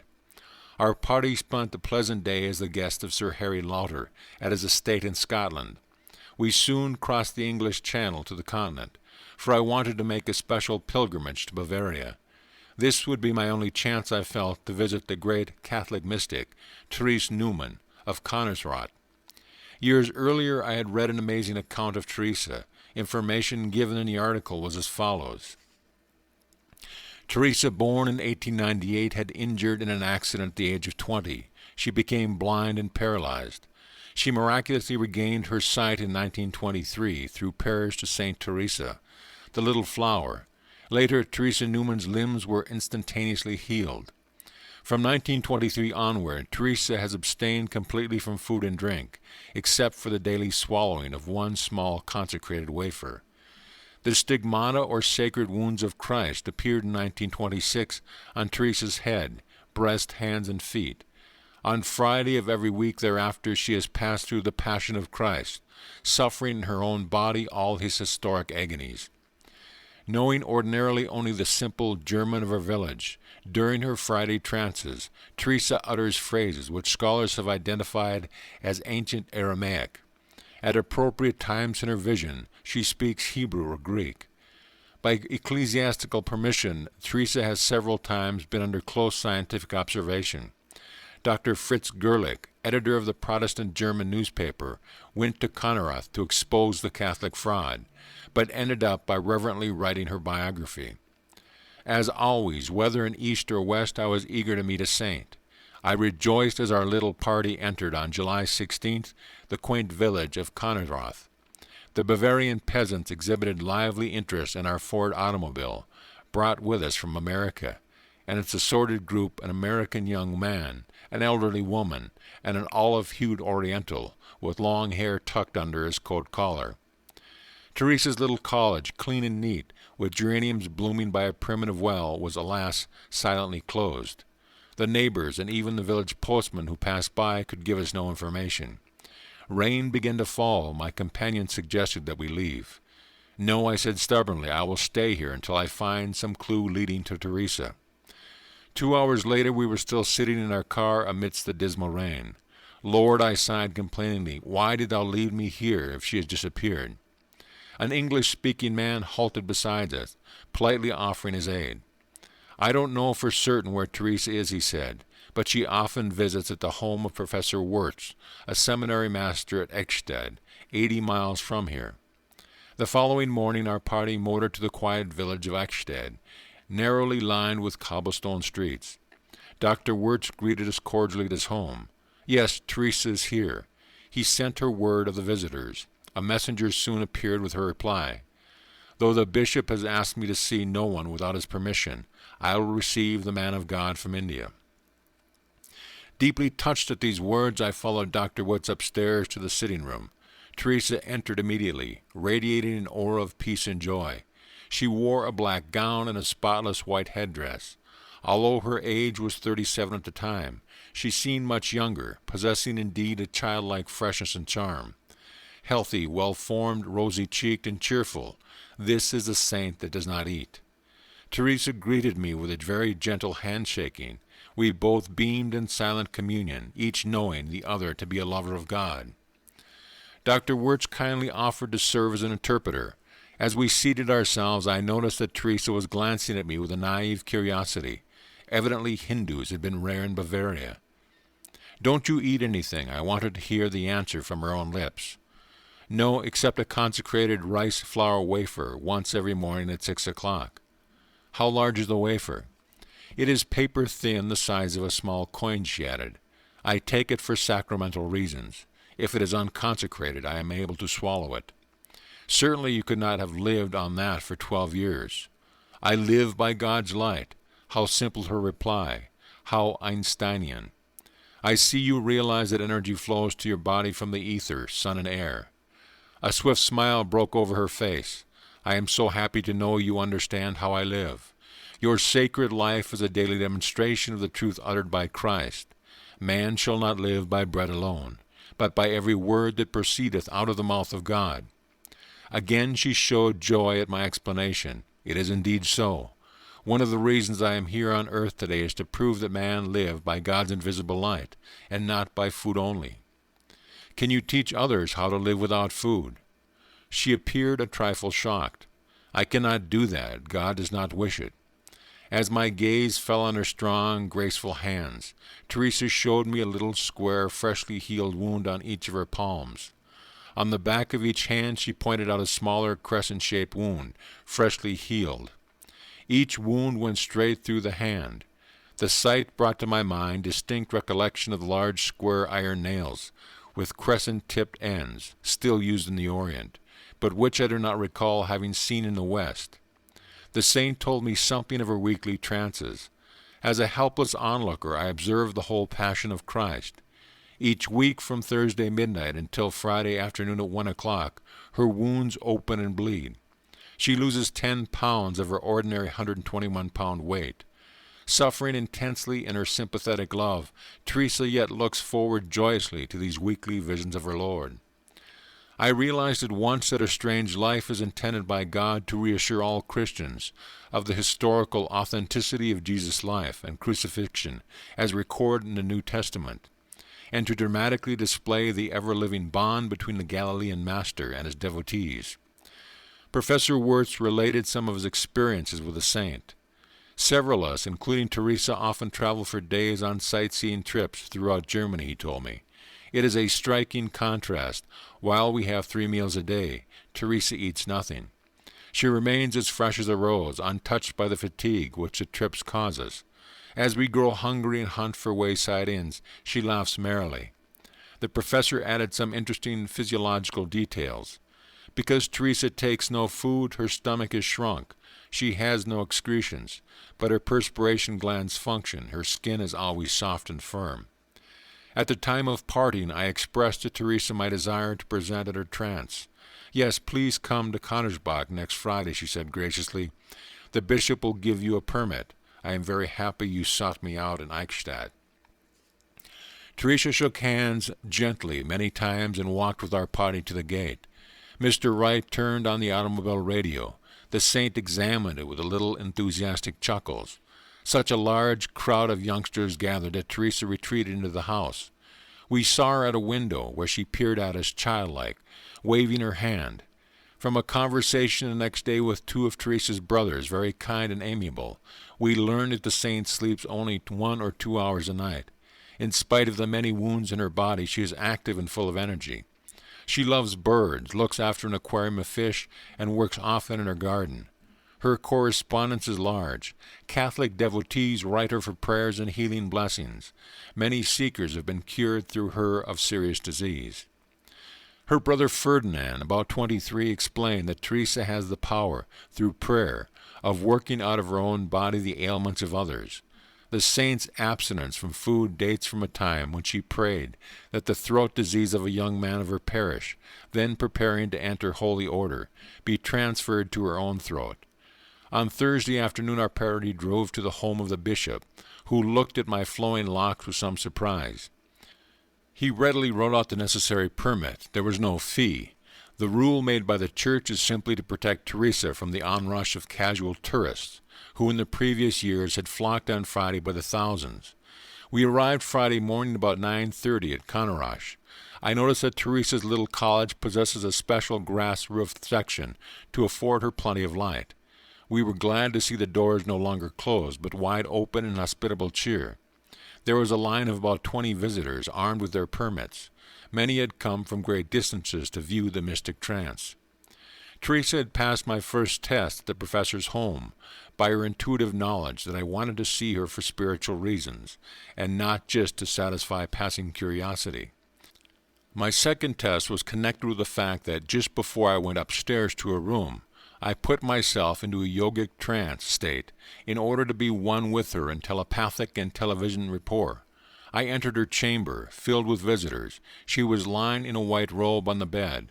With Mr. Wright following close behind me, I halted just inside the threshold, awestruck at a strange and most frightful spectacle. Blood flowed thinly and continuously in 1-inch wide stream from Teresa's lower eyelids. Her gaze was focused upward on the spiritual eye within the central forehead. The cloth wrapped around her head was drenched in blood from the stigmata wounds of the crown of thorns. The white garment was readily splashed over her heart from the wound in her side, at the spot where Christ's body, long ages ago, had suffered the final indignity of the soldier's spear thrust. Teresa's hands were extended in a gesture maternal, pleading. Her face wore an expression both tortured and divine. She appeared thinner, changed in many subtle as well as outward ways. Murmuring words in a foreign tongue, she spoke with slightly quivering lips to persons visible before her inner sight. As I was in attunement with her, I began to see the scenes of her vision. She was watching Jesus as he carried the cross amidst the jeering multitude. Suddenly she lifted her head in consternation. The Lord had fallen under the cruel weight. The vision disappeared. In the exhaustion of fervid pity, Teresa sank heavily against her pillow. At this moment I heard a loud thud beside me. Turning my head for a second, I saw 2 men carrying out a prostrate body. But because I was coming out of a deep, superconscious state, I did not immediately recognize the fallen person. Again I fixed my eyes on Teresa's face, deathly pale under the rivulets of blood. But now calm, radiating purity and holiness, I glanced behind me later and saw Mr. Wright standing with his hand against his cheek, from which blood was trickling. "Dick," I inquired anxiously, "were you the one who fell?" "Yes, I fainted at the terrifying spectacle." "Well," I said consolingly, "you are brave to return and look upon the sight again." Remembering the patiently waiting line of pilgrims, Mr. Wright and I saintly bade farewell to Teresa and left her sacred presence. The following day our little group motored south, thankful that we were not dependent on trains, but could stop the Ford whenever we choose throughout the countryside. We enjoyed every minute of our tour through Germany, Holland, France, and the Swiss Alps. In Italy we made a special trip to Assisi to honor the apostle of humility, St. Francis.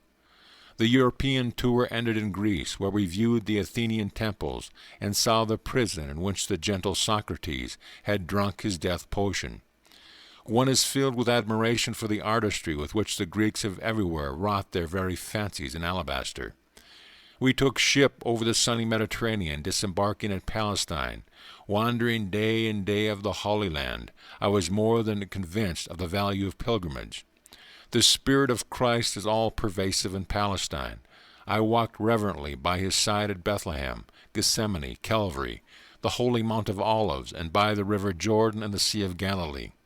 Our little party visited the birth manger, Joseph's carpenter shop, the tomb of Lazarus, the house of Martha and Mary, the hall of the Last Supper. Antiquity unfolded. Scene by scene I saw the divine drama that Christ once played for the ages. On to Egypt, with its modern Cairo and ancient pyramids, then a boat down the narrow Red Sea over the vast Arabian Sea. Lo, India. End of chapter. Chapter 40. I returned to India. Gratefully I was inhaling the blessed air of India. Our boat, Rajputna, docked on August 22, 1935, in the huge harbor of Bombay. Even this, my first day off the ship, was a foretaste of the year ahead, 12 months of ceaseless activity. Friends had gathered to dock with garlands and greetings. Soon at our suite in the Taj Mahal Hotel, there was a stream of reporters and photographers. Bombay was a city new to me. I found it energetically modern, with many innovations from the West. Palms line the spacious boulevards. Magnificent state structures vie for interest with ancient temples. Very little time was given to sightseeing, however. I was impatient, eager to see my beloved Guru and other dear ones. Consigning the Ford to a baggage car, our party was soon speeding eastward by train toward Calcutta. Our arrival at Howard Station found such an immense crowd assembled to greet us that for a while we were unable to dismount from the train. The young Maharaja of Kazamabazar and my brother Bishnu headed the reception committee. I was unprepared for the warmth and magnitude of our welcome. Preceded by a line of automobiles and motorcycles, and amidst the joyous sound of drums and conch shells, Miss Bletch, Mr. Wright, and myself, flower garland from head to foot, drove slowly to my father's home. My aged parent embraced me as one returning from the dead. Long we gazed on each other, speechless with joy. Brothers and sisters, uncles, aunts, and cousins, students and friends of years long past were grouped around me, not a dry eye among us. Pass now into the archives of memory, the scene of loving reunion vividly endures, unforgettable in my heart. As for my meeting with Sri Yukteswar, words fail me.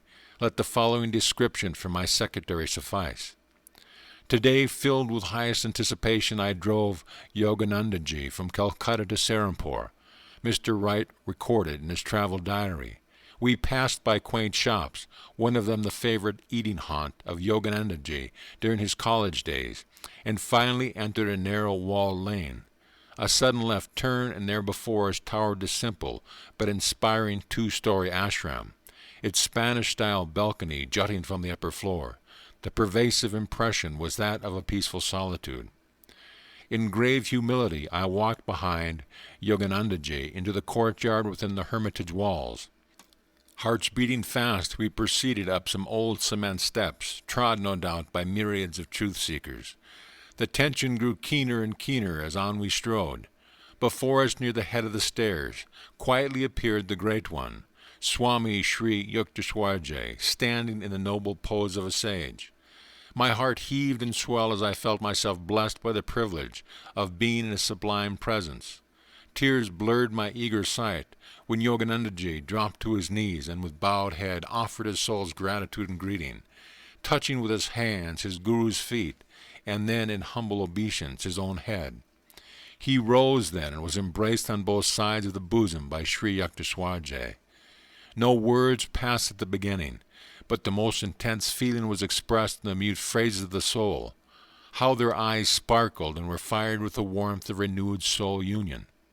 A tender vibration surged through the quiet patio, and even the sun eluded the clouds to add a sudden blaze of glory. On bended knee before the Master I gave my own unexpected love and thanks, touching his feet, calloused by time and service, and receiving his blessing. I stood then and faced two beautiful deep eyes, smoldering with introspection, yet radiant with joy. We entered his sitting room, whose whole side opened to the outer balcony first seen from the street. The master braced himself against a worn davenport, sitting on a covered mattress on the cement floor. Yogananda and I sat near the Guru's feet, with orange-colored pillows to lean against and ease our positions on the straw mat. I tried and tried to penetrate the Bengali conversation between the two Swamijis for English. I discovered is null and void when they are together, although Swamiji Maharaj, as the great Guru is called by others, can and often does speak it. But I perceive the saintliness of the Great One through his heartwarming smile and twinkling eyes. One quality easily discernible in his merry, serious conversation is a decided positiveness in statement, the mark of a wise man who knows he knows, because he knows God. His great wisdom, strength of purpose, and determination are apparent in every way. Studying him reverently from time to time, I noted that he is of large athletic stature, hardened by the trials and sacrifice of renunciation. His poise is majestic. A decidedly sloping forehead, as if seeking the heavens, dominates his divine countenance. He has a rather large and homely nose, with which he amuses himself in idle moments, flipping and wriggling it with his fingers like a child. His powerful dark eyes are haloed by an ethereal blue ring. His hair, parted in the middle, begins as silver and changes to streaks of silvery gold and silvery black, ending in ringlets on his shoulder. His beard and mustache are scant or thinned out, yet seem to enhance his features, and like his character are deep and light at the same time. He has a jovial and rollicking laugh which comes from deep in his chest, causing him to shake and quiver throughout his body, very cheerful and sincere. His face and stature are striking in their power, as are his muscular fingers. He moves with a dignified tread and erect posture. He was clad simply in the common dhoti and shirt, both once dyed a strong ochre color, but now a faded orange. Glancing about, I observed that his rather dilapidated room suggested the owner's non-attachment to material comfort. The weather-stained white walls of the long chamber were streaked with fading blue plaster. At one end of the room hung a picture of Larry Masha, garlanded in simple devotion. There was also an old picture showing Yogananda as he arrived in Boston, standing with the other delegates to the Congress of Religion. I noted a quaint concurrence of modernity and antiquation. A huge cut-glass candlelight chandelier was covered with cobwebs through disuse, and on the wall was a bright, up-to-date calendar. The whole room emanated a fragrance of peace and calmness. Beyond the balcony I could see coconut trees towering over the hermitage in silent protection. It is interesting to observe that the master was merely to clasp his hands together, and before finishing, he is served or attended by some small disciple. Incidentally, I am much attracted to one of them, a thin lad named Parufa, with long black hair to his shoulder, a most penetrating pair of sparkling black eyes, and a heavenly smile. His eyes twinkle as the corner of his mouth rises, like the star in a crescent moon appearing at twilight. Swami Sri Yukteswar's joy is obviously intense at the return of his product, and he seems to be somewhat inquisitive about the product's product. However, predominance of the wisdom aspect in the Great One's nature hinders his outward expression of feeling. Yogananda presented himself with some gifts as an custom when the disciple returns to his guru. We sat down later to a simple but well-cooked meal. All the dishes were vegetable and rice combinations. Sri Yukteswarji was pleased at my use of a number of Indian customs, finger-eating for example. After several hours of flying Bengali phrases and the exchange of warm smiles and joyful glances, we paid obeisance at his feet, bid adieu with a pranam, and are departed from Calcutta with an everlasting memory of a sacred meeting and greeting. Although I write chiefly of my external impressions of him, yet I always conscious of a true basis of his saintness, spiritual glory. I felt his power and shall carry that feeling as my divine blessing. From America, Europe, and Palestine I had brought many presents for Sri Yukteswar. He received them smilingly, but without remark. For my own use, I had bought in Germany a combination umbrella cane. In India, I decided to give the cane to Master. This gift I appreciate indeed. My Guru's eyes were turned on me with affectionate understanding as he made the unwanted comment. From all the presents, it was the cane that he singled out to display to visitors. Master, please permit me to get a new carpet for the sitting room. I had noticed that Sri Yukteswar's tiger skin was placed over a torn rug. Do so if it pleases you. My Guru's voice was not enthusiastic. Behold, my tiger mat is nice and clean. I am monarch in my own little kingdom. Beyond it is a vast world, interested only in externals. As he uttered these words, I felt the years roll back. Once again, I am a young disciple, purified in the daily fires of chastisement. As soon as I could tear myself away from Serampore and Calcutta, I set out, with Mr. Wright for Ranchi. What a welcome there, a veritable ovation. Tears stood in my eyes as I embraced the selfless teachers who had kept the banners of the school flying during my 15-year absence. The bright faces and happy smiles of the residential and day students were ample testimony to the worth of their many-sided school and yoga training. Yet, alas, the Ranchi institution was in dire financial difficulties. Sir Manindra Chandra Nandi, the old Maharaj whose Kazimbar Palace had been converted into the central school building, and who had made many princely donations, was now dead. Many free, benevolent features of the school were now seriously endangered for lack of sufficient public support. I had not spent years in America without learning some of its practical wisdom, its undaunted spirit before obstacles. For 1 week I remained in Ranchi, wrestling with critical problems. Then came interviews in Calcutta with prominent leaders and educators. A long talk with the young Maharaj of Kazimbar, a financial appeal to my father, and lo, the shaky foundations of Ranchi began to be righted. Many donations, including one huge check, arrived in the nick of time from my American students. Within a few months after my arrival in India, I had the joy of seeing the Ranchi school legally incorporated. My lifelong dream of a permanently endowed yoga educational center stood fulfilled. That vision had guided me in the humble beginnings in 1917 with a group of 7 boys. In the decade since 1935, Ranchi has enlarged its scope far beyond the boys' school. Widespread humanitarian activities are now carried on there in the Shyama Charan Lahiri Mahasha mission. The school, or Yogata Satsanga Brahmachara Vidyalaya, conducts outdoor classes in grammar and high school subjects. The residential students and day scholars also receive vocational training of some kind. The boys themselves regulate most of their activities through autonomous committees. Very early in my career as an educator, I discovered that boys who impishly delight in outwitting a teacher will cheerfully accept disciplinary rules that are set up by their fellow students. Never a model pupil myself, I have a ready sympathy for all boyish pranks and problems. Sports and games are encouraged. The fields resound with hockey and football practice.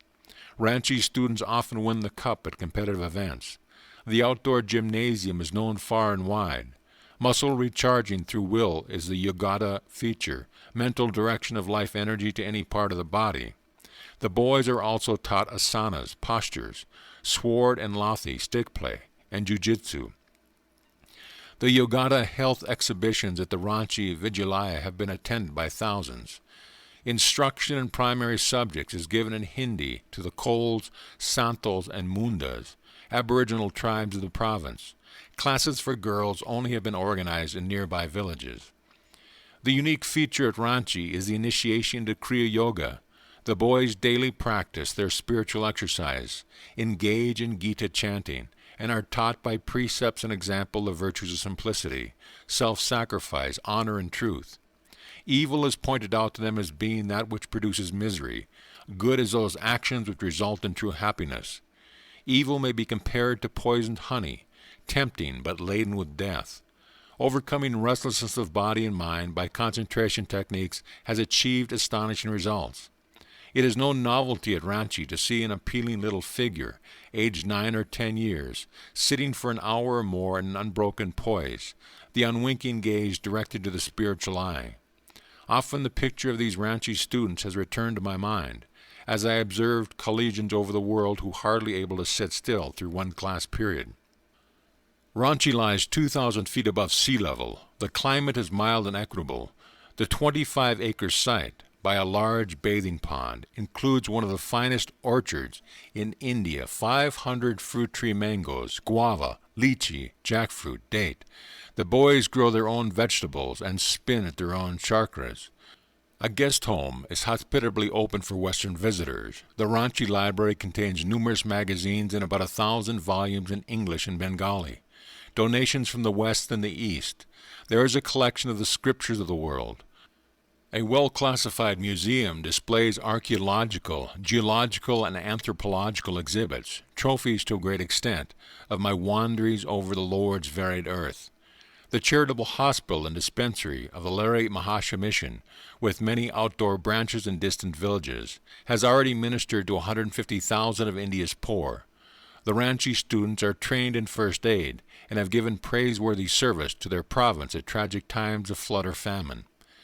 In the orchard stands a Shiva temple with a statue of the Blessed Master Larry Mahasha.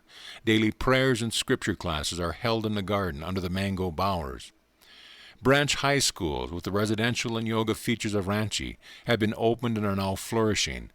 They are the Yogata Satsanga Vidyapith School for Boys and Lakshmanpur in Bihir at the Yogata Satsanga High School in Hermitage at Amnagachik in Midnapur. A stately Yogata math was dedicated in 1939 at Dakshinwar, directly on the Ganges. Only a few miles north of Calcutta, the new Hermitage affords a haven of peace for city dwellers.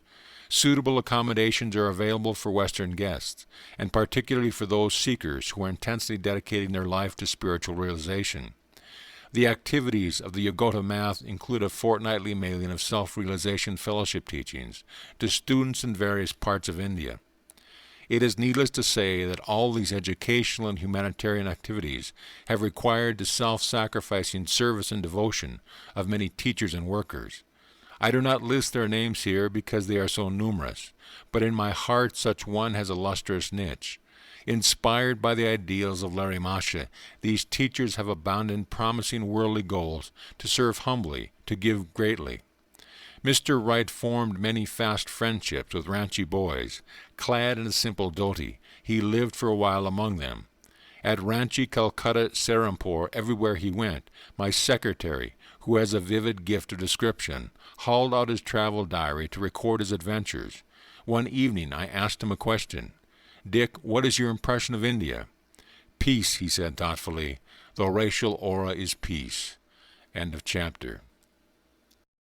Chapter 41. An Idol in South India.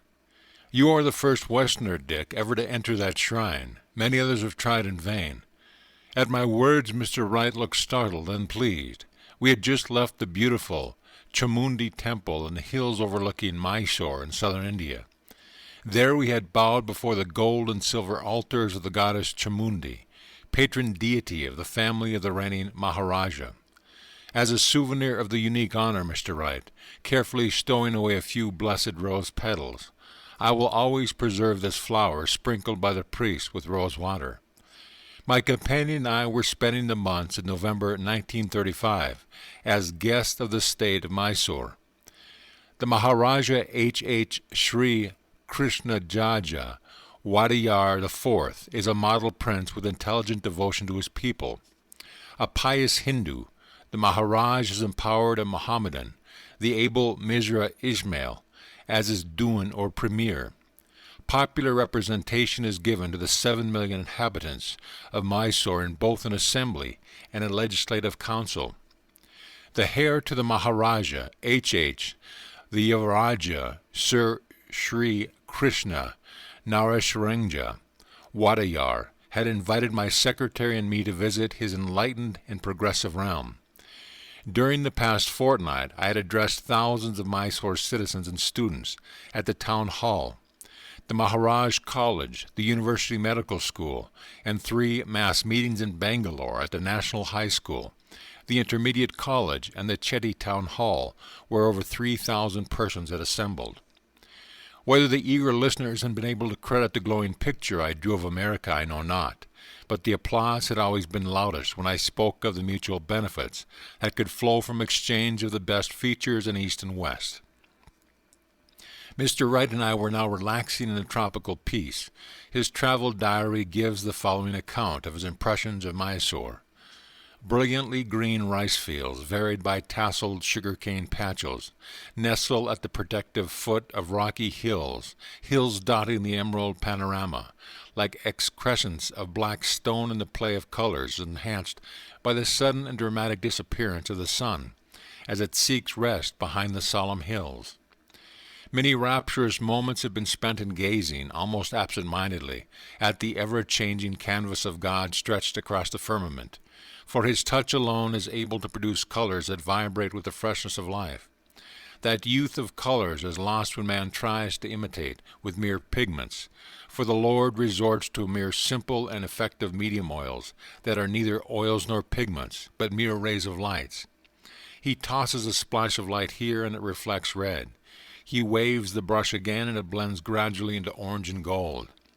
Then with a piercing thrust he stabs the clouds with a streak of purple that leaves a ringlet or fringe of red oozing out of the wound of the clouds. And so on and on he plays night and morning alike, ever changing, ever new, ever fresh, no patterns, no duplicates, no colors, just the same.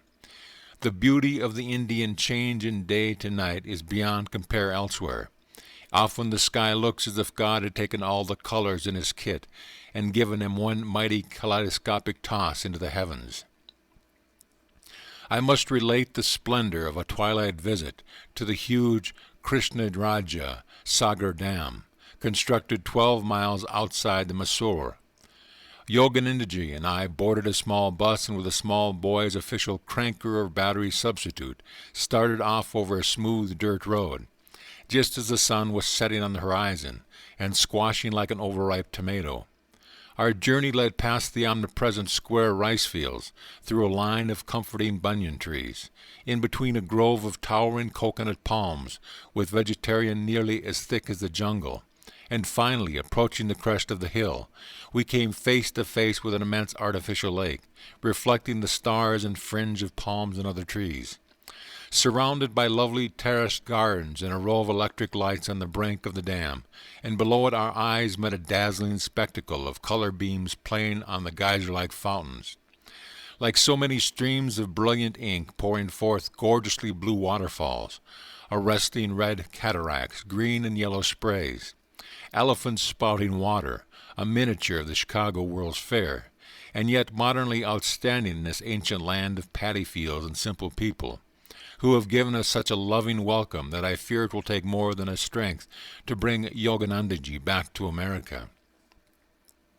Another rare privilege, my first elephant ride. Yesterday, the Yuva Raja invited us to a summer palace to enjoy a ride on one of his elephants, an enormous beast. I mounted a ladder provided to climb aloft to the howdah or saddle, which is silk-cushioned and box-like, and then by a rolling, tossing, swaying, heaving down into a gully, too much thrilled to worry or exclaim, but hanging on for dear life. Southern India, rich with historical and archaeological remains, is a land of definite and yet indefinable charm. To the north of Mysore is the largest native state in India, Hyderabad, a picturesque plateau cut by a mighty Godavari river, broad, fertile plains, the lovely Nilgiris or Blue Mountains, other regions with barren hills of limestone or granite. Hyderabad, history is a long, colorful story, starting 3,000 years ago, under the Andhra kings, and continuing under Hindu dynasties until A.D. 1924, when it passed to a line of Muslim rulers who reign to this day. The most breathtaking display of architecture, sculpture, and painting in all India is found at Hyderabad in the ancient rock-sculptured caves of Ellora and Ajanta. The Kailasa at Ellora, a huge monolithic temple, possesses carved figures of gods, men, and beasts in the stupendous proportions of Michelangelo. Ajanta is the site of 5 cathedrals and 25 monasteries, all rock excavations maintained by tremendous frescoed pillars, of which artists and sculptors have immortalized their genius. Hyderabad city is graced by the Osmanian University and by the imposing Mecca Masjid Mosque, where 10,000 Mohammedans may assemble for prayer. Mysore State, too, is a scenic wonderland, 3,000 feet above sea level, abounding in dense tropical forest, the home of wild elephants, bisons, bears, panthers, and tigers. Its 2 chief cities, Bangalore and Mysore, are clean, attractive, with many parks and public gardens. Hindu architecture and sculpture achieved their highest perfection in Mysore under the patronage of Hindu kings from the 11th to the 15th century. The temple at Belur, an 11th century masterpiece completed during the reign of King Vishnuvaharna, is unsurpassed in the world for its delicacy of detail and exuberant imagery. The rock pillar found in northern Mysore date from the 3rd century BC, illuminating the memory of King Ashoka. He succeeded to the throne of Mysore dynasty, then prevailing. His empire included nearly all of modern India, Afghanistan, and Baluchistan. This illustrious emperor, considered even by Western historians to be an incomparable ruler, has left the following wisdom on a rock memorial. This religious inscription is engraved in order that our sons and grandsons may not think a new conquest is necessary, that they may not think conquest by sword deserves the name of conquest, that they may see in it nothing but destruction and violence, that they may consider nothing as true conquest save the conquest of religion. Such conquests have value in this world and in the next. Asoka was the grandson of the formidable Chandragupta Maurya, known to the Greeks as Sandracacus, who in his youth had met Alexander the Great. Later, Chandragupta destroyed the Macedonian garrison left in India, defeated the invading Greek army of Seleucus in the Punjab, and then received at his Patna court the Hellenistic ambassador Megasthenes. Intensely interesting stories have been minutely recorded by Greek historians and others who accompanied or followed after Alexander in his expedition to India. The narratives of Arrian, Diodorus, Plutarch, and Strabo the geographer have been translated by Dr. J. W. McCrindle to throw a shaft of light on ancient India. The most admirable feature of Alexander's unsuccessful invasion was the deep interest he displayed in Hindu philosophy and in the yogis and holy men whom he encountered from time to time, and whose society he eagerly sought.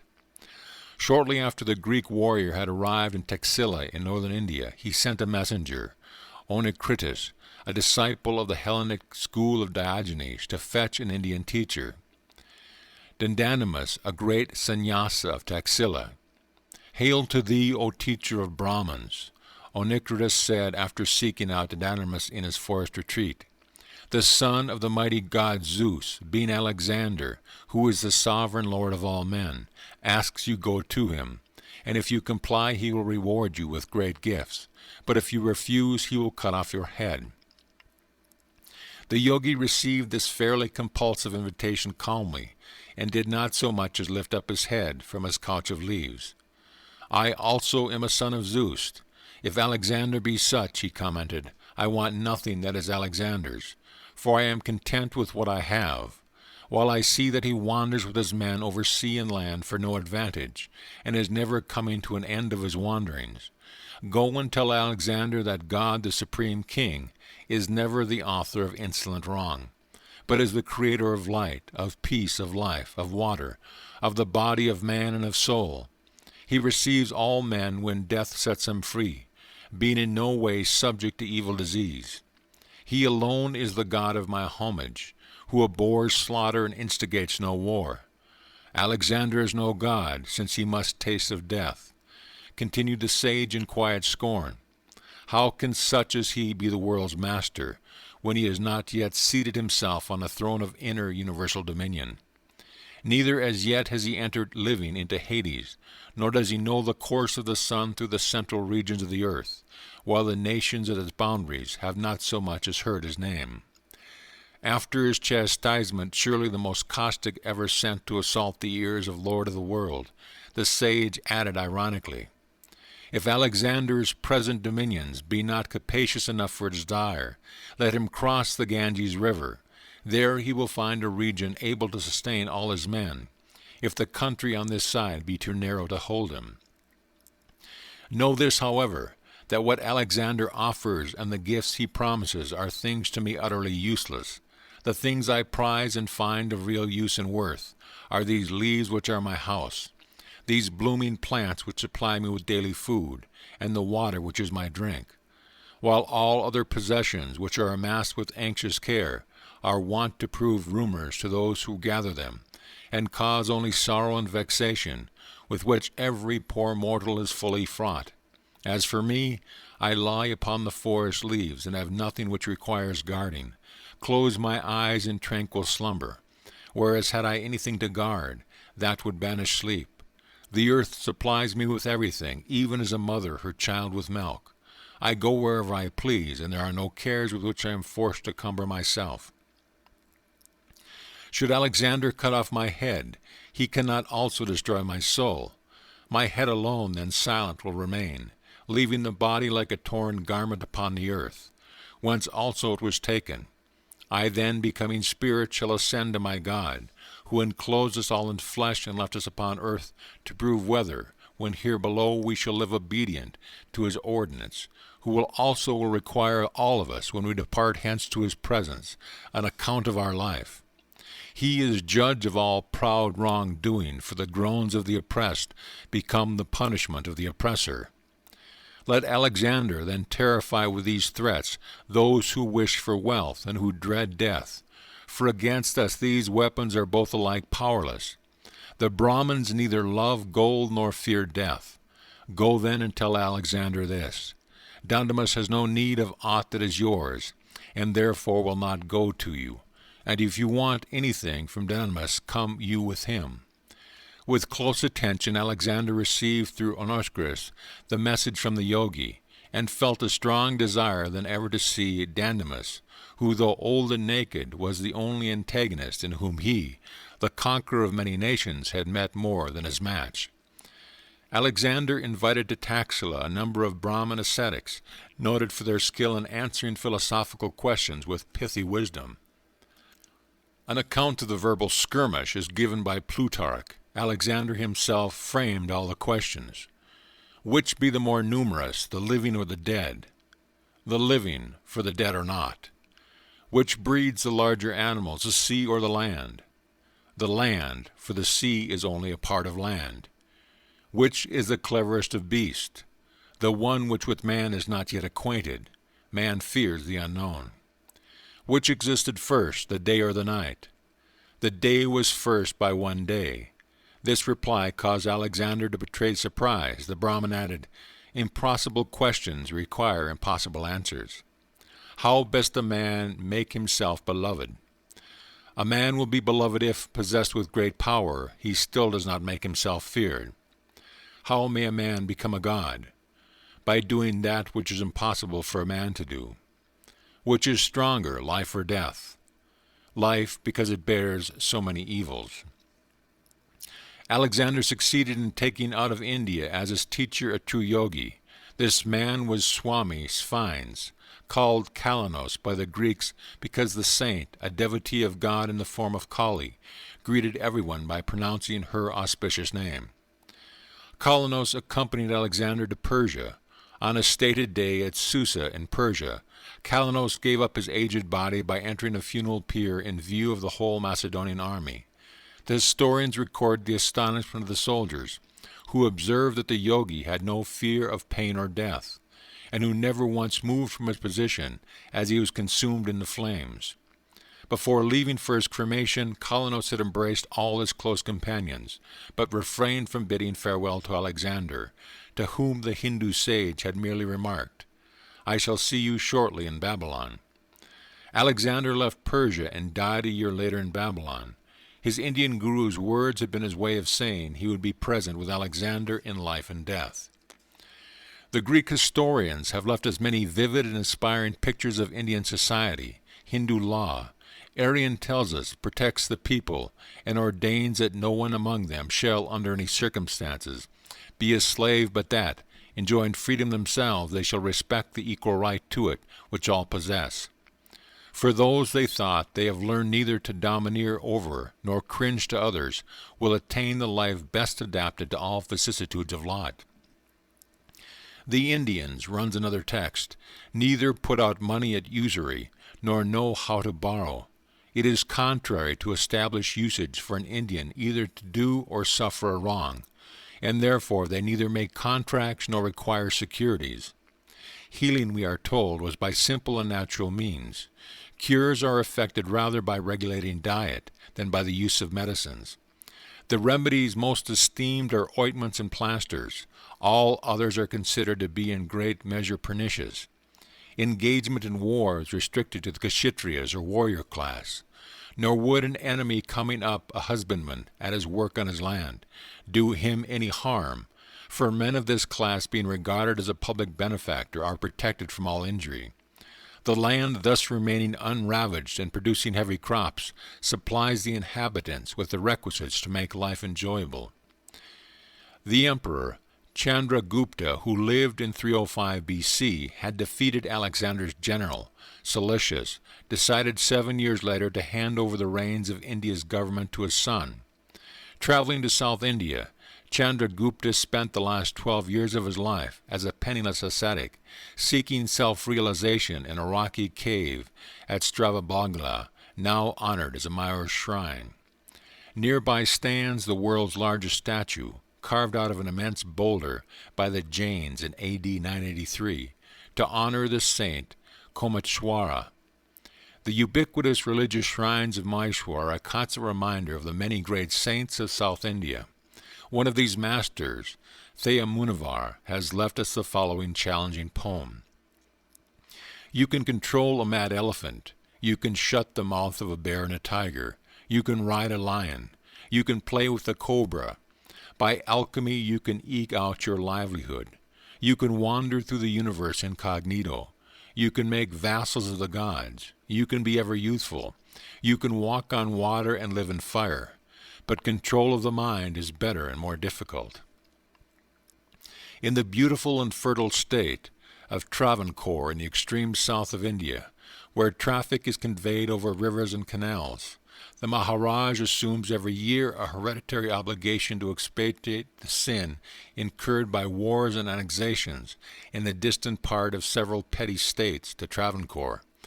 For 56 days annually, the Maharaj visits the temple thrice daily to hear Vedic hymns and recitations. An expiation ceremony ends with a Lakshmin, or illumination of the temple by 100,000 lights. The great Hindu lawgiver, Manu, has outlined the duties of a king. He should shower amenities like Indra, collect taxes gently and imperceptibly as the sun obtains vapor from water, enter into the life of his subject as the wind goes everywhere, mete out even justice to all like Yama, god of death, bind transgressors in a noose like Varuna, Vedic deity of sky and wind, please all like the moon, burn up vicious enemies like the god of fire, and support all like the earth goddess. In a war a king should not fight with poisonous or fiery weapons, nor kill weak or unready or weaponless foes or men, who are in fear or who pray for protection, or who run away. War should be resorted to only at the last resort. Results are always doubtful in war. Madras Presidency on the southeastern coast of India contains the flat, spacious, sea-girt city of Madras, and Kanjivaram, the Golden City, capital site of the Pallava dynasty, whose kings ruled during the early centuries of the Christian era. In modern Madras Presidency, the non-violent ideals of Mahatma Gandhi have made great headway. The white distinguishing Gandhi caps are seen everywhere. In the South generally, the Mahatma has effected many important temple reforms for untouchables, as well as caste system reforms. The origin of the caste system, formulated by the great legislator Manu, was admirable. He saw clearly that men are distinguished by natural evolution in 4 great classes: those capable of offering service to society through their bodily labor, Sudras, those who serve through mentality, skill, agricultural trade, commerce, business life in general, Vaishis, those whose talents are administrative, executive, and protective rulers of warriors, Kshatriyas, those of a contemplative nature, spiritually inspired and inspiring, Brahmins. Neither birth nor sacraments, nor study nor ancestry can decide whether a person is twice born, i.e. a Brahmin. The Mahabharata declares, character and conduct only can decide. Manu instructed society to show respect to its members insofar as they possessed wisdom, virtue, age, kinship, or lastly wealth. Riches in Vedic India are always despised if they were hoarded or unavailable for charitable purposes. Ungenerous men of great wealth were assigned a low rank in society. Serious evil arose when the caste system became hardened through the centuries in a hereditary halter. Social reformers like Gandhi and the members of various numerous societies in India are making slow but sure progress in restoring the ancient values of caste, based solely on natural qualifications and not on birth. Every nation on earth has its own distinctive misery-producing karma to deal with and remove. India, too, with her versatile and invulnerable spirit, shall prove herself equal to the task of caste reformation. So entrancing is southern India that Mr. Wright and I yearn to prolong our ideal. But time, in its immemorial rudeness, dealt us no courteous extension. I was scheduled soon to address the concluding session of the Indian Philosophical Congress at Calcutta University. At the end of the visit to Mysore, I enjoyed a talk with Sir C. V. Raman, president of the Indian Academy of Science. This brilliant Hindu physicist was awarded the Nobel Prize in 1930 for his important discovery in the diffusion of light, the Raman effect, now known to every schoolboy. Waving a reluctant farewell to a crowd of Madras students and friends, Mr. Wright and I set out for the north. On the way we stopped before a little shrine sacred to the memory of Sadavisa Brahman, in whose 8th century life story miracles cluster quickly. A large Sadasiva shrine at Nur, erected by the Raja of Pudukkottai, is a pilgrimage spot which has witnessed numerous divine blessings. Many quaint stories of Sadavisa, a lovable and fully illuminated master, are still current among the South Indian villages. Immersed one day in samadhi on the bank of the Kaveri River, Sadavisa was seen to be carried away by a sudden flood. Weeks later he was found buried deep beneath a mound of earth. As the villagers' shovels struck his body, the saint rose and walked briskly away. Sadasiva never spoke a word or wore a cloth. One morning the new Yogi unceremoniously entered the tent of a Mohammedan chieftain. His ladies screamed in alarm. The warrior dealt a savage sword thrust at Sadavisa, whose arm was severed. The master departed, unconcernedly. Overcome by remorse, the Mohammedan picked up the arm from the floor and followed Sadavisa. The yogi quietly inserted his arm into the bleeding stump. When the warrior humbly asked for some spiritual instruction, Sadavisa wrote with his finger on the sands, "Do not do what you want, and then you may do what you like." The Mohammedan was uplifted to an exalted state of mind and understood the saint's paradoxical advice to be a guide to soul freedom through mastery of the ego. The village children once expressed a desire, in Sadasiva's presence, to see the Madura religious festival 150 miles away. The yogi indicated to the little ones that they should touch his body. Lo, instantly the whole group was transported to Madura. The children wandered happily among the thousands of pilgrims. In a few hours the yogi brought his small charges home by his simple mode of transportation. The astonished parents heard the vivid tales of the procession of images, and noted that several children were carrying bags of Madura sweets. An incredulous youth derided the saint in the story. The following morning he approached Sadasiva. "Master," he said scornfully, "why don't you take me to the festival, even as you did yesterday for the other children?" Sadasiva complied. The boy immediately found himself among the distant city throng. But alas, where was the saint when the youth wanted to leave? The weary boy reached his home by the ancient and prosaic method of foot locomotion. End of chapter. Chapter 42. Last Days with My Guru. Guruji, I am glad to find you alone this morning. I had just arrived at the Serampore Hermitage, carrying a fragrant burden of fruit and roses. Sri Yukteswar glanced at me meekly. What is your question? Master looked about the room as though he were seeking escape. Guruji, I came to you as a high school youth. Now I am a grown man, even with a gray hair or two. Though you have showered me with silent affection from the first hour to this, do you realize that once only, on the day of my meeting, have you ever said, I love you? I looked at him pleadingly. Master lowered his gaze. Yogananda, must I bring out in the cold realms of speech the warm sentiments best guarded by the wordless heart? Guruji, I know you love me, but my mortal ears ache to hear you say so. Be it as you wish. During my married life I often yearned for a son, to train in the yogic path. But when you came into my life I was content. In you I found my son. Two clear teardrops stood in Sri Yukteswar's eyes. Yogananda, I love you always. Your answer is my passport to heaven.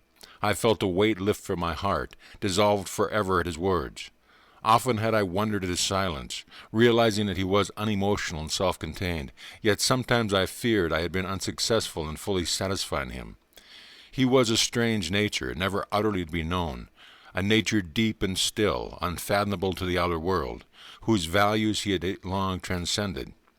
A few days later, when I spoke before a huge audience at Alberta Hall in Calcutta, Sri Yukteswar consented to sit beside me on the platform, with the Maharaj of Santouche and the Mayor of Calcutta. Though Master made no remark to me, I glanced at him from time to time during my address, and I thought I detected a pleased twinkle in his eyes. Then came a talk before the alumni of Serampore College. As I gazed upon my old classmates, and as they gazed on their own mad monk, tears of joy showered unashamedly. My silver-tongued professor of philosophy, Dr. Ghoshal, came forward to greet me, all our past misunderstanding dissolved by the alchemist's time. A winter solstice festival was celebrated at the end of December in the Serampore Hermitage. As always, Sri Yukteswar's disciples gathered from far and near. Devotional sankirtans, solos in the nectar-sweet voice of Christo Da, a feast served by young disciples, Master's profoundly moving discourse under the stars in the thronged courtyard of the ashram memories, joyous festivals of years long past. Tonight, however, there was to be a new feature. Yogananda, please address the assemblage in English. Master's eyes were twinkling as he made his doubly unusual request. Was he thinking of the shipboard predicament that had preceded my first lecture in English? I told the story to my audience of brother disciples, ending with a fervent tribute to our Guru. His omnipresent guidance was with me, not alone on the ocean steamer, I concluded, but daily throughout my 15 years in the vast and hospitable land of America. After the guests had departed, Sri Yukteswar called me to the same bedroom, where once only, after the festival of my early years, I had been permitted to sleep on his wooden bed. Tonight my Guru was sitting there quietly, a semicircle of disciples at his feet. He smiled as I quickly entered the room. Yogananda, are you now leaving for Calcutta? Please return here tomorrow. I have certain things to tell you. The next afternoon, with a few simple words of blessing, Sri Yukteswar bestowed on me the further monastic title of Paramahansa. It now formally supersedes your former title of Swami, he said, as I knelt before him. With a silent chuckle, I thought of the struggle with my American students would undergo over the pronunciation of Paramahansa. My task on earth is now finished. You must carry on. Master spoke quietly, his eyes calm and quiet. My heart was palpitating in fear. Please someone to take charge at your ashram in Puri, Sri Yukteswar went on. I leave everything in your hands. You will be able to successfully sail the boat of your life, and that of the organization to the divine shores. In tears I was embracing his feet. He rose and blessed me endearingly. The following day I summoned from Ranchi a disciple, Swami Sabananda, and sent him to Puri to assume the hermitage duties. Later my Guru discussed with me the legal details of settling his estate. He was anxious to prevent the possibilities of litigation by relatives after his death for the possession of his 2 hermitages and other properties, which he wished to be deeded over solely for charitable purposes. Arrangements were recently made for Master to visit Kidapur, but he failed to go. Amulya Babu, a brother disciple, made this remark to me one afternoon. I felt a cold wave of premonition. To my pressing inquiries, Sri Yukteswar only replied, I shall go to Kidapur no more. For a moment Master trembled like a frightened child. Attachment to bodily residence, springing up of its own nature, arising from immemorial roots past experience of death. Patanjali wrote, is present in slight degrees even in great saints. In some of his discourses on death, many guru have been wont to add, just as a long-caged bird hesitates to leave its accustomed home when the door is open. Guruji, I entreated with a sob, don't say that. Never utter these words to me. Sri Yukteswar's face relaxed in a peaceful smile. Though nearly his 81st birthday, he looked well and strong. Basking day by day in the sunshine of my Guru's love, unspoken but keenly felt, I banished from my conscious mind the various hints he had given of his approaching passing. Sir, the Kumbh Mela is convening this month in Allahabad. I showed Master the Mela dates in the Bengali almanac. Do you really want to go? Not sensing Sri Yukteswar's reluctance to have me leave him, I went on. Once you beheld the blessed sight of Babaji at an Allahabad Kumbh, perhaps this time I shall be fortunate enough to see him. I do not think you will meet him there. My Guru then fell into silence, not wishing to obstruct my plans. When I set out for Allahabad the following day with a small group, Master blessed me quietly in his usual manner.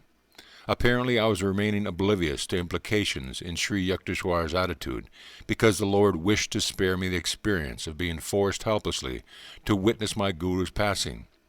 It has always happened in my life that the death of those dearly beloved by me, God has compassionately arranged that I be distant from the scene. Our party reached the Kumbh Mela on January 23, 1936. The surging crowd of nearly 2 million persons was an impressive sight, even an overwhelming one. The peculiar genius of the Indian people is the reverence innate in even the lowliest peasants for the worth of the spirit, and for the monks and sadhus who have forsaken worldly ties to seek a diviner anchorage. Impostors and hypocrites there are indeed, but India respects all for the sake of a few who illuminate the whole land with supernal blessings. Westerners who were viewing the vast spectacle had a unique opportunity to feel the pulse of the land, the spiritual ardor to which India owes her quenchless vitality before the blows of time. The first day was spent by our group in sheer staring. Here were countless bathers dipping in the holy river for remission of sins. There we saw solemn rituals of worship. Yonder were devotional offerings being strewn at the dusty feet of saints. A turn of our heads and a line of elephants, Carpathian horses and slow-paced Rajputan camels filled by, or a quaint religious parade of naked sadhus, waving scepters of gold and silver, or flags and streamers of silk and velvet. Anchorites wearing only loincloth sat quietly in little groups, their bodies besmirched with the ashes that protect them from the heat and cold.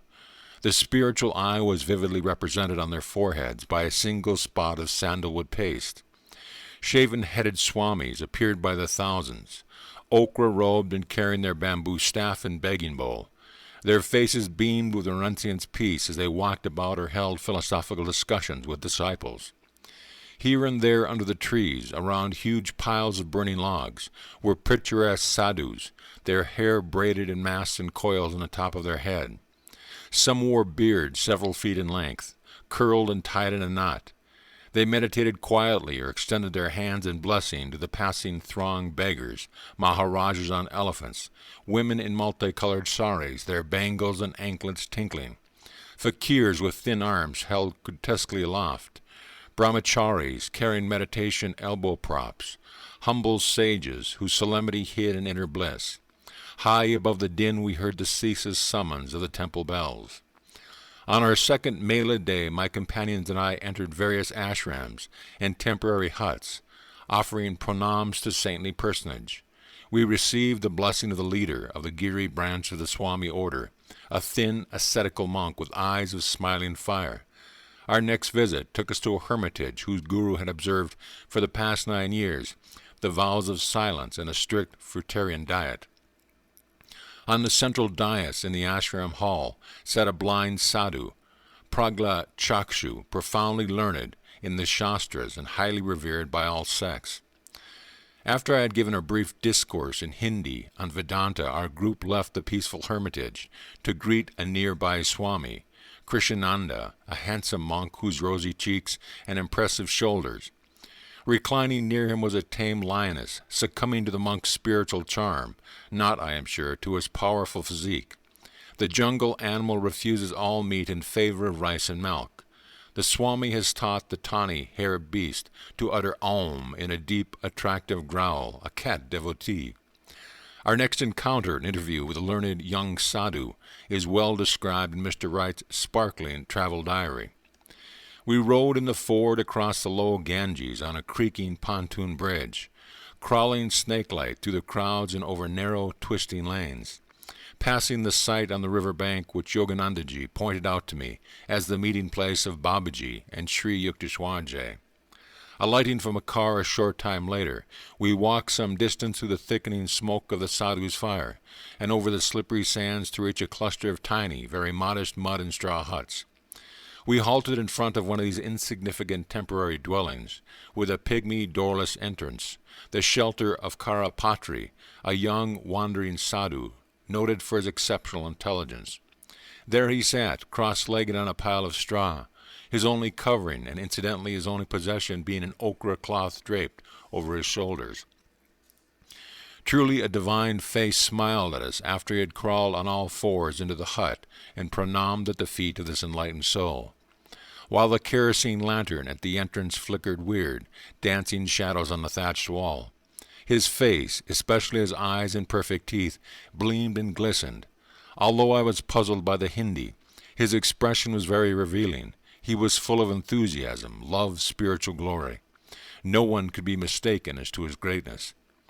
Imagine the happy life of one unattached to the material world, free of the clothing problem, free of food craving, never begging, never touching cooked food except on alternate days, never carrying a begging bowl, free from all money entanglement, never handling money, never storing things away, always trusting in God, free of transportation worries, never riding in vehicles, but always walking on the banks of the sacred rivers, never remaining in one place longer than a week in order to avoid any growth of attachment. Such a modest soul, unusually learned in the Vedas and possessing an M.A. degree and the title of Shastri, Master of Scriptures from Benares University. A sublime feeling pervaded me as I sat at his feet. It all seemed to be an answer to my desire to see the real, the ancient India, for he is a true representative of this land of spiritual giants. I questioned Karapatri about his wandering life. Don't you have any extra clothes for winter? No, this is enough. Do you carry any books? No, I teach from memory those people who wish to hear me. What else do you do? I roam by the Ganges. At these quiet words I was overpowered by a yearning for the simplicity of his life. I remembered America and all the responsibilities that lay on my shoulders. No, Yogananda, I thought, sadly for a moment, in this life roaming by the Ganges is not for you. After the sadhu had told me a few of his spiritual realizations, I shot an abrupt question. Are you giving these descriptions from spiritual lore or from inward experience? Half from book learning, he answered with a straightforward smile, and half from experience. We sat happily a while in meditative silence.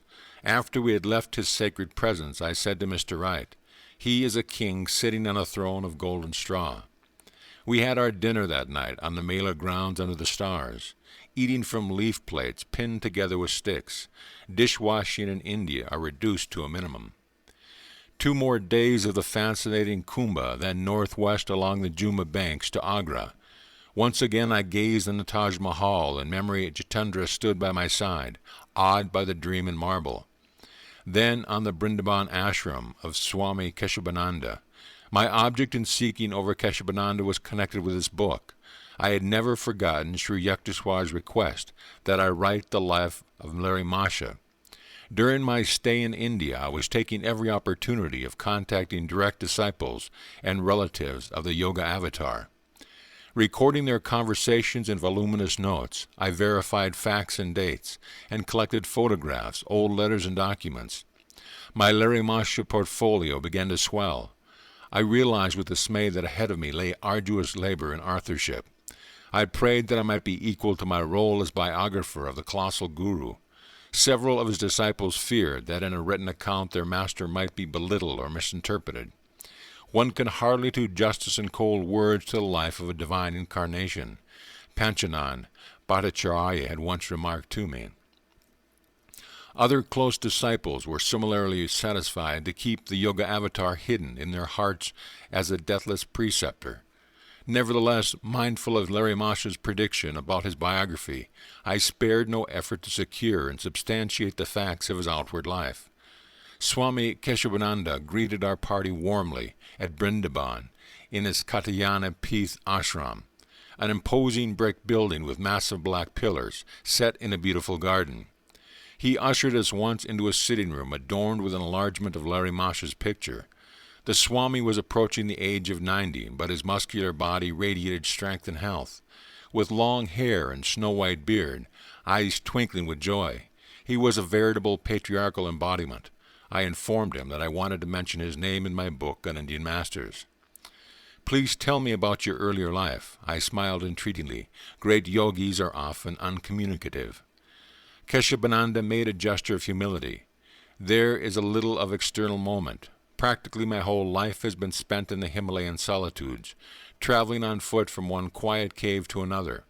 For a while I maintained a small ashram outside Hardwar, surrounded on all sides by groves of tall trees. It was a peaceful spot little visited by travelers, owing to the ubiquitous presence of cobras." Keshavananda chuckled. "Later, a Ganges flood washed away the hermitage and cobras alike. My disciples then helped me to build this Brindaban ashram." One of our party asked the Swami how he had protected himself against the Himalayan tigers. Keshavananda shook his head. "In those high spiritual altitudes," he said, "wild beasts seldom molest the yogis. Once in the jungle I encountered a tiger face to face. At my sudden ejaculation the animal was transfixed, as though turned to stone." Again the Swami chuckled at his memories. "Occasionally I left my seclusion to visit my guru in Benares. He used to joke with me over my ceaseless travel in the Himalayan wilderness. 'You have the mark of wanderlust on your foot,' he told me once. 'I am glad that the sacred Himalayas are extensive enough for you to engross.'" Many times, Keshavananda went on, both before and after his passing, Larimasha has appeared bodily before me. For him no Himalayan height is inaccessible. 2 hours later he led us to a dining patio. I sighed in silent dismay. Another 15-course meal. Less than a year of Indian hospitality, and I had gained 50 pounds. Yet it would have been considered the height of rudeness to refuse any of the dishes carefully prepared for the endless banquets in my honor. In India, nowhere else, alas, a well-padded Swami is considered a delightful sight. After dinner, Keshavananda led me to a secluded nook. "Your arrival is not unexpected," he said. "I have a message for you." I was surprised. No one had known of my plan to visit Keshavananda. While roaming last year in the northern Himalayas near Brajayaran, the Swami continued, I lost my way. Shelter appeared in a spacious cave which was empty, though the embers of a fire glowed in the hole in the rocky floor. Wondering about the occupant of this lonely retreat, I sat near the fire, my gaze fixed on the sunlit entrance to the cave. "Keshavananda, I am glad you are here." These words came from behind me. I turned startled and was dazzled to behold Babaji. The great Guru had materialized himself in the recess of the cave. Overjoyed to see him again after many years, I prostrated myself at his holy feet. "I called you here," Babaji went on. "That is why you lost your way and were led to my temporary abode in this cave. It is a long time since our last meeting. I am pleased to greet you once more." The desolate master blessed me with some words of spiritual help, then added, "I give you a message for Yogananda. He will pay you a visit on this return to India. Many matters connected with his guru and with the surviving disciples of Lari will keep Yogananda fully occupied. Tell him then that I won't see him this time, as he is eagerly hoping, but I shall see him on some other occasion." I was deeply touched to receive from Keshavananda's lips this consoling promise from Babaji. A certain hurt in my heart vanished. I grieved no longer that even as Sri Yukteswar had hinted, Babaji did not appear at the Kumbh Mela. Spending one night as guests of the ashram, our party set out the following afternoon for Calcutta. Riding over the bridge of the Jumna River, we enjoyed a magnificent view of the skyline of Vrindavan, just as the sun set fire to the sky, a veritable furnace of Vulcan in color, reflected below us in the still waters. The Jumna beach is hallowed by memories of the child Sri Krishna. Here he engaged with innocent sweetness in his leelas, with the gopis, exemplifying the supernal love which ever exists before a divine incarnation and his devotees. The life of Lord Krishna has been misunderstood by many Western commentators. Scriptural allegory is baffling to literal minds. A hilarious blunder by a translator will illustrate this point. The story concerns an inspired medieval saint, the cobbler Ravidas, who sang in the simple terms of his own trade of the spiritual glory hidden in all mankind. Under the vast vault of the blue lives the divinity clothed in hide. One turns aside to hide a smile on hearing the pedestrian's interpretation given to a Ravidas poem by a Western writer. He afterwards built a hut, set up in it an idol which he made from a hide, and applied himself to its worship. Ravidas was a brother disciple of the great Kabir. One of Ravidas' exalted chelas was the Rani of Chittor. She invited a large number of Brahmins to a feast in honor of her teacher, but they refused to eat with a lowly cobbler.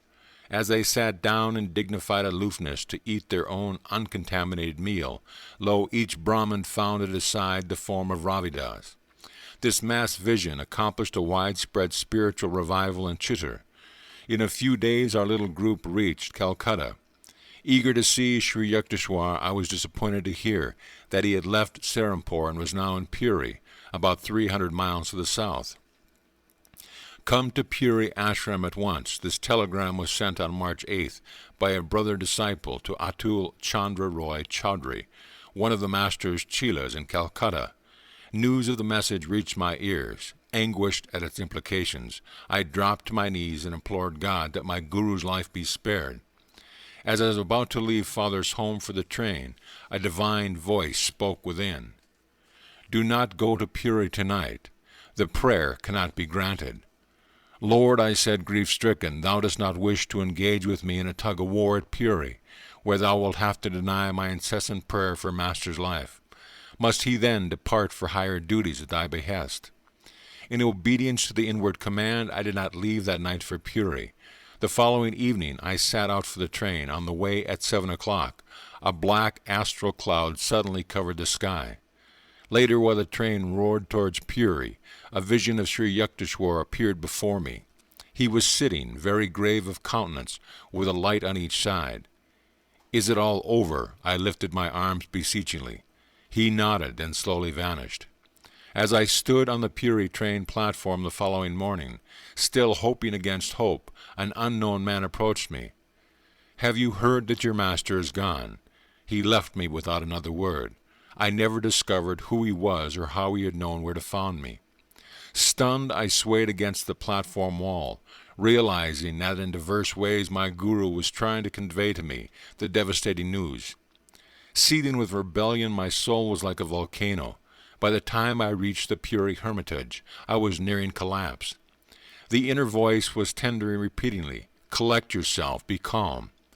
I entered the ashram room where Master's body, unimaginably lifelike, was sitting in a lotus posture, a picture of health and loveliness. A short time before his passing, my guru had been slightly ill with fever, but before the day of his ascension into the infinite, his body had become completely well.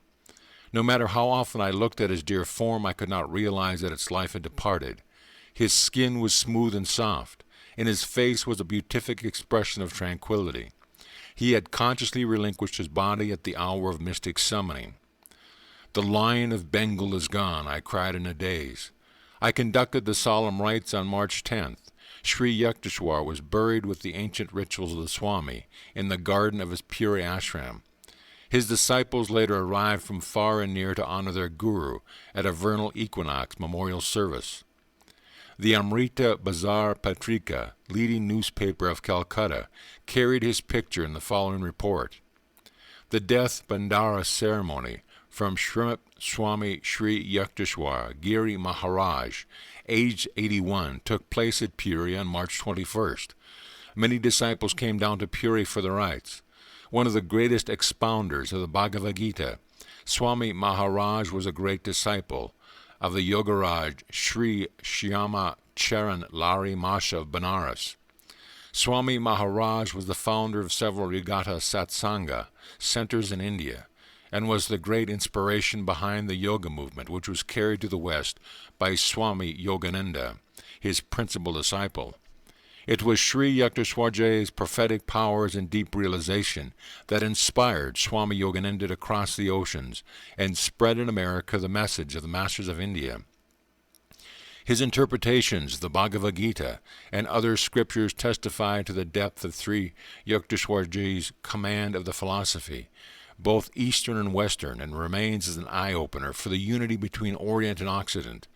As he believed in the unity of all religious faith, Sri Yukteswar Maharaj established Sadhu Sabhu, Society of Saints, with the cooperation of leaders of various sects and faith, for the inculcation of a scientific spirit in religion. At the time of his demise, he nominated Swami Yogananda, his successor, as the president of Sadhu Sabha. India is really poor today for the passing of such a great man. May all fortunate enough to have come near him inculcate in themselves the true spirit of India's culture and sadhana, which was personified in him. I returned to Calcutta, not trusting myself as yet to go to the Serampore Hermitage with its sacred memories. I summoned Prafulla, Sri Yukteswar's little disciple in Serampore, and made arrangements for him to enter the Ranchi school. The morning you left for the Allahabad Mela, Prafulla told me, Master dropped heavily in a Davenport.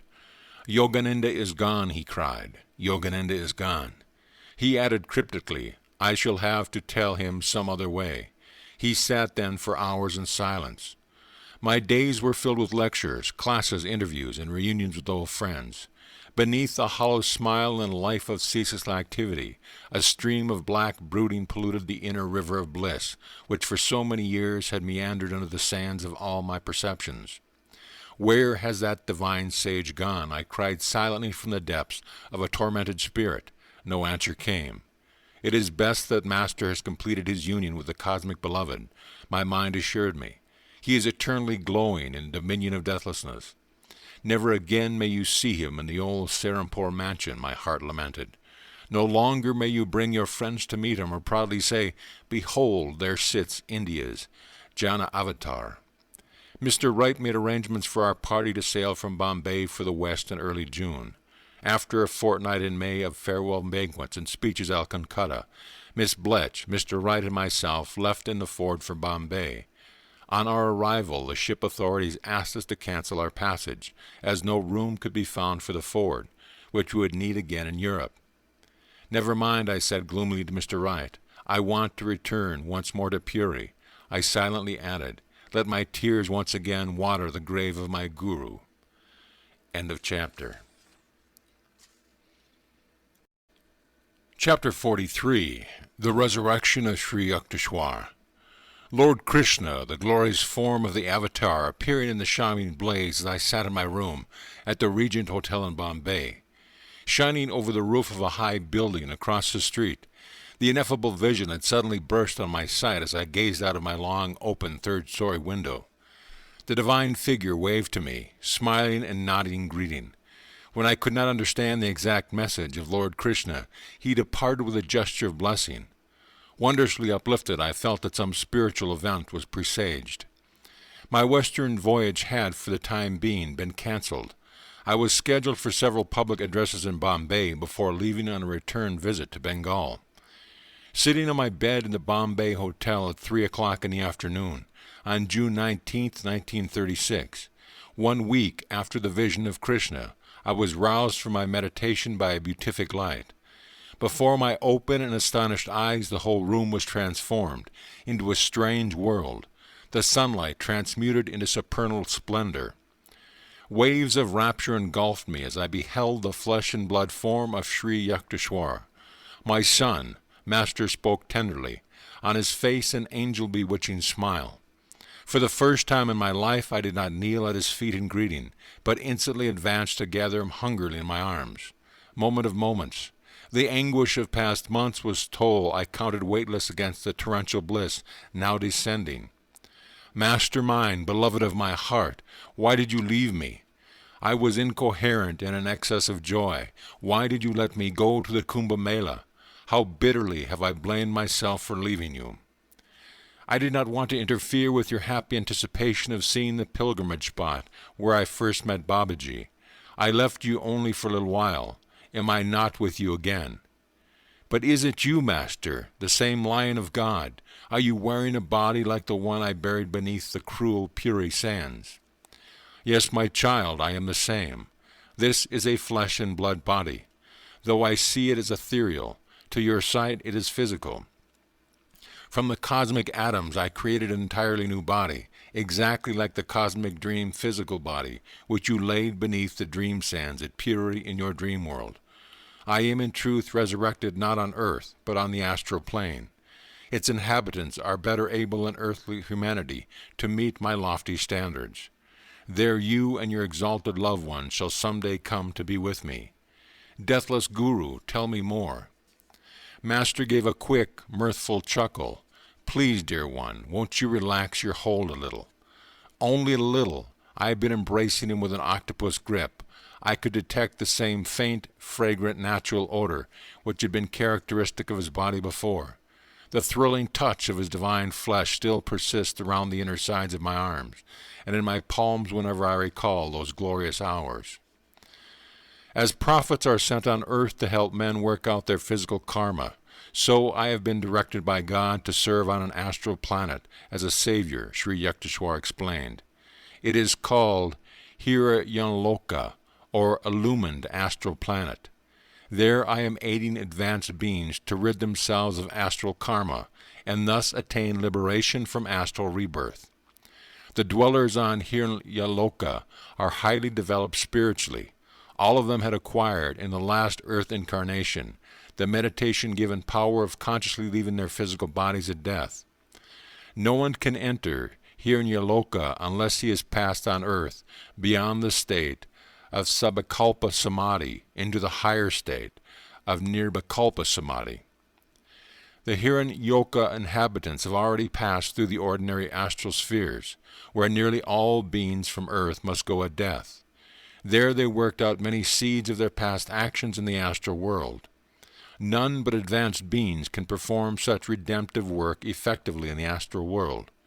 Then, in order to free their souls more fully from the cocoon of karmic traces lodged in their astral bodies, these higher beings were drawn by cosmic law to be reborn with new astral bodies on Hiranyaloka, the astral sun or heaven, where I have been resurrected to help them.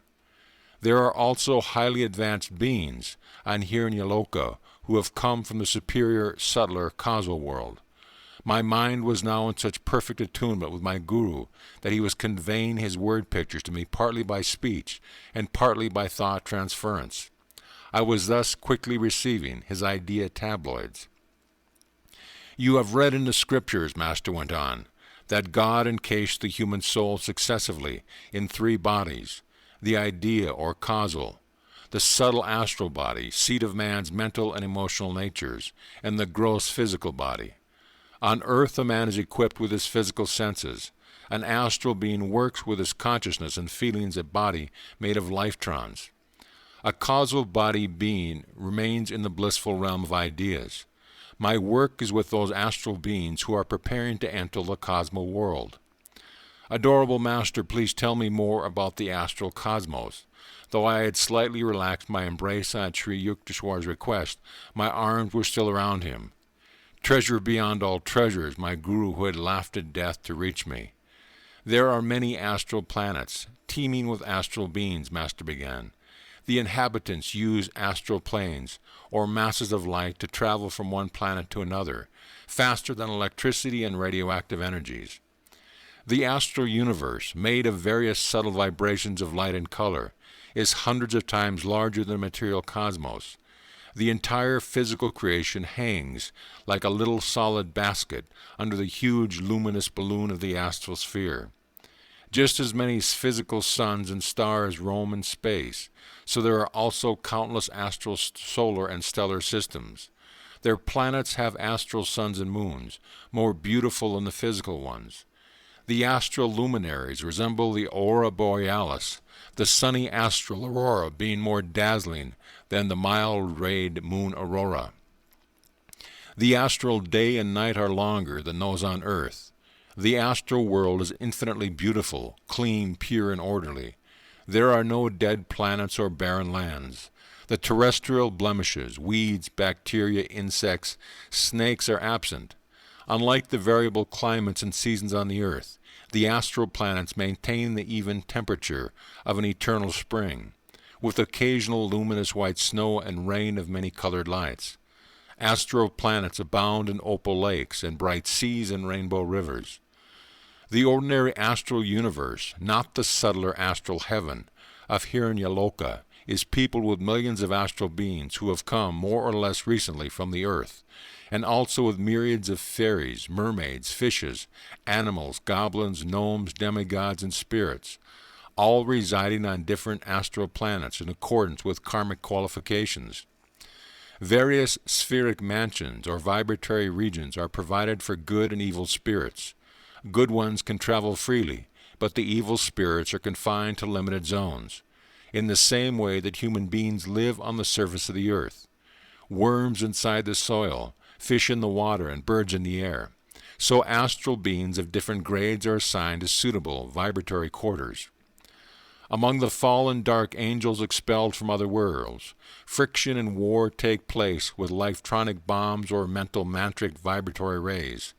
These beings dwell in the gloom-drenched regions of a lower astral cosmos, working out their evil karma.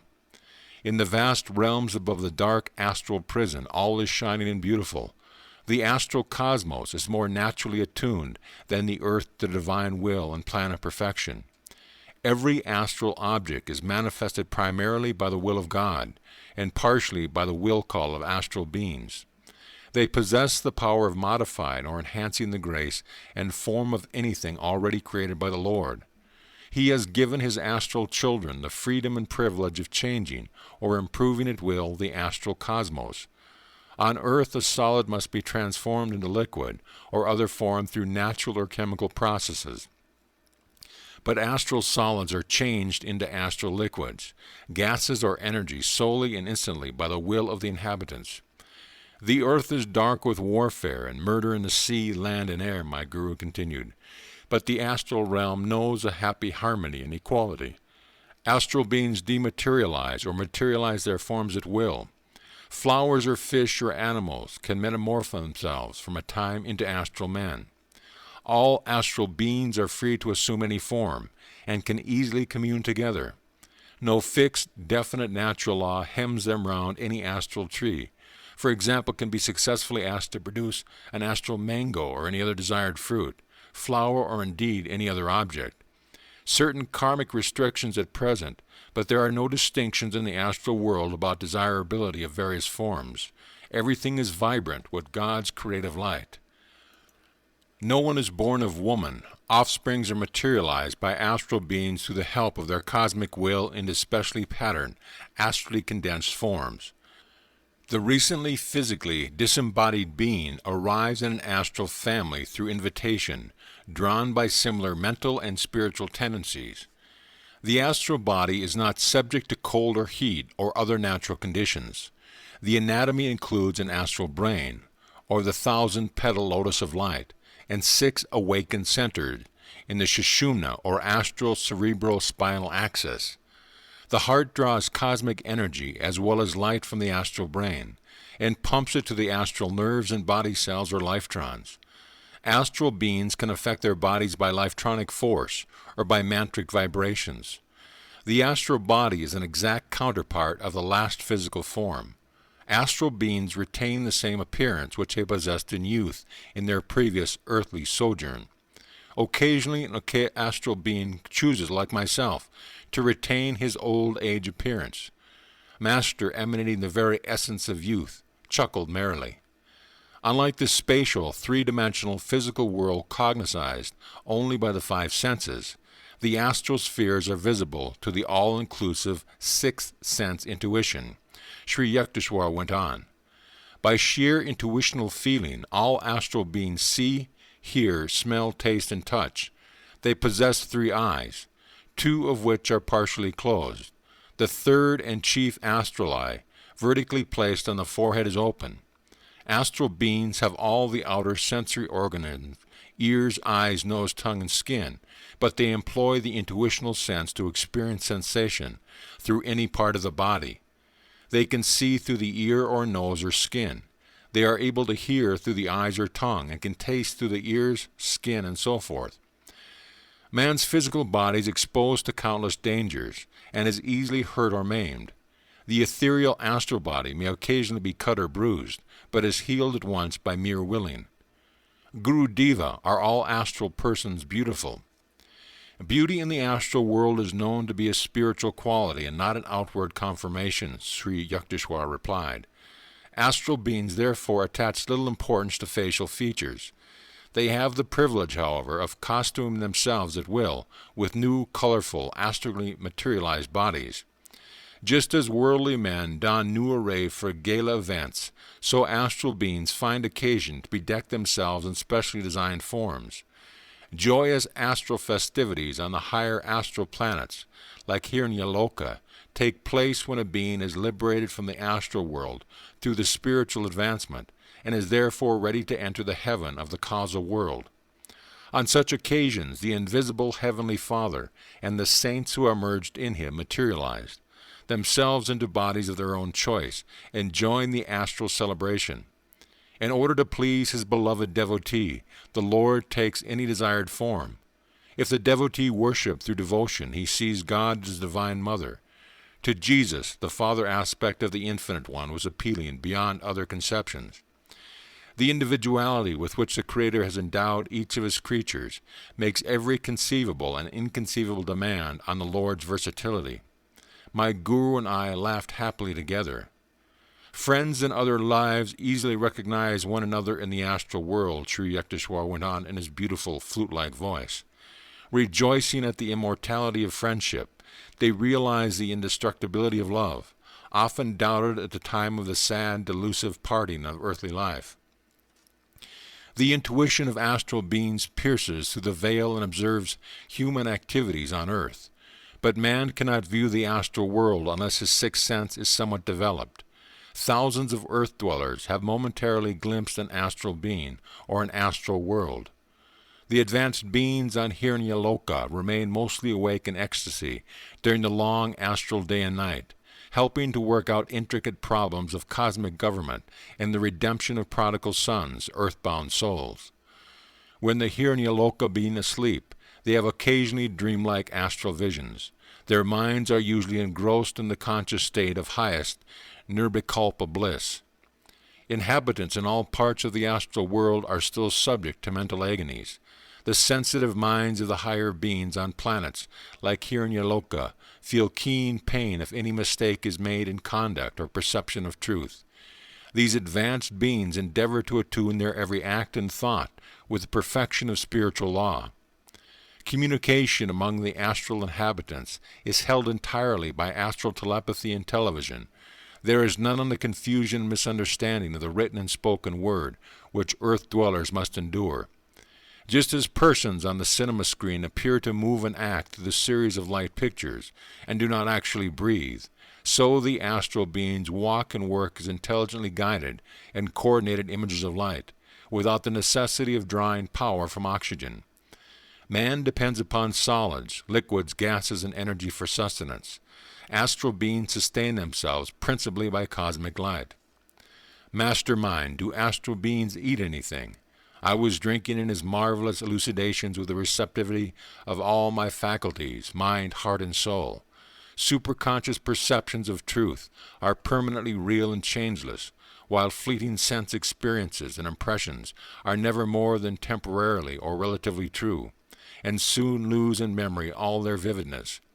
My Guru's words were so penetrating and imprinted on the parchment of my being that at any time, by transferring my mind to the superconscious state, I can clearly relive the divine experience. Luminous, ray-like vegetables abound in the astral soils, he answered. The astral beings consume vegetables and drink a nectar flowing from glorious fountains of light and from astral brooks and rivers.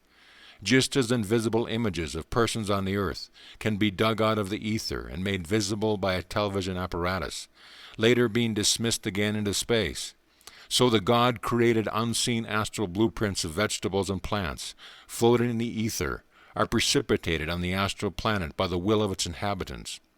In the same way, from the wildest fancy of these beings, whole gardens of fragrant flowers are materialized, returning later to their etheric invisibility. Although dwellers on the heavenly planets, like here in Yaloka, are almost freed from any necessity of eating, still higher is the unconditioned existence of almost completely liberated souls in the causal world, who eat nothing save the manna of bliss.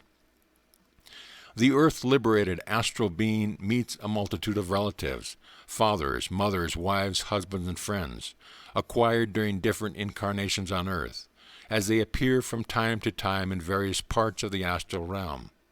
He is therefore at a loss to understand whom to love especially.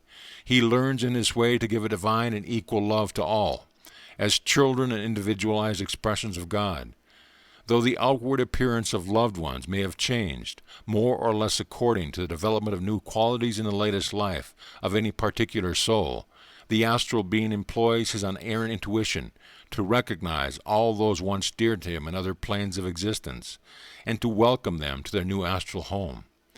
Because every atom in creation is inextinguishable, dowered with individuality, an astral friend will be recognized no matter what costume he may don, even as on the earth an actor's identity is discoverable by close observation despite any disguise. The span of life in the astral world is much longer than on earth. A normal advanced astral being's average life period is from 500 to 1,000 years, measured in accordance with earthly standards of time. As certain redwood trees outlive most trees by millenniums, or as some yogis live several hundred years, though most men die before the age of 60, so some astral beings live much longer than the usual span of astral existence. Visitors to the astral world dwell there for a longer or shorter period in accordance with the weight of their physical karma, which draws them back to earth within a specified time.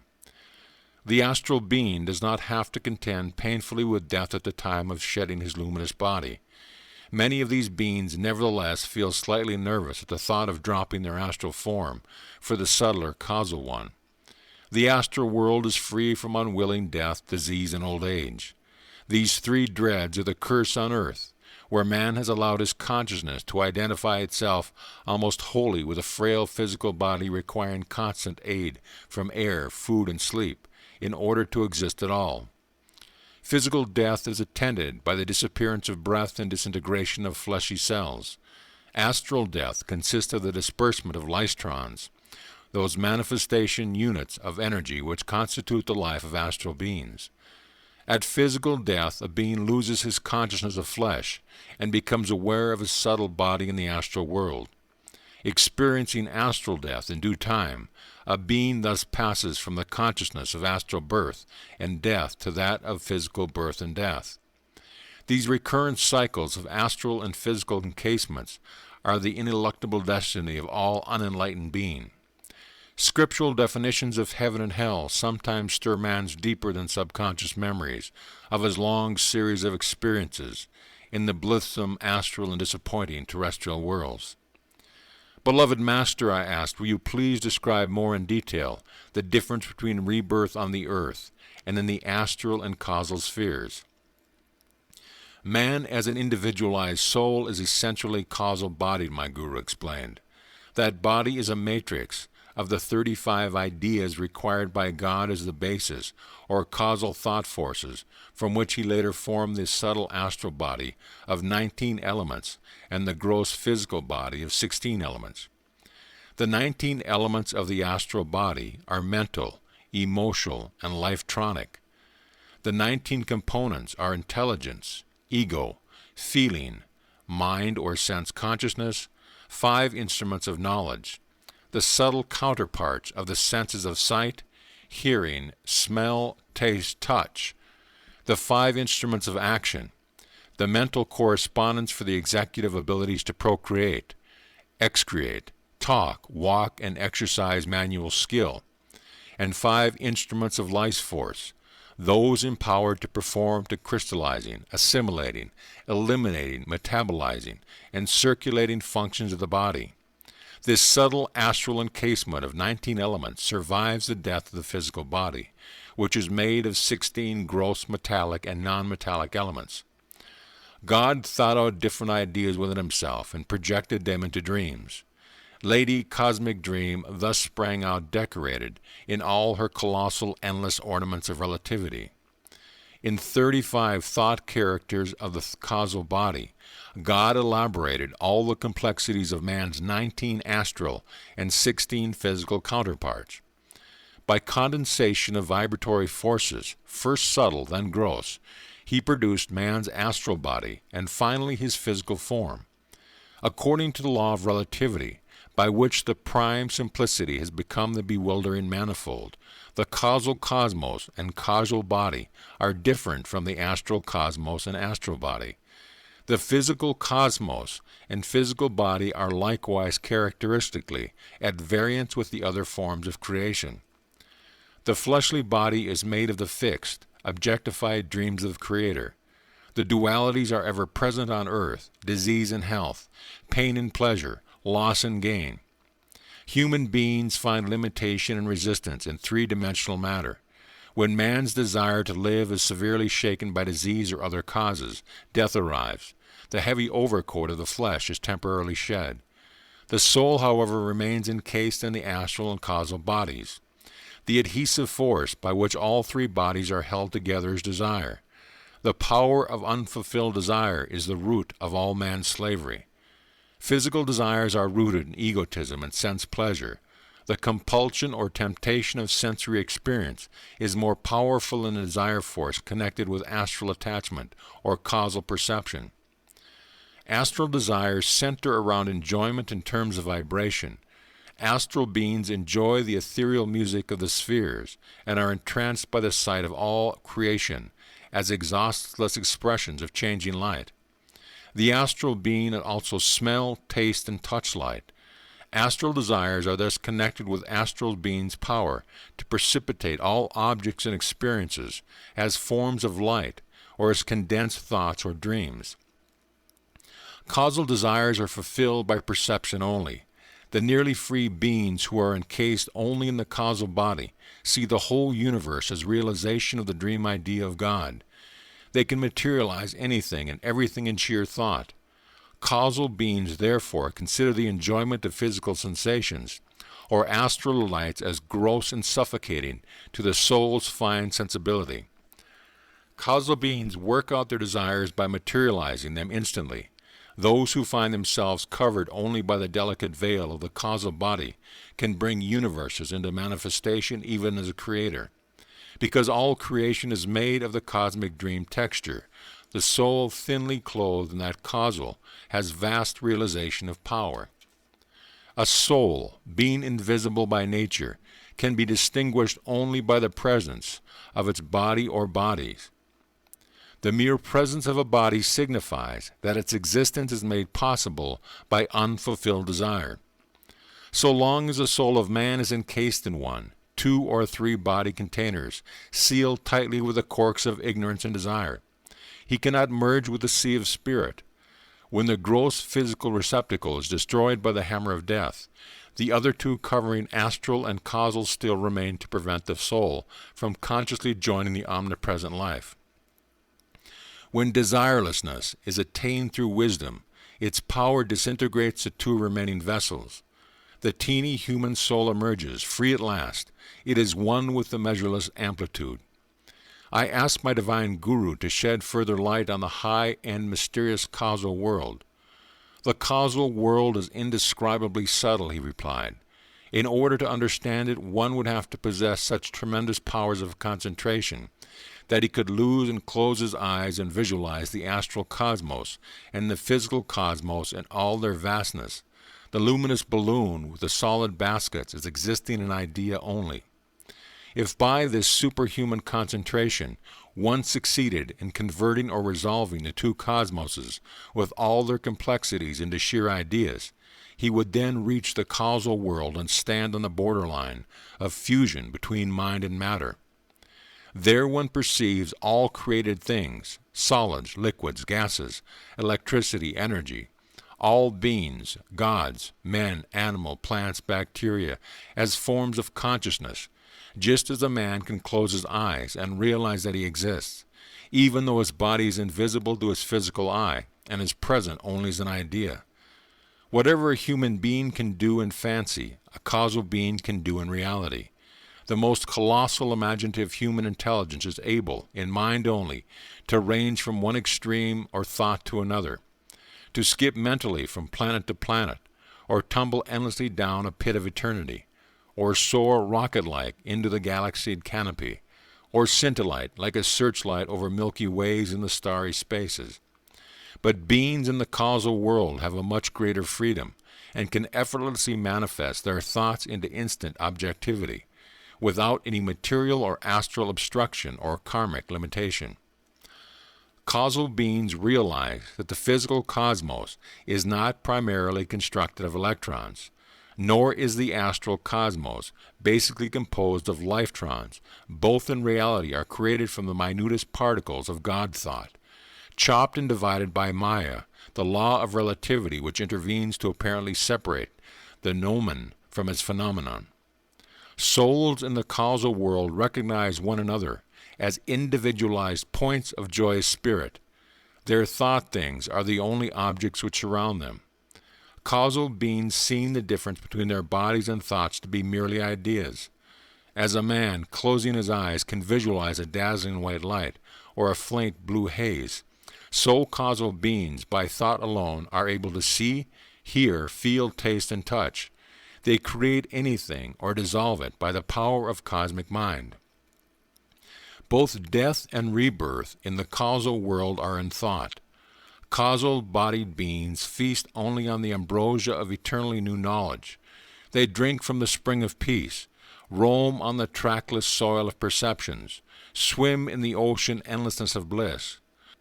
Lo, see their bright thought bodies zoom past trillions of spirit-created planets, fresh bubbles of universes, wisdom stars, spectral dreams of golden nebula, all over the sky-blue bosom of infinity. Many beings remain for thousands of years in the causal cosmos. By deeper ecstasies, the freed soul then withdraws itself from the little causal body and puts on the vastness of the causal cosmos. All the separate eddies of ideas, particularized waves of power, love, will, joy, peace, intuition, calmness, self-control, and concentration melt into the ever-joyous sea of bliss. No longer does the soul have to experience its joy as an individual's wave of consciousness, but is merged into one cosmic ocean, with all its waves eternal laughter, thrills, throbs. When a soul is out of the cocoon of the three bodies, it escapes forever from the law of relativity, and becomes the ineffable, ever-existent. Behold the butterfly of omnipresent, its wings etched with stars and moons and sun. The soul expanded into spirit remains alone in the region of lightless light, darkless dark, thoughtless thought, intoxicated with its ecstasy of joy in God's dream of cosmic creation. A free soul, I ejaculated in awe. When the soul finally gets out of the three jars of bodily delusions, Master continued, it becomes one with the infinite, without any loss of individuality. Christ had won this final freedom even before he was born as Jesus. In 3 stages of his past, symbolized in his earth life as the 3 days of experience of death and resurrection, he had attained the power to fully arise in spirit. The undeveloped man must undergo countless earthly and astral and causal incarnations in order to emerge from his 3 bodies. A master who achieves this final freedom may elect to return to earth as a prophet to bring other human beings back to God, or like myself, he may choose to reside in an astral cosmos. There a savior assumes some of the burden of the inhabitants' karma, and thus helps them to terminate their cycle of reincarnation in the astral cosmos, and go on permanently to the causal spheres. Or a freed soul may enter the causal world to aid its being, to shorten their span in the causal body, and thus attain the absolute freedom. Resurrected One, I want to know more about the karma which forces souls to return to the three worlds. I could listen forever, I thought, to my omniscient master. Never in his earth life had I been able at one time to assimilate so much of his wisdom. Now, for the first time, I was receiving a clear, definite insight into the enigmatic interspaces of checkerboard of life and death. The physical karma or desires of man must be completely worked out before his permanent stay in astral worlds become possible. My guru elucidated in his thrilling voice. Two kinds of beings live in the astral spheres: those who still have earthly karma to dispose of, and who must therefore re-inhabit a gross physical body in order to pay their karmic debts, could be classified, after physical death, as temporary visitors to the astral world rather than as a permanent resident. Beings with unredeemed earthly karma are not permitted after astral death to go to the high causal sphere of cosmic ideas, but must shuttle to and fro from the physical and astral worlds only, conscious successfully of their physical body of 16 gross elements, and of their astral body of 19 subtle elements. After each loss of his physical body, however, an undeveloped being from the earth remains for the most part in the deep stupor of a deep sleep, and is hardly conscious of the beautiful astral sphere. After the astral rest, such a man returns to the material plane for further lessons, gradually accustoming himself through repeated journeys to the worlds of the subtle astral texture. Normal or long-established residents of the astral universe, on the other hand, are those who, freed forever from all material longings, need return no more to the gross vibrations of earth. Such beings have only astral and causal karma to work out. At astral death, these beings pass to the infinitely finer and more delicate causal world, shedding the thought form of the causal body at the end of a certain span. Determined by cosmic law, these advanced beings then return to Hiranyaloka or a similar high astral planet, reborn in a new astral body to work out their unredeemed astral karma. My son, you may now comprehend more fully that I am resurrected by divine decree, Sri Yukteswar continued, as a savior of astrally reincarnating souls coming back from the causal sphere in particular, rather than of those astral beings who are coming up from the earth. Those from the earth, if they still retain vestiges of material karma, do not rise to the very high astral planets like Hiranyaloka. Just as most people on earth have not learned through meditation, acquired vision to appreciate the superior joys and advantages of astral life, and thus, after death, desire to return to the limited, imperfect pleasures of earth, so many astral beings, during the normal disintegration of their astral bodies, fail to picture the advanced state of spiritual joy in the causal world, and dwelling on thoughts of the more gross and gaudy astral happiness, yearn to revisit the astral paradise. Heavy astral karma must be redeemed by such beings before they can achieve any astral death, a permanent stay in the causal thought world, so thinly partitioned from the Creator. Only when a being has no further desire for experience in the pleasing to the eye astral cosmos, and cannot be tempted to go back there, does he remain in the causal world, completing there the works of redeeming all causal karma or seeds of past desire. The confined soul thrusts out the last of 3 corks of ignorance, and emerging from the final jar of the causal body, commingles with the eternal. Now do you understand? Master smiled so enchantedly. Yes, through your grace, I am speechless with joy and gratitude. Never from song or story have I ever received such inspiring knowledge. Though the Hindu scriptures refer to the causal and astral worlds, and to the man's 3 bodies, How remote and meaningless these pages compared with the warm authenticity of my resurrected Master.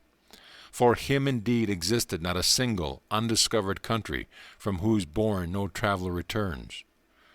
These interpenetration of man's three bodies is expressed in many ways through his threefold nature, my great Guru went on.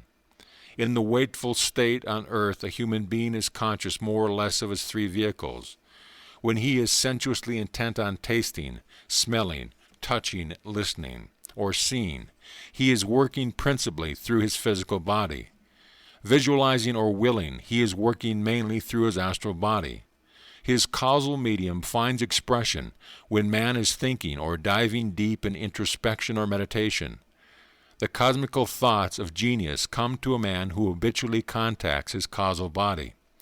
In this sense, an individual may be classified broadly as a material man, an energetic man, or an intellectual man.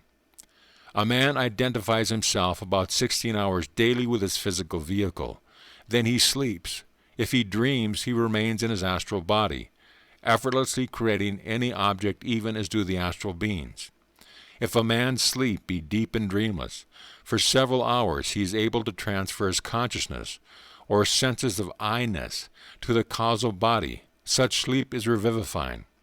A dreamer is contacting his astral and not his causal body. His sleep is not fully refreshing. I had been lovingly observing Sri Yukteswar while he gave his wondrous exposition. Angelic Guru, I said, your body looks exactly as it did when I last wept over it in the Puri ashram. Oh yes, my body is a perfect copy of the old one. I materialize or dematerialize this form any time at will, much more frequently than I did while on earth. By quick dematerialization, I now travel instantly by light express from planet to planet, or indeed from astral to causal, or to physical cosmos. My divine Guru smiled.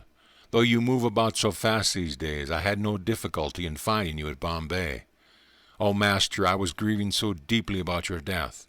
Ah, wherein did I die? Isn't there some contradiction? Sri Yukteswar's eyes were twinkling with love and amusement. You were only dreaming on earth. On that earth you saw my dream body, he went on. Later you buried that dream image. Now my finer fleshly body, which you behold and are now embracing rather closely, is resurrected on another finer dream planet of God. Some day that finer dream body and finer dream planet will pass away. They too are not forever. All dream bubbles must eventually burst at the final wakeful touch. Differentiate, my son Yogananda, between dreams and reality. This idea of Vedantic resurrection struck me with wonder. I was ashamed that I had pitied Master when I had seen his lifeless body at Puri. I comprehended at last that my Guru had always been fully awake in God, perceiving his own life and passing on earth, and his present resurrection, and nothing more than relativities of divine ideas in the cosmic dream. I have now told you, Yogananda, the truth of my life, death, and resurrection. Grieve not for me. Rather broadcast everywhere the story of my resurrection from the God-dreamed earth of man to another God-dreamed planet of astrally garbed souls. New hope will be infused into the hearts of misery-mad, death-fearing dreamers of the world. Yes, Master, how willingly would I share with others my joy at this resurrection. On earth my standards were uncomfortably high, unsuited to the nature of most men. Often I scolded you more than I should have. You passed my test. Your love shone through the clouds of all reprimands. He added tenderly, I have also come today to tell you, never again shall I wear the stern gaze of censure. I shall scold you no more. How much I had missed the chastisements of my great Guru. Each one had been a guardian angel of protection. Dearest Master, rebuke me 1,000,000 times. Do scold me now. I shall chide you no more. His divine voice was grave, yet with an undercurrent of laughter. You and I shall smile together, so long as our two forms appear different in the Maya dream of God. Finally we shall merge as one in the cosmic beloved. Our smile shall be his smile, our unified song of joy vibrating throughout eternity to be broadcast to God-tuned soul. Sri Yukteswar gave me light on certain matters which I cannot reveal here. During the 2 hours that he spent with me in the Bombay hotel room, he answered my every question. A number of world prophecies uttered by him that day, June in 1936, have already come to pass. I leave you now, beloved one. At these words I felt Master melting away within my encircling arms. My child, his voice rang out, vibrating to my very soul firmament. Whenever you enter the door of Nirvikalpa Samadhi and call on me, I shall come to you in flesh and blood, even as today. With this celestial promise, Sri Yukteswar vanished from my sight. A cloud voice repeated in the musical thunder, "Tell all. Whosoever knows of my Nirvikalpa realization, that your earth is a dream of God, can come to the finer dream-created planet of Hiranyaloka, and there find me resurrected in a body exactly like my earthly one. Yogananda, tell all. Gone was the sorrow of parting. The pity and grief for his death, long robber of my peace, now fled in stark shame. Bliss poured forth like a fountain through endless, newly opened soul pores. Anciently clogged with disuse, they now widened in purity at the driving flood of ecstasy. Subconscious thoughts and feelings of my past incarnations shed their karmic taints, lustrously renewed by Sri Yukteswar's divine visit. In this chapter of my autobiography, I have obeyed my Guru's behest and spread the glad tiding, though it confound once more an incurious generation. Groveling man knows well, despair is seldom alien, yet there are perversities, no part of man's true lot. The day he wills, he is set on the path to freedom. Too long has he hearkened to the dank pessimism of his dust thou art counselors, heedless of the unconquerable soul. I was not the only one privileged to behold the resurrected Guru. One of Sri Yukteswar's chelas was an aged woman, affectionately known as Ma, or Mother, whose home was close to the Puri hermitage. Master had often stopped to chat with her during his morning walk. On the evening of March 16, 1936, Ma arrived at the ashram and asked to see her Guru. Why, Master died a week ago, Swami Sabananda, now in charge of the Puri hermitage, looked at her sadly. That's impossible, she smiled a little. Perhaps you are just trying to protect the Guru from insistent visitors. No, Sabananda recounted details of the burial. Come, he said, I will take you to the front garden, to Sri Yukteswarji's grave. Ma shook her head. There is no grave for him. This morning at 10 o'clock he passed in his usual walk before my door. I talked to him for several minutes in the bright outdoors. Come this evening to the ashram, he said. I am here. Blessings pour on this old gray head. The deathless Guru wanted me to understand in what transcendent body he had visited me this morning. The astounded Sabananda knelt before her. Ma, he said, what a weight of grief you lift from my heart. He is risen. End of chapter. Chapter 44, with Mahatma Gandhi at Wardha. Welcome to Wardha, Mahadev Desi, Secretary to Mahatma Gandhi, greeted Miss Bletch, Mr. Wright and myself with these cordial words and the gift of wreath of Kadir, homespun cotton. Our little group had just dismounted at the Wardha station on an early morning in August, glad to leave the dust and heat of the train. Consigning our luggage to a bullock cart, we entered an open motor car with Mr. Desi and his companion. Baba Saheb, Deshmukh, and Dr. Pingle, a short drive over the muddy roads, brought us to Maganvati, the ashram of India's political saint. Mr. Desi led us at once to the writing room, where, cross-legged, sat Mahatma Gandhi, pen in one hand and a scrap of paper in the other, on his face a vast, winning, warm-hearted smile. Welcome, he scribbled in Hindi. It was Monday, his weekly day of silence. Though this was our first meeting, we beamed on each other affectionately. In 1925, Mahatma Gandhi had honored the Ranchi school by a visit, and had inscribed in its guest book a gracious tribute. The teeny 100-pound saint radiated physical, mental, and spiritual health. His soft brown eyes shone with intelligence, sincerity, and discrimination. This statement has matched his wits and emerged a victor in 1,000 legal, social, and political battles. No other leader in the world has attained the secure niche in the hearts of his people that Gandhi occupied for India's unlettered millions. Their spontaneous tribute is his famous title Mahatma, great soul. For them alone, Gandhi confines his attire to the widely cartooned loincloth, symbol of his oneness with the downtrodden masses who can afford no more. The ashram residents are wholly at your disposal. Please call on them for any service. With characteristic courtesy, the Mahatma handed me his hastily written note as Mr. Desi led our party for the writing room toward the guest house. Our guide led us through orchids of flowering fields to a tile-roofed building with latticed windows. A front yard well, 25 feet across, was used, Missy Desi said, for watering stock. Nearby stood a revolving cement wheel for threshing rice. Each of our small bedrooms proved to contain only the irreducible minimum, a bed handmade of rope. The whitewashed kitchen boasted a faucet in one corner and a firepot for cooking in another. Simple Arcadian sounds reached our ears, the cries of crows and sparrows, the lowing of the cattle, and the rap of chisels being used to chip stones.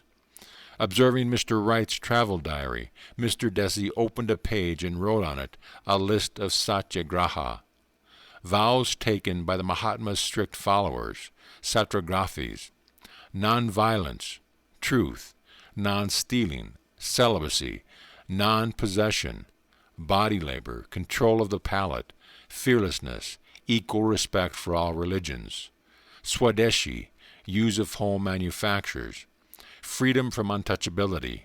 These 11 should be observed as vows in the spirit of humility. Gandhi himself signed this page on the following day, giving the date also, August 27, 1935. 2 hours after our arrival, my companions and I were summoned to lunch. The Mahatma was already seated under the arcade of the ashram porch, across the courtyard from his study. About 25 barefooted satyagrafis were squatting before brass cups and plates. A community chorus of prayers, then a meal served from large brass pots containing chapatas, whole wheat unleavened bread, sprinkled with ghee, talsari, boiled and diced vegetables, and a lemon jam. The Mahatma ate chapatis, boiled beets, some raw vegetables, and oranges.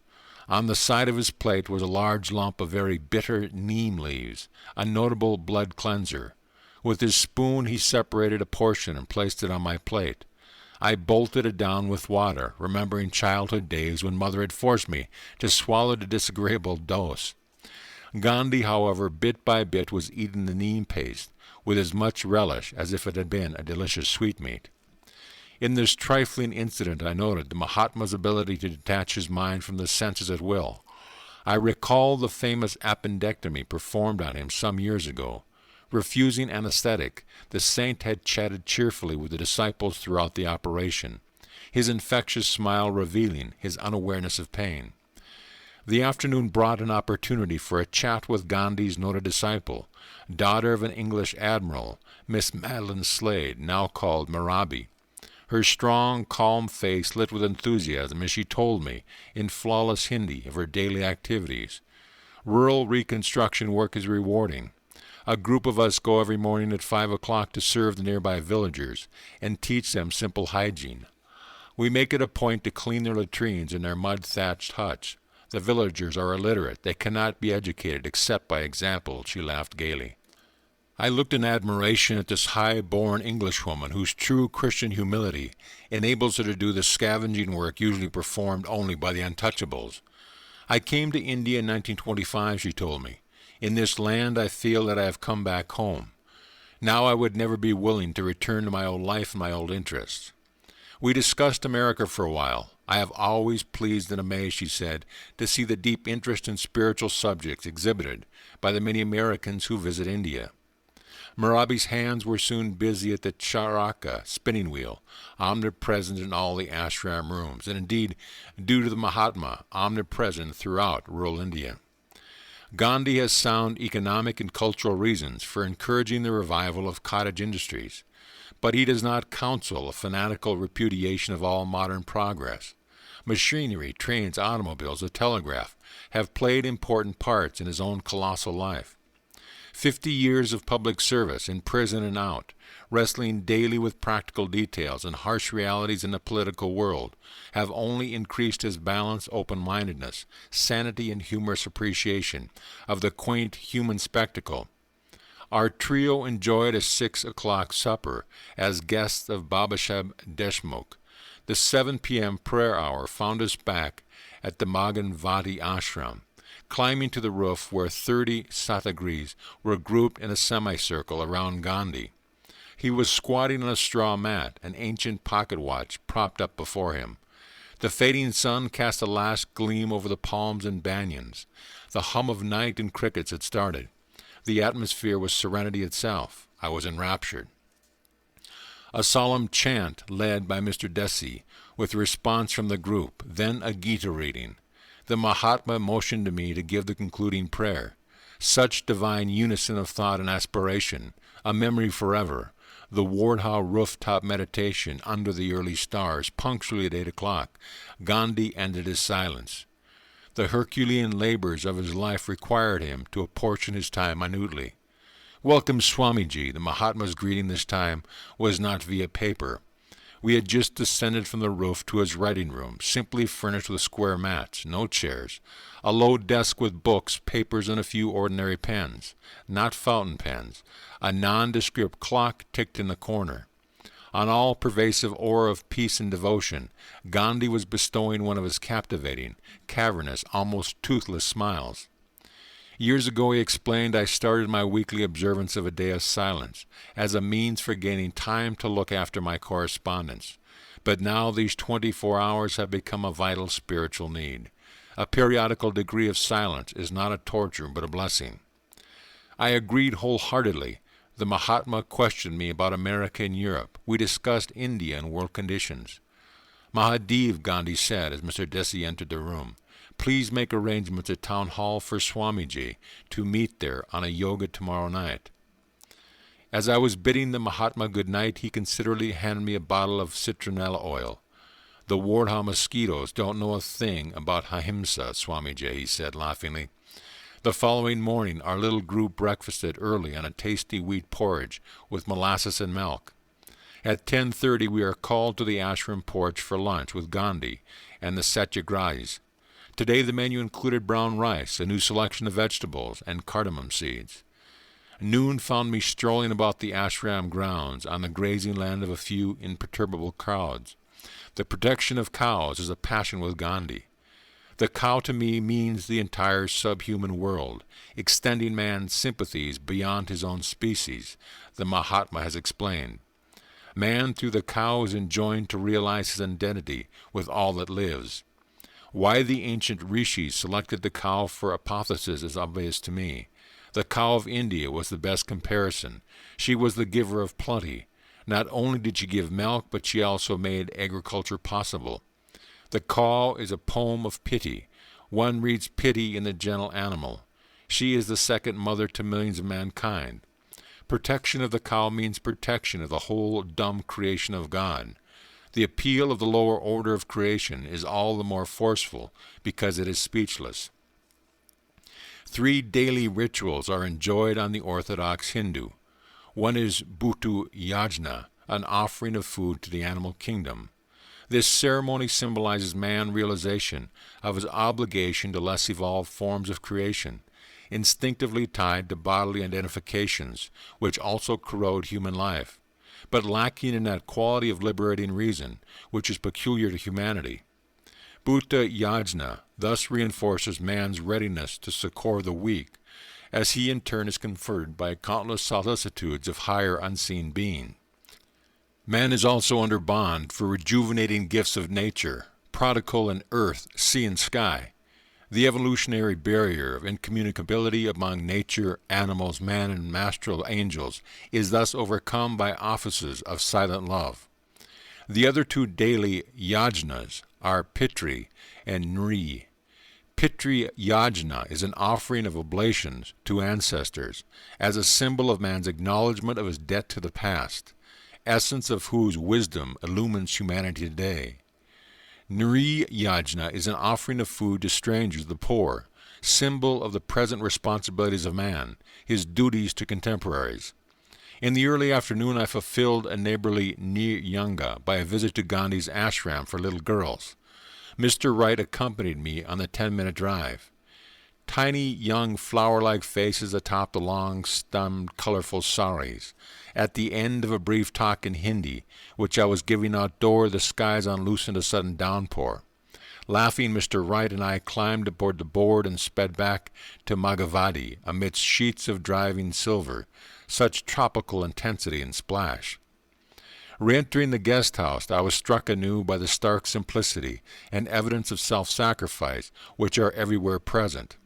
The Gandhi vow of non-possession came early in his married life, renouncing an extensive legal practice which had been yielding him an annual income of more than $20,000. The Mahatma dispersed all his wealth to the poor. Sri Yukteswar used to poke gentle fun at the commonly inadequate conceptions of renunciation. A beggar cannot renounce wealth, Master would say. If a man laments, "My business has failed, my wife has left me, I will renounce all and enter a monastery." To what worldly sacrifice is he referring? He did not renounce wealth and love, they renounced him. Saints like Gandhi, on the other hand, have made not only tangible material sacrifices, but also the more difficult renunciation of selfish motive and pride of goal, merging their inmost being into the stream of humanity as a whole. The Mahatma's remarkable wife, Katsurabi, did not object when he failed to set aside any part of his wealth for the use of herself and their children. Married in early youth, Gandhi and his wife took the vow of celibacy after the birth of several sons. A tranquil heroine in the intense drama that has been their life together.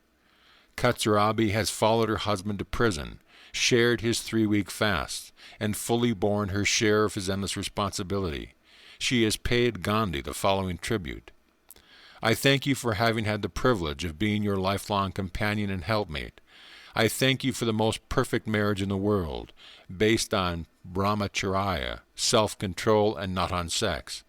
I thank you for having considered me your equal in your life work in India.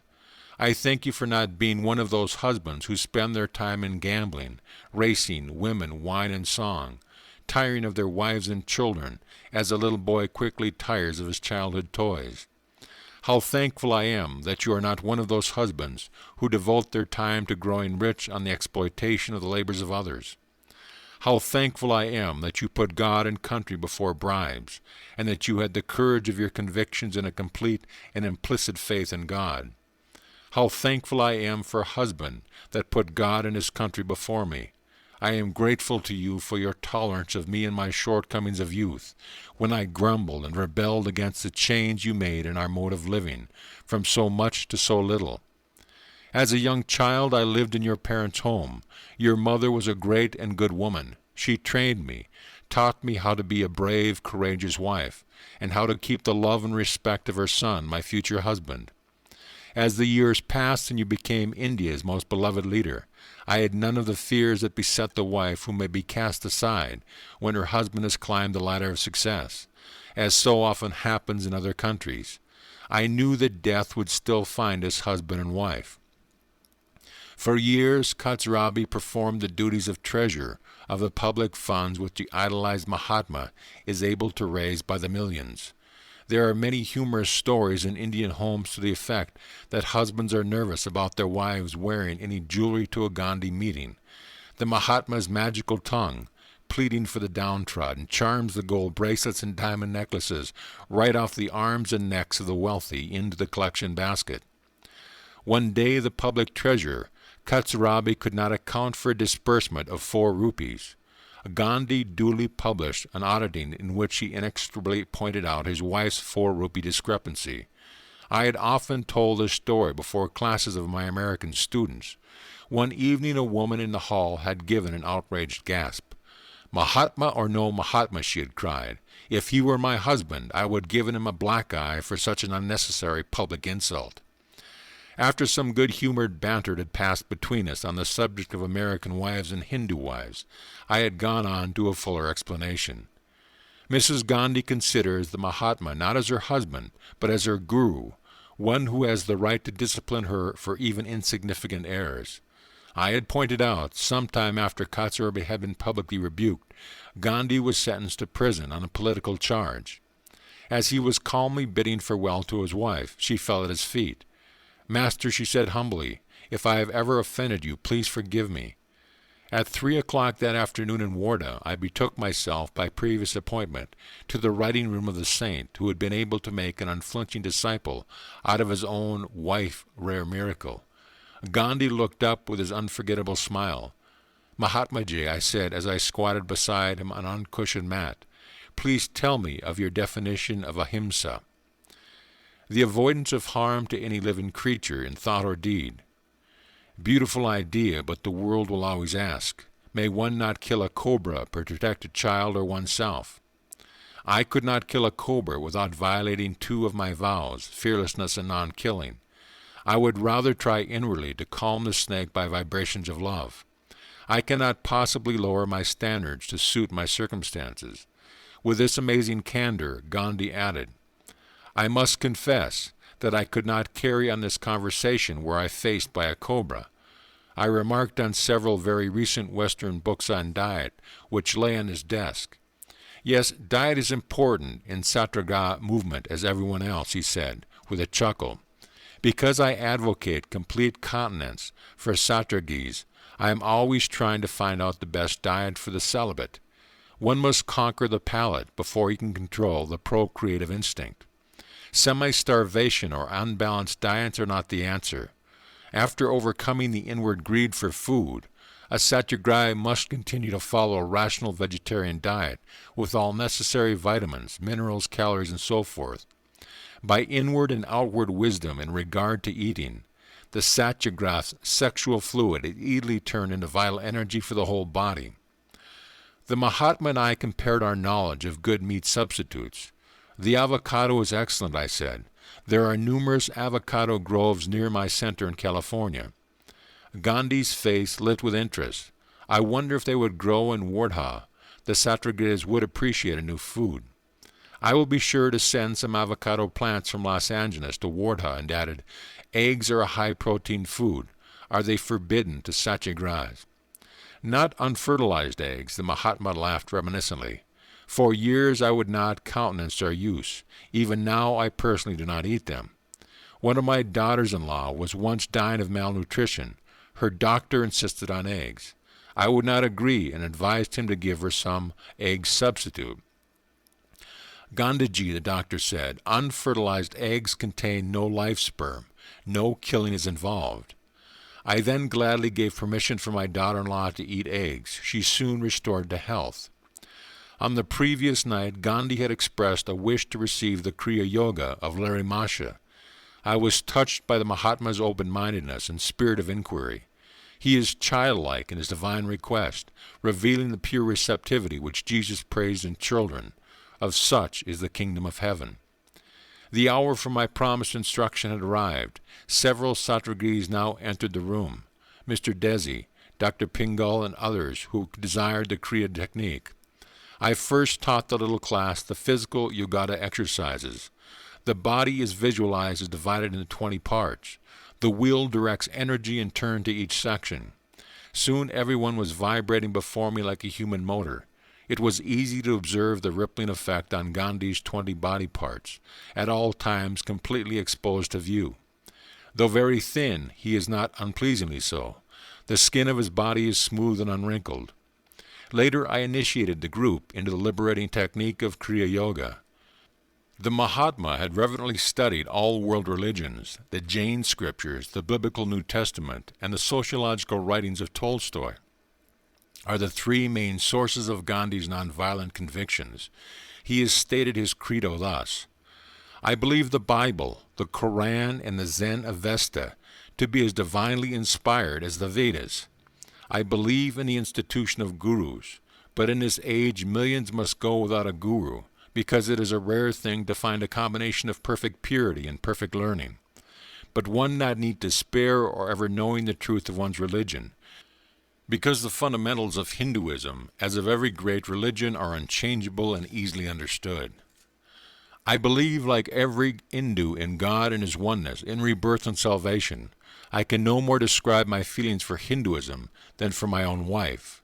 She moves me as no other woman in the world can. Not that she has no faults, I dare say she has many more than I see myself, but the feelings of an indissoluble bond is there. Even so I feel for and about Hinduism, with all its faults and limitations. Nothing delights me so much as the music of the Gita or the Ramayana by Thucydides. When I fancied I was taking my last breath, the Gita was my solace. Hinduism is not an exclusive religion. In it there is room for worship of all the prophets of the world. It is not a missionary religion in the ordinary sense of the term. It has no doubt absorbed many tribes in its fold. But this absorption has been an evolutionary, imperceptible character. Hinduism tells each man to worship God according to his own faith or dharma, and so lives at peace with all religions. Of Christ, Gandhi had written, "I am sure that if you were living here now among men, he would bless the lives of many who perhaps have never heard his name. Just as it is written, Not every one that saith unto me, Lord, Lord, but he that doeth the will of my Father." In the lesson of his own life, Jesus gave humanity the magnificent purpose and the single objective toward which we all ought to aspire. I believe that he belongs not solely to Christianity, but to the entire world, to all lands and races. On my last evening in Warha, I addressed the meeting which one called Mr. Desi in Town Hall. The room was thronged to the window sills with about 400 people assembled to hear the talk on yoga. I spoke first in Hindi, then in English. Our little group returned to the ashram in time for a good-night glimpse of Gandhi, enfolded in peace and correspondence. Night was still lingering when I rose at 5 a.m. Village life is already stirring. First a bullock cart by the ashram gates, then a peasant with his huge burden balanced precariously on his head. After breakfast our trio sought out Gandhi for farewell pranams. The saint rises at 4 o'clock for his morning prayer. Mahatmaji, goodbye. I knelt to touch his feet. India is safe in your keeping. Years have rolled by since the Warda idol. The earth, oceans, and skies have darkened with a world of war. Alone among great leaders, Gandhi has offered a practical nonviolent alternative to armed might. To redress grievances and remove injustices, the Mahatma has employed nonviolent means which again and again have proved their effectiveness. He states his doctrines in these words: "I have found that life persists in the midst of destruction. Therefore there must be a higher law than that of destruction. Only under that law would well-ordered society be intelligible and life worth living. If there is a law of life, we must work it out in daily existence. Wherever there are wars, wherever we are confronted with an opponent, conquer by love. I have found that the certain law of love has answered in my own life as a law of destruction has never done.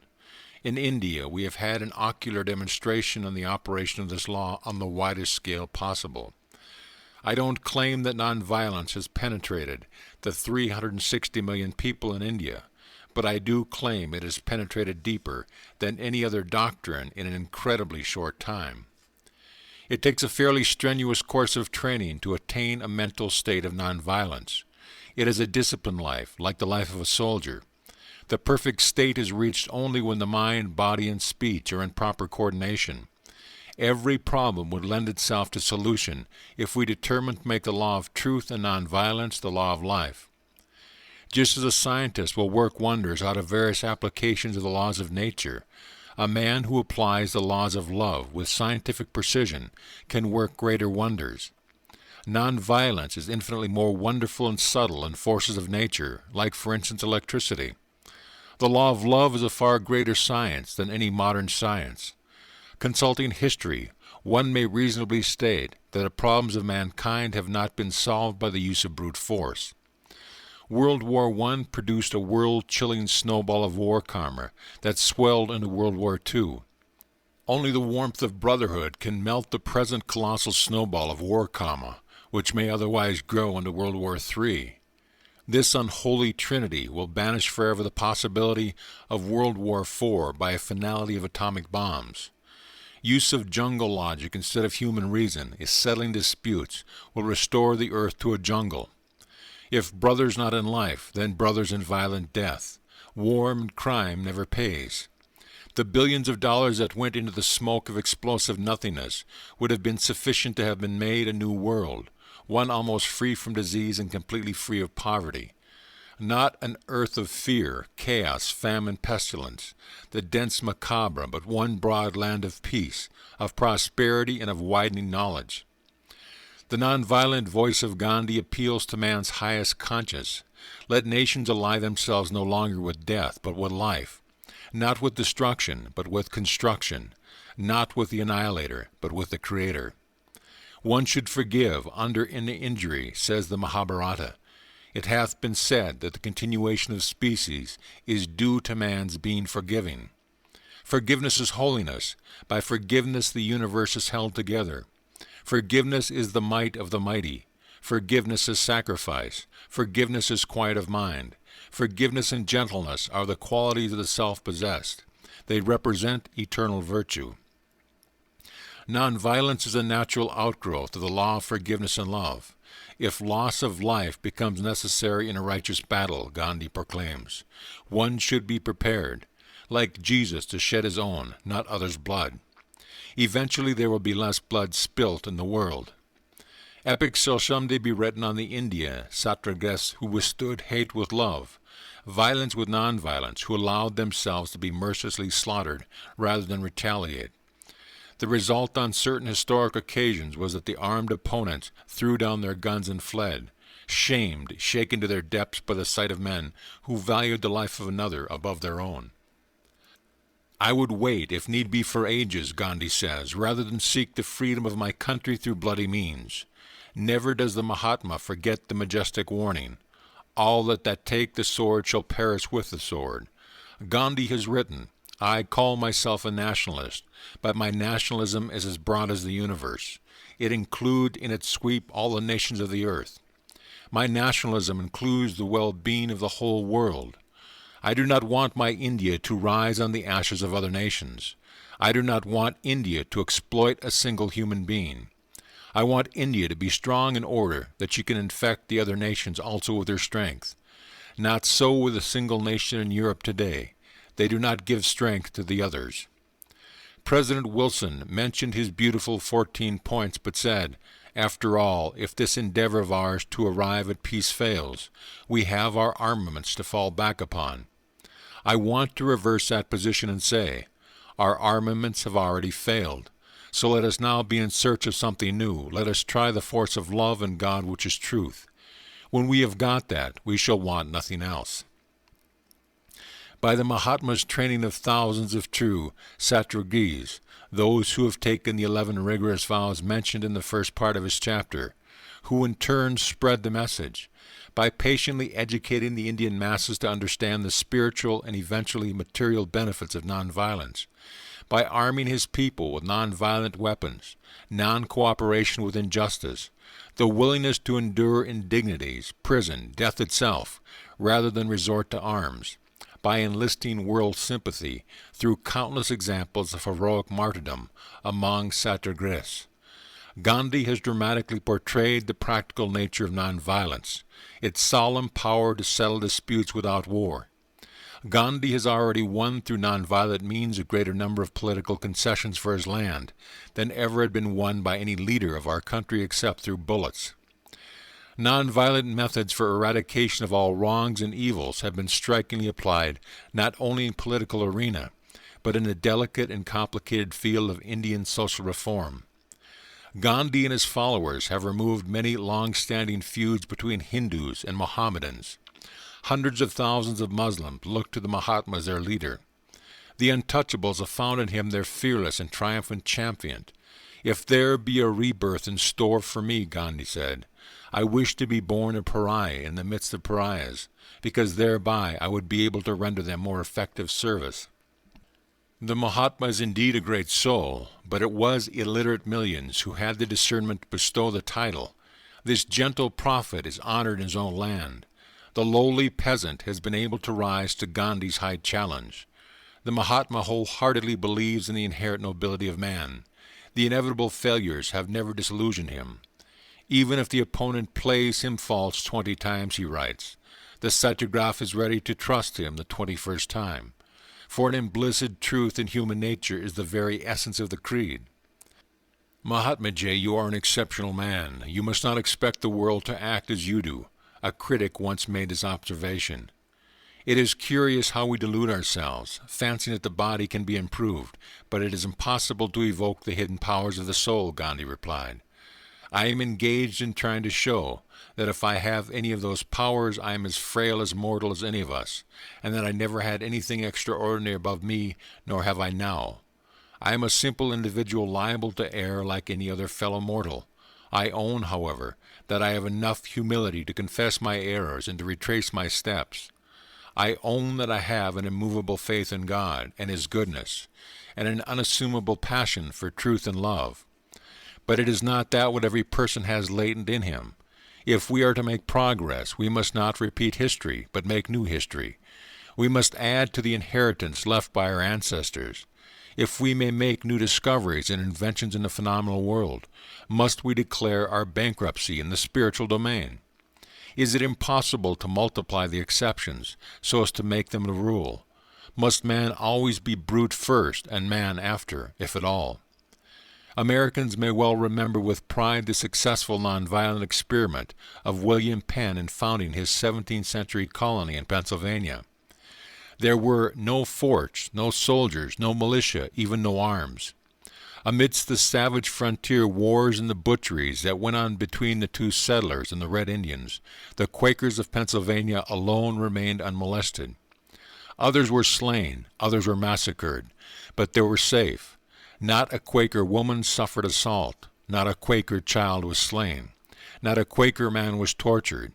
When the Quakers were finally forced to give up the government on the state, war broke out, and some Pennsylvanians were killed. But only 3 Quakers were killed, 3 who had so far fallen from their faith as to carry weapons of defense. Resort to force in the Great War failed to bring tranquility, Franklin Roosevelt has pointed out. Victory and defeat are alike sterile, that lesson the world should have learned. The more weapons of violence, the more misery to mankind, Lao Tzu's taught. The triumph of violence ends in a festival of mourning. I am fighting for nothing less than world peace, Gandhi has declared. If the Indian movement is carried to success on the non-violent satyagraha basis, it will give a new meaning to the patriotism, and if I may say so in all humility, to life itself. Before the West dismisses Gandhi's program as one of impractical dreamer, let it first reflect on a definition of satyagraha by the Master of Galilee. You have heard that it hath been said, an eye for an eye and a tooth for a tooth. But I say unto you, that ye resist not evil, but whosoever shall smite thee on thy right cheek, turn to him the other also. Gandhi's epic has extended, with the beautiful precision of cosmic timing, into a century already desolated and devastated by 2 world wars. A divine handwriting appears on the granite wall of his life, a warning against the further shedding of blood among brothers. Mahatma Gandhi visited my high school with yoga training at Ranchi. He graciously wrote the above lines in the Ranchi guest book. The translation is, "This institution has deeply impressed my mind. I cherish high hopes that this school will encourage the further practical use of the spinning wheel." Mohandas Gandhi, September 17, 1925. End of chapter. Chapter 45. The Bengali Joy-Permeated Mother. Sir, please do not leave India without a glimpse of Nirmala Devi. Her sanctity is intense. She is known far and wide as Ananda Moya, Ma, Joy-Permeated Mother. My niece, Amoyo Bose, gazed at me earnestly. Of course, I want very much to see the woman saint, I added. I have read of her advanced state of God realization. A little article about her appeared years ago in East West. I have met her, Amoy went on. She recently visited my own little town of Jamshedpur. At the entreaty of a disciple, Ananda Moya Ma went to the home of a dying man. She stood by his bedside. As her hand touched his forehead, his death rattle ceased. The disease vanished at once. To the man's glad astonishment, he was well. A few days later I heard that blissful mother was staying at the home of a disciple in the Bhawanapur section of Calcutta. Mr. Wright and I set out immediately for my father's Calcutta home. As the Ford neared the Bowenpore house, my companion and I observed an unusual street scene. Ananda Moya Ma was standing in an open-topped automobile, blessing a throng of about 100 disciples. She was evidently on the point of departure. Mr. Wright parked the Ford some distance away and accompanied me on foot toward the quiet assemblage. The woman saint glanced in our direction. She lit from her car and walked towards us. "Father, you have come." With these fervent words she put her arm around my neck and her head on my shoulder. Mr. Wright, to whom I had just remarked that I did not know the saint, was hugely enjoying this extraordinary demonstration of welcome. The eyes of the 100 chelas were also fixed with some surprise on the affectionate tableau. I had instantly seen that the saint was in a high state of samadhi, utterly oblivious to her outward garb as a woman. She knew herself as a changeless soul. From that plane she was joyously greeting another devotee of God. She led me by the hand into her automobile. "Ananda Moya Ma, I am delaying your journey," I protested. "Father, I am meeting you for the first time in this life after ages," she said. "Please do not leave yet." We sat together in the rear seat of the car. The blissful mother soon entered the immobile, ecstatic state. Her beautiful eyes glanced heavenward, and half opened, became stilled, gazing into the near, far inner Elysium. The disciples chanted gently, "Victory to Mother Divine." I had found many men of God realization in India, but never before had I met such an exalted woman saint. Her gentle face was burnished with the ineffable joy that had given her the name of Blissful Mother. Long black tresses lay loosely behind her unveiled head. A red dot of sandalwood paste on her forehead symbolized the spiritual eye, ever open within her. Teeny face, teeny hands, teeny feet, a contrast to her spiritual magnitude. I put some question to a nearby woman Chela while Anandamoy remained entranced. The Blissful Mother travels widely in India. In many parts she has hundreds of disciples, the Chela told me. Her courageous efforts have brought about many desirable social reforms. Although a Brahmin, the saint recognizes no caste distinction. A group of us always travel with her, looking after her comforts. We have to mother her. She takes no notice of her body. If no one gave her food, she would not eat or make any inquiries. Even when meals are placed before her, she does not touch them. To prevent her disappearance from this world, we disciples feed her with our own hands. For days together she often stays in a divine trance, scarcely breathing, her eyes unwinking. One of her chief disciples is her husband. Many years ago, soon after their marriage, he took the vow of silence. The Chela pointed to a broad-shouldered, fine-featured man with long hair and hoary beard. He was standing quietly in the midst of the gathering, his hands folded in a disciple's reverential attitude. Refreshed by her dip in the infinite, Ananda Moya Ma was now focusing her consciousness on the material world. "Father, please tell me where you stay." Her voice was clear and melodious. "At present in Calcutta or Ranchi, but soon I shall be returning to America." "America?" "Yes, an Indian woman saint would be sincerely appreciated there by spiritual speakers. Would you like to go?" "If Father can take me, I will go." This reply caused her nearby disciples to start in alarm.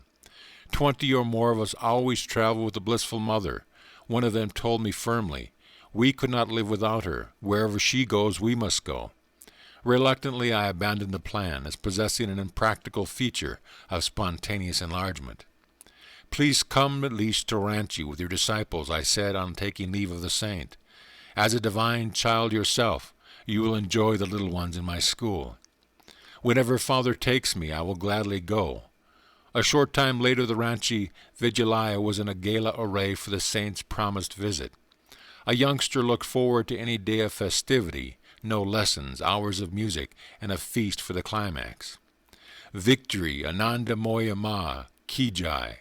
This reiterated chant from scores of enthusiastic little throats greeted the saint's party as it entered the school gates. Showers of marigolds, tinkle of cymbals, lusty blowing of conch shells, and beat of the merdengo drum. The blissful mother wandered smilingly over the sunny Vidalga grounds, ever carrying with her her portable paradise. "It is beautiful here," Ananda Moya Ma said graciously as I led her into the main building. She seated herself with a childlike smile by my side. The closest of dear friends she made one feel, yet an aura of remoteness was ever around her, the paradoxical isolation of omnipresence. "Please tell me something of your life." Father knows all about it, or I repeat it. She evidently felt that the factual history of one short incarnation was beneath notice. I laughed, gently repeating my question. "Father, there is little to tell." She spread her graceful hands in a deprecatory gesture. "My consciousness has never associated itself with this temporary body. Before I came on this earth, Father, I was the same. As a little girl, I was the same. I grew into womanhood, but still I was the same. When the family in which I was born made arrangements to have this body married, I was the same. And when, passion-drunk, my husband came to me and murmured endearing words, lightly touching my body, he received a violent shock, as if struck by lightning, for even then I was the same. My husband knelt before me, folded his hands, and implored my pardon.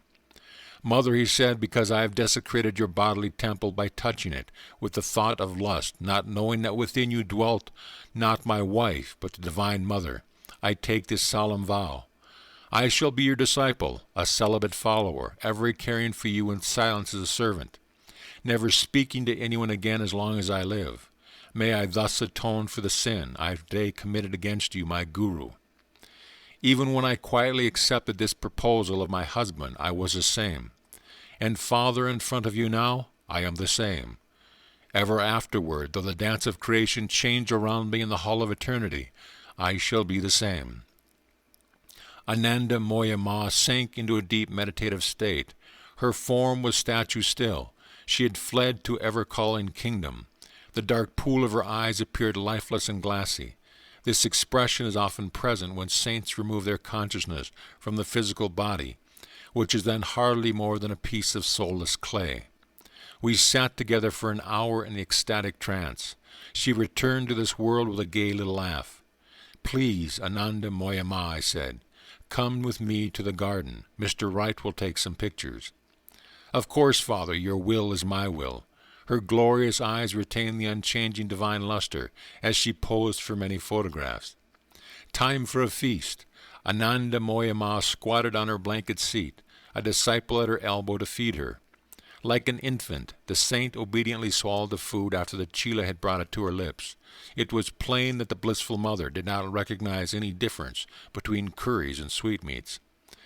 As dusk approached, the saint left with her party amidst a shower of rose petals, her hands raised in blessing on the little lads. Their faces shone with the affection she had effortlessly awakened. "Thou shalt love the Lord thy God with all thy heart, and with all thy soul, and with all thy mind, and with all thy strength. Christ has proclaimed, this is the first commandment." Casting aside every inferior attachment, Ananda Moya Ma offers her sole allegiance to the Lord, not by the hair-splitting distinction of scholars, but by the sure logic of faith. The childlike saint has solved the only problem in human life established, of unity with God.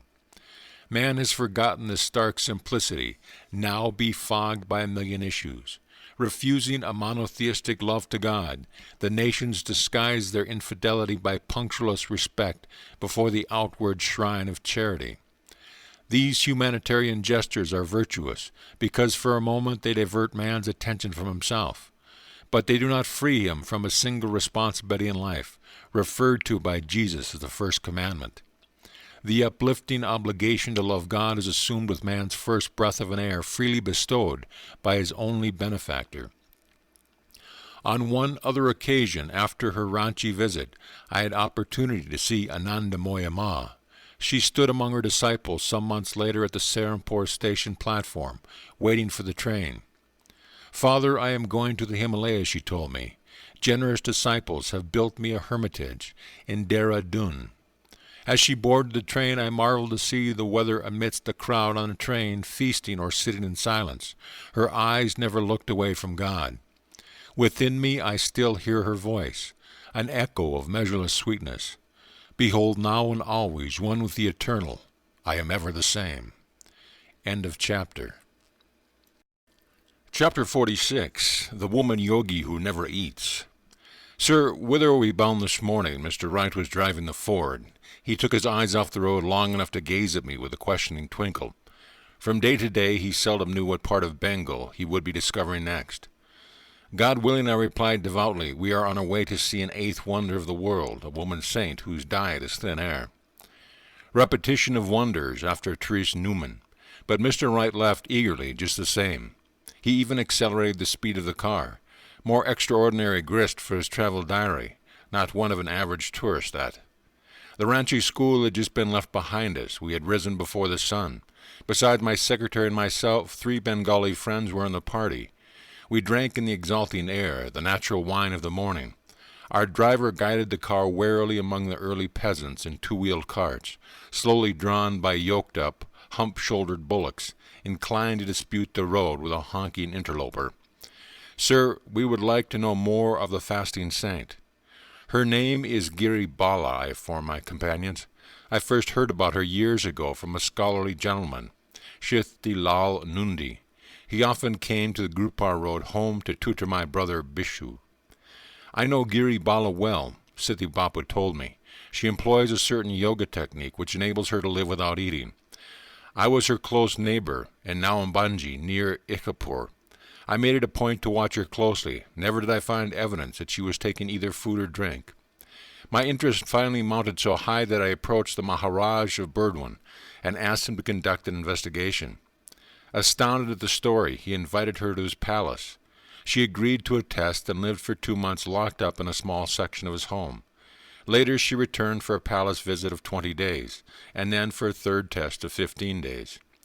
The Maharaj himself told me that these 3 rigorous scrutinies had convinced him beyond doubt of her non-eating state. This story of Siti Babu has remained in my mind for over 25 years, I concluded. Sometimes in America I wondered if the river of time would not swallow the yogini before I could meet her.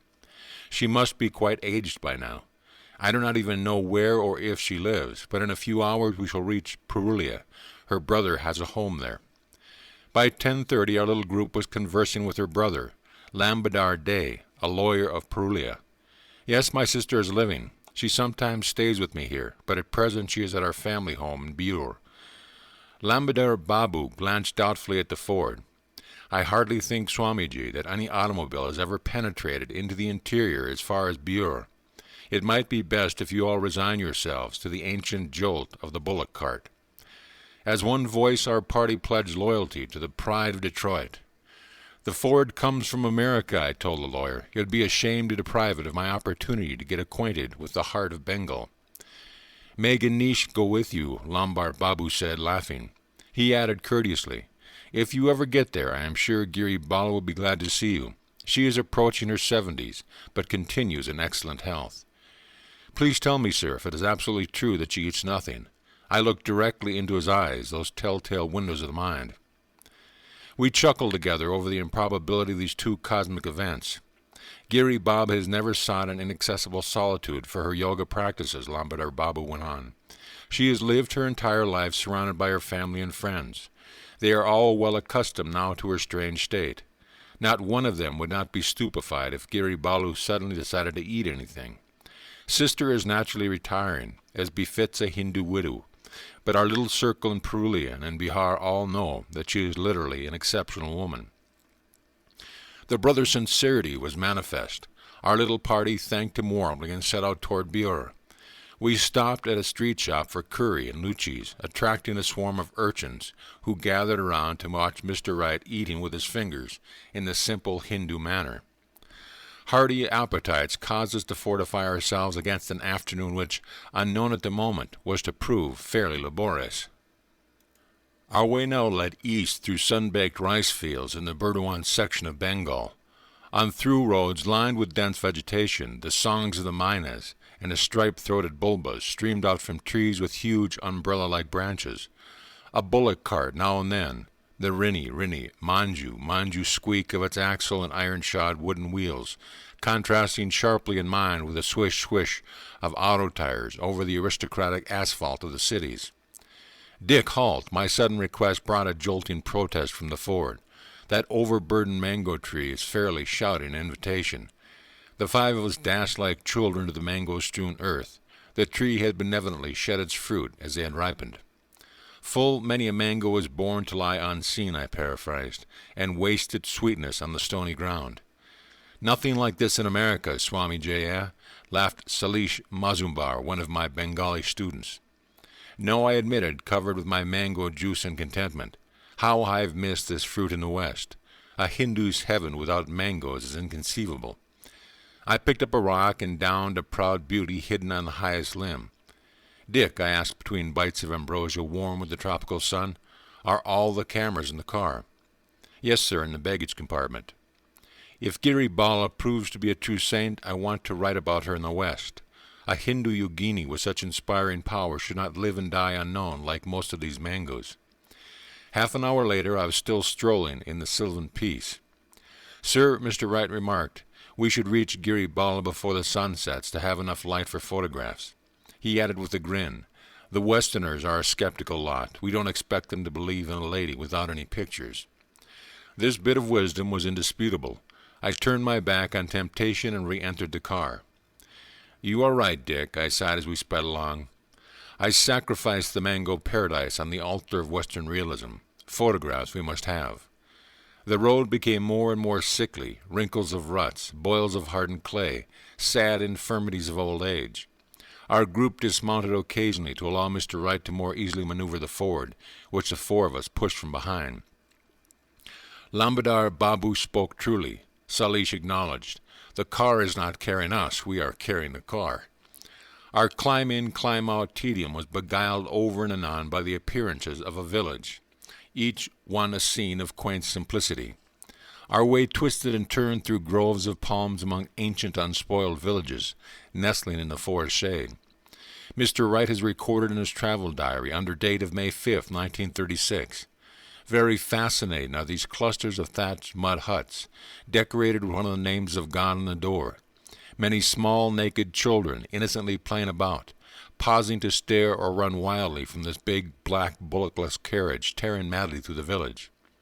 The women merely peep from the shadows while the men lazily loll beneath the trees along the roadside, curious beneath their nonchalance.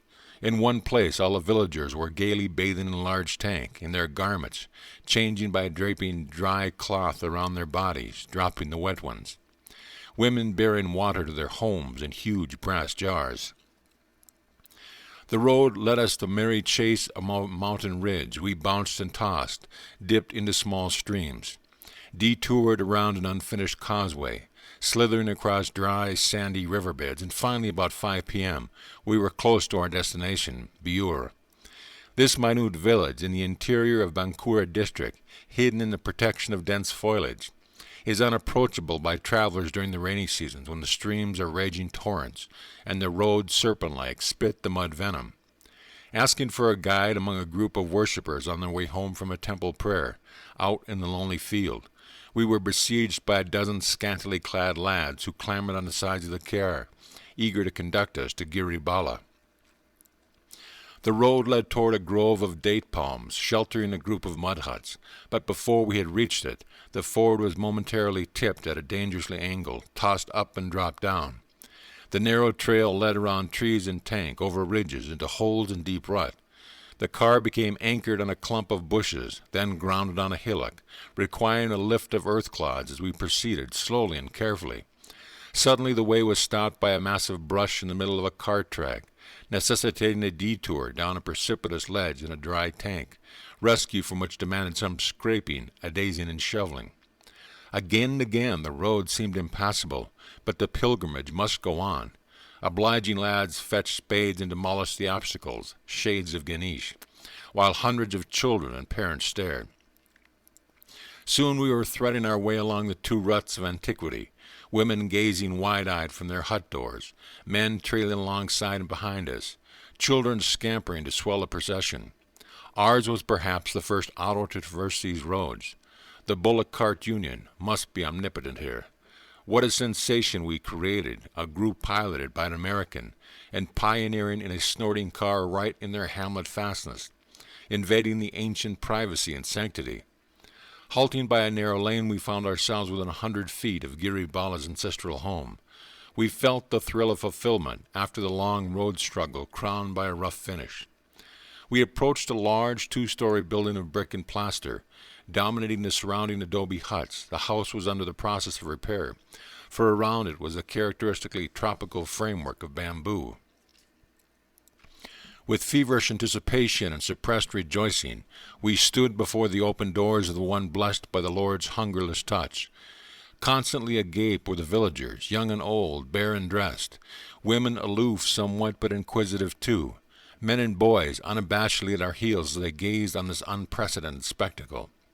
Soon a short figure came into view in the doorway, Giri Bala. She was swathed in a cloth of dull, goldish silk, in typically Indian fashion. She drew forward modestly and hesitantly, peering slightly from beneath the upper fold of her Swadeshi cloth. Her eyes glistened like smoldering embers in the shadow of her headpiece. We were enamored by a most benevolent and kindly face, a face of realization and understanding, free from the taint of earthly attachment. Meekly she approached and silently assented to our snapping a number of photos with our still and movie cameras. Patiently and shyly she endured our photo techniques of posture adjustment and light arrangement. Finally, we had recorded for posterity many photographs of the only woman in the world who is known to have lived without food or drink for over 50 years. Teresa Newman, of course, has fasted since 1923. Most motherly was Giri Bala's expression as she stood before us, completely covered in the loose, flowing cloth, nothing of her body visible but her face with her downcast eyes, her hands and her tiny feet. A face of rare peace and innocent poise, a wide, childlike, quivering lips, a feminine nose, narrow, sparkling eyes, and a wistful smile. Mr. Wright's impression of Giri Bala was shared by myself, spiritually unfolded her like her gentle, shining veil. She pronounced before me in the customary gesture of greeting from a householder to a monk. Her simple charm and quiet smile gave us a welcome beyond that of honeyed oratory. Forgotten was our difficult, dusty trip. The little saint seated herself cross-legged on the veranda. Though bearing the scars of age, she was not emaciated. Her olive-colored skin had remained clear and healthy in tone. "Mother," I said in Bengali, "for over 25 years I have thought eagerly of this very pilgrimage. I heard about your sacred life from Siti Lal Nundi Babu." She nodded in acknowledgment. "Yes, my good neighbor, and now a Banji. During these years I have crossed the oceans, but I never forgot my early plan to someday see you. The sublime drama that you are here playing so inconspicuously should be blazoned before a world that has long forgotten the inner food divine." The saint lifted her eyes for a minute, smiling with serene interest. "Baba, honored father, knows best," she answered meekly. I was happy she had taken no offense. One never knows how great yogis or yoginis will react to the thought of publicity. They shun it as a rule, wishing to pursue in silence a profound soul research. An inner sanction comes to them when the proper time arrives to display their lives. "Mother," I went on, "please forgive me then for burdening you with so many questions. Kindly answer only those that please you. I shall understand your silence also." She spread her hands in a gracious gesture. I am glad to reply in as far as an insignificant person like myself can satisfy answers. "Oh no, not insignificant," I protested sincerely. "You are a great soul." "I am a humble servant of all," she added quaintly. "I love to cook and feed people. A strange pastime, I thought, for a non-eating saint." "Tell me, mother, from your own lips, do you live without food?" "That is true." She was silent for a few moments. Her next remark showed that she had been struggling with mental arithmetic. "From the age of 12 years, 4 months down to my present age of 68, a period of over 56 years, I have not eaten food or taken liquids." "Are you never tempted to eat?" "If I felt a craving for food, I would have to eat." Simply yet regally she stated this axiomatic truth, one known too well by a world revolving around 3 meals a day. "But you do eat something." My tone held a note of remonstrance. "Of course," she smiled in swift understanding. "Your nourishment derives from the finer energies of the air and the sunlight, and from the cosmic power which recharges your body through the medulla oblongata." "Baba knows." Again she acquiesced, her manner soothing and unempathetic. Mother, please tell me about your early life. It holds a deep interest for all of India, and even for our brothers and sisters beyond the sea. Giri Bala put aside her habitual reserve, relaxing into a conversational mode. So be it. Her voice was low and firm. I was born in these forest regions. My childhood was unremarkable, save that I was possessed by an insatiable appetite. I had been betrothed in early years. Child, my mother often warned me, try to control your greed. When the time comes for you to live among strangers in your husband's family, what will they think of you if your days are spent in nothing but eating? The calamity she had foreseen came to pass. I was only 12 when I joined my husband's people in Nawambaj. My mother-in-law shamed me morning, noon, and night about my gluttonous habits. Her scoldings were a blessing in disguise. However, they roused my dormant spiritual tendencies. One morning her ridicule was merciless. I shall soon prove to you, I said, stung to the quick, that I shall never touch food again as long as I live. My mother-in-law laughed in derision. So, she said, how can you live without eating, when you cannot live without overeating? This remark was unanswerable, yet an iron resolution scoffed in my spirit. In a secluded spot I sought my heavenly Father. Lord, I prayed incessantly, please send me a guru, one who can teach me to live by thy light and not by thy food. A divine ecstasy fell over me. Led by a beatific spell, I set out for the Namgaon Ghat at the Ganges. On the way I encountered the priest of my husband's family. Venerable sir, I said trustingly, kindly tell me how to live without eating. He stared at me without reply. Finally he spoke in a consoling manner. Child, he said, come to the temple this evening. I will conduct a special Vedic ceremony for you. This vague answer was not the one I was seeking. I continued toward the Ghat. The morning sun pierced the waters. I purified myself in the Ganges, as though for a sacred initiation. As I left the river bank, my wet cloth around me, in the broad glare of day, my master materialized himself before me. Dear little one, he said in a voice of loving compassion, I am the Guru sent here by God to fulfill your urgent prayer. He was deeply touched by its very unusual nature. From today you shall live by the astral light, your bodily atoms fed from the infinite current. Giri Bala fell into silence. I took Mr. Wright's pencil and pad and translated into English a few items for his information. The saint resumed the tale, her gentle voice barely audible. The Ghat was deserted, but my guru cast round us an aura of guarding light, that no stray bathers later disturb us. He initiated me into a Kriya technique which frees the body from dependence on the gross food of mortals. The technique includes the use of certain mantra and a breathing exercise more difficult than the average person could perform. No medicine or magic is involved, nothing beyond the Kriya. In the manner of the American newspaper reporter who had unknowingly taught me his procedure, I questioned Giri Bala on many matters which I thought would be of interest to the world. She gave me bit by bit the following information. I have never had any children. Many years ago I became a widow. I sleep very little, as sleep and waking are the same to me. I meditate at night, attending to my domestic duties in the daytime. I slightly feel a change in climate from season to season. I have never been sick or experienced any disease. I feel only slight pain when accidentally injured. I have no bodily excretions. I can control my heart and breathing. I often see my gurus as well as other great souls in vision.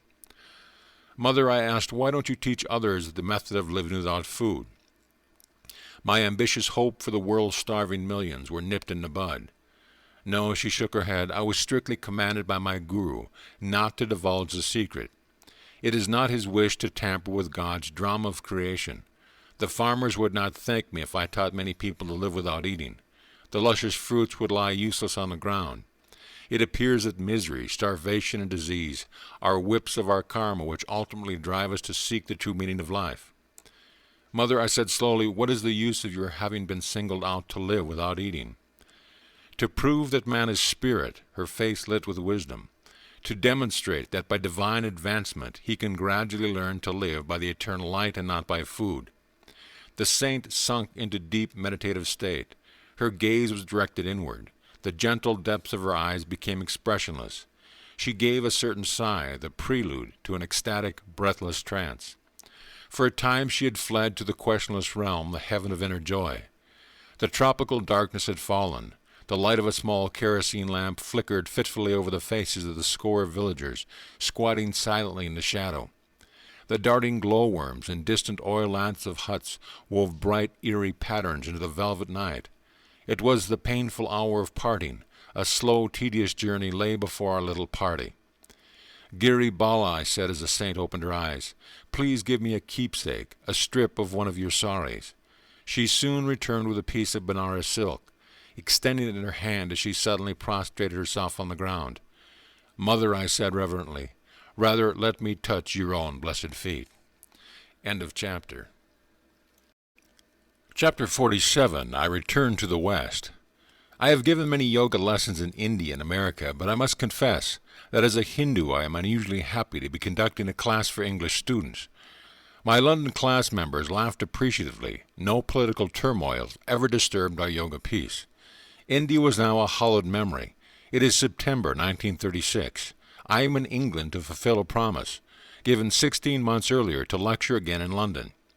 England, too, is receptive to the timeless yoga message. Reporters and newsreel cameramen swarmed over my quarters at Grosvenor House. The British National Council of the World Fellowship of Faith organized a meeting on September 29th at Whitefields Congregational Church, where I addressed the audience on the weighty subject of how faith and fellowship may save civilization. The 8 o'clock lectures at Caxton Hall attracted such crowds that on 2 nights the overflow waited in the Windsor House auditorium for my second talk at 9:30. Yoga classes following the weeks grew so large that Mr. Wright was obliged to arrange a transfer to another hall. The English tenacity has admirable expression in a spiritual relationship. The London yoga students loyally organized themselves, after my departure, into a self-realization fellowship center, holding their meditation meetings weekly throughout the bitter war years. Unforgettable weeks in England, days of sightseeing in London.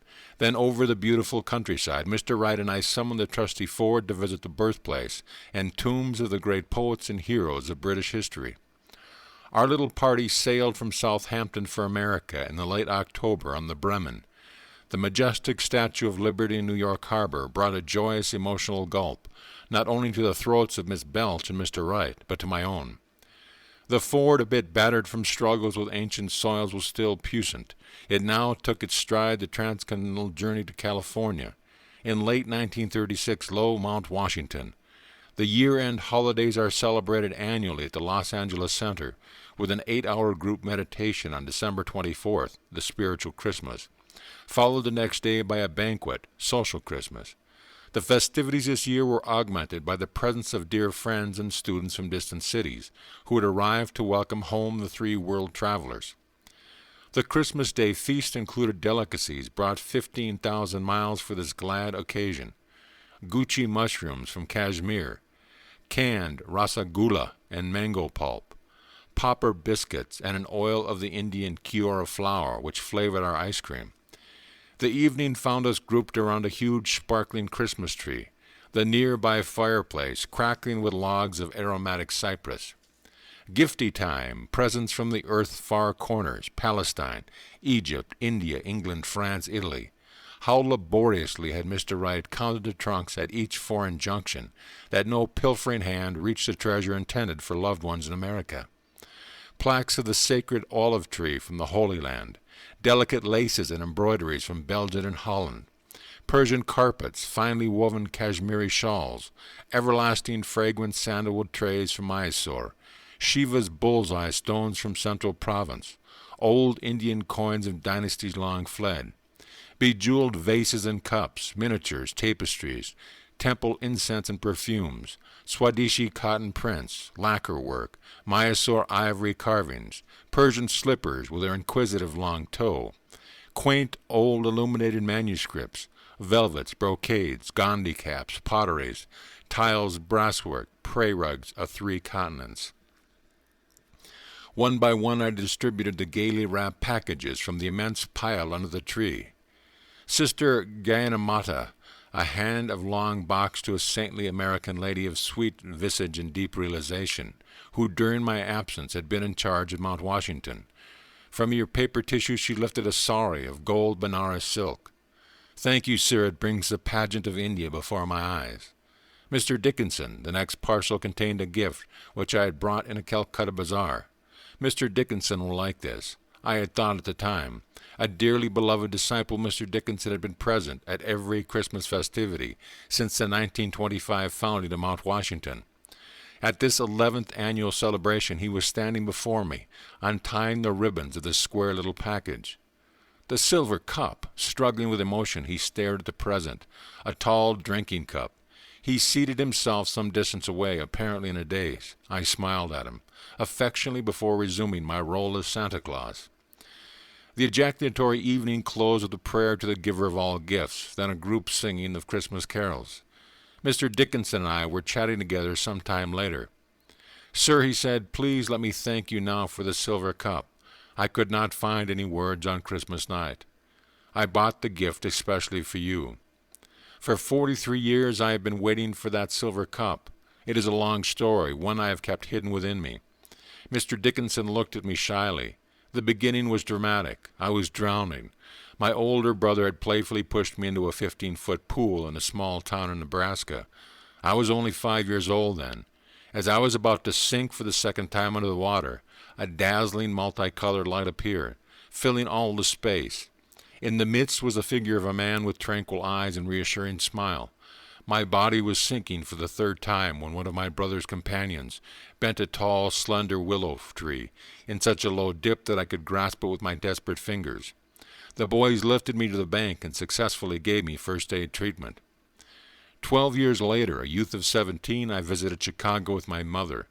It was 1893. The World Great Parliament of Religions was in session. Mother and I were walking down the main street when I saw the mighty flash of light. A few passes away, strolling leisurely along, was the same man I had seen years before in a vision. He approached a large auditorium and vanished within the door. "Mother," I cried, "that was the man who appeared at the time I was drowning." She and I hastened into the building. The man was seated on the lecture platform. We soon learned that he was Swami Vivekananda of India. After he had given a soul-stirring talk, I went forward to meet him. He smiled on me graciously, as though we were old friends. I was so young that I did not know how to give expression to my feeling, but in my heart I was hoping that he would offer to be my teacher. He read my thought.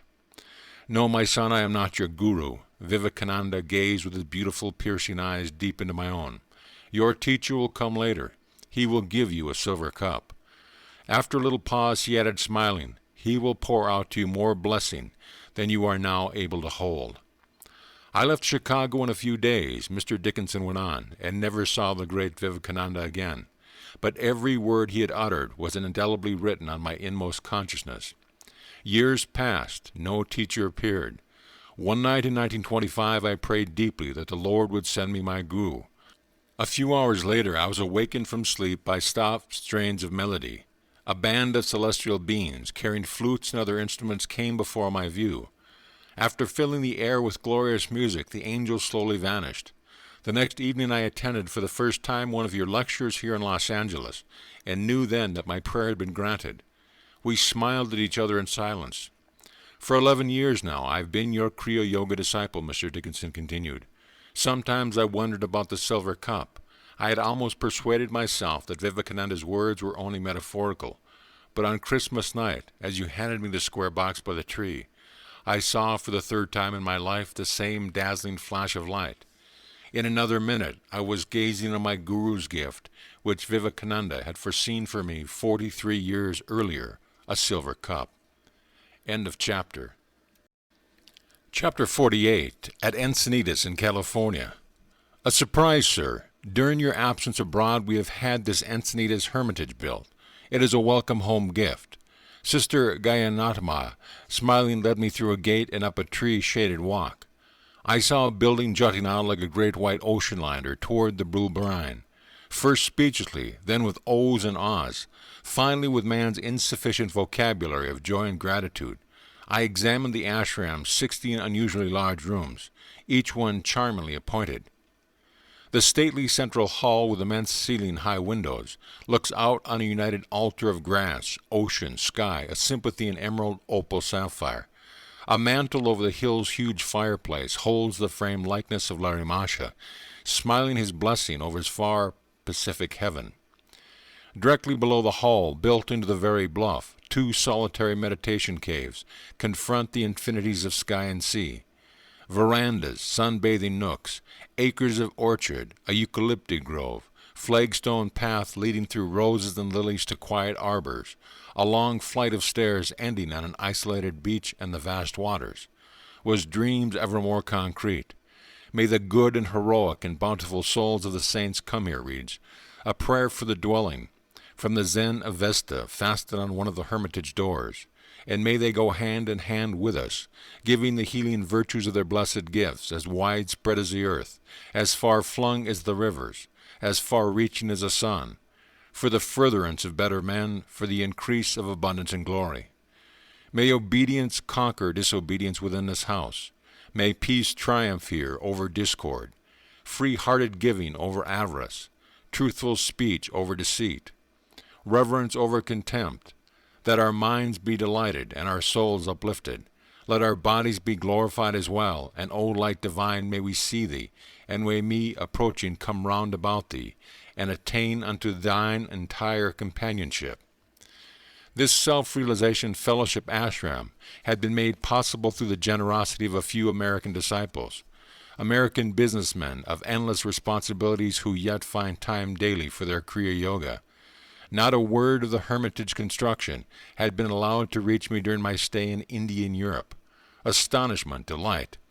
During my earlier years in America, I had combed the coast of California in quest of a small site for a seaside ashram. Whenever I found a suitable location, some obstacle had invariably arisen to thwart me. Gazing now over the broad anchors of Ensenadas, I humbly saw the effortless fulfillment of Sri Yukteswar's long-ago prophecy, a hermitage by the ocean. A few months later, Easter 1937, I conducted a smooth lawns in Ensenadas, the first of many sunrise services. Like the Magi of old, several hundred students gazed in devotional awe at the daily miracle, the early solar firelight in the eastern sky. To the west lay the inexhaustible Pacific, booming its solemn praise. In the distance, a tiny white sailing boat, and the lonely flight of a seagull. Christ, thou art risen, not along with the vernal sun, but in the eternal dawn of spirit. Many happy months sped by. In the peace of perfect beauty, I was able to complete at a hermitage a long projected work, Cosmic Chants. I set to English words and Western musical notation about 40 songs, some original, others by adaptation of ancient melodies, including were the Shankara chant, No Birth, No Death, 2 favorites of Sri Yukteswar's, Wake, Yet Wake, O My Spirit, and Desire, My Great Enemy, the hoary Sanskrit hymn to Brahma, old Bengali songs, What Lightning Flash, and I Have Heard Thy Name, Tagore's Who is in My Temple, and a number of my compositions, I Will Be Thine Always, In the Land Beyond My Dreams, Come Out of the Silent Sky, Listen to My Soul Call, In the Temple of Silence, and Thou Art My Life. For a preface to the sound book, I recounted my first outstanding experience with the receptivity of Westerners to the quaintly devotional airs of the East. The occasion had been a public lecture, the time April 18, 1926, the place Carnegie Hall in New York. Mr. Hunsicker I had confided to an American student. I am planning to ask the audience to sing an ancient Hindi chant, O God Beautiful. Sir, Mr. Hunsicker had protested, these Oriental songs are alien to American understanding. What a shame if the lecture were to be marred by a commentary on overripe tomatoes. I had laughingly disagreed. Music is a universal language. Americans will not fail to feel the sole aspiration in this lofty chant. During the lecture, Mr. Hunsicker had sat behind me on the platform, probably fearing for my safety. His doubts were groundless. Not only had there been an absence of unwelcome vegetables, but for 1 hour and 25 minutes the strains of O God Beautiful had sounded uninterruptedly from 3,000 throats. Blaze no longer, dear New Yorkers, your hearts had soared out into simple paean of rejoicing. Divine healings had taken place that evening among the devotees chanting with love the Lord's blessed name. The secluded life of a literary minstrel was not my role for long. Soon I was dividing every fortnight between Los Angeles and Encenadas. Sunday services, classes, lectures before clubs and colleges, interviews with students, ceaseless stream of correspondence, articles for East-West, direction of activities in India and numerous small centers in American cities. Much time was given also to the arrangement of Kriya and other self-realization fellowship teachings into a series of studies for the distant yoga seekers, whose zeal recognized no limitation of space. Joyous dedication of the Self-Realization Church of all religions took place in 1938 at Washington, D.C., set amidst landscape grounds. The stately church stands in a section of the city aptly called Friendship Heights. The Washington leader is Swami Paramahansa, educated at the Ranchi School and Calcutta University. I had summoned him in 1928 to assume leadership of the Washington Self-Realization Fellowship Center. Paramahansa, I told him during a visit to his new temple, this eastern headquarters is a memorial in stone to your tireless devotion. Here in the nation's capital you have held aloft the light of Larry Masha's ideal. Paramahansa accompanied me from Washington for a brief visit to the Self-Realization Fellowship Center in Boston. What joy to see again the Kriya Yoga band who had remained steadfast since 1920. The Boston leader, Dr. M.W. Lewis, lodged my companion and myself in a modern, artistically decorated suite. "Sir," Dr. Lewis said to me, smiling, "during your early years in America you stayed in this city in a single room, without bath. I wanted you to know that Boston possesses some luxurious apartments." The shadows of approaching carnage were lengthening over the world. Already the acute ear might hear the frightful drums of war. During interviews with thousands in California and through the worldwide correspondence, I found that men and women were deeply searching their hearts. The tragic outer insecurity had emphasized need for the eternal anchorage. "We have indeed learned the value of meditation," the leader of the London Self-Realization Fellowship Center wrote me in 1941, "and know that nothing can disturb our inner peace. In the last few weeks during the meetings, we have heard air raid warnings and listened to the explosion of delayed action bombs, but our students still gather and thoroughly enjoy our beautiful service." Another letter reached me from war-torn England just before America entered the conflict.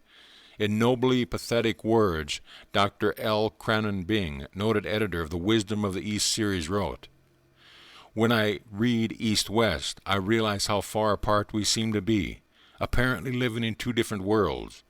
Beauty, order, calm, and peace come to me from Los Angeles. Sailing into port is a vessel laden with the blessing and comfort of the Holy Grail to a beleaguered city. I see as in a dream your palm tree grove and the temple at Encenadas, with its ocean stretches and mountain views, and above all its fellowship of spirituality-minded men and women, a communion comprehended in unity, absorbed in creative work and replenished in contemplation. It is the world of my own vision, in making of which I hope to bear my little part. And now, perhaps in the body, I shall never reach your golden shores nor worship in your temple. But there is something in more to have had the vision, and know that in the midst of war there is still a peace that abides in your harbors and among your hills. Greetings to all the fellowship from a common soldier, written on the watchtower waiting for the dawn. The war years brought a spiritual awakening among men whose diversions had never before included a study of the New Testament. One sweet distilment from the bitter herbs of war. To satisfy a growing need, an inspiring little self-realization church of all religions was built and dedicated in 1942 at Hollywood. The site faces Olive Hill and the distant Los Angeles Planetarium. The church, finished in blue, white, and gold, is reflected amidst the water hyacinths in a large pool. The gardens are gay with flowers, a few startled stone deer, a stained glass pergola, and a quaint wishing well. Thrown in with the pennies and kaleidoscope wishes of man has been many a pure aspiration for the soul treasures of spirit. A universal benignity flows with small niches with statues of Larry Masha and Sri Yukteswar, and of Krishna, Buddha, Confucius, St. Francis, and the beautiful mother-of-pearl reproduction of Christ at the Last Supper. Another self-realization church of all religion was founded in 1943 at San Diego, a quiet hilltop temple. It stands in a sloping valley of eucalyptus overlooking sparkling San Diego Bay. Sitting one evening in this tranquil haven, I was poring over my heart in song. Under my fingers was a sweet-toned organ of the church. On my lips the yearning plaint of an ancient Bengali devotee who had searched for eternal solace. In this world, mother, none can love me. In this world they do not know love divine. Where is their pure, loving love? Where is their truly loving thee?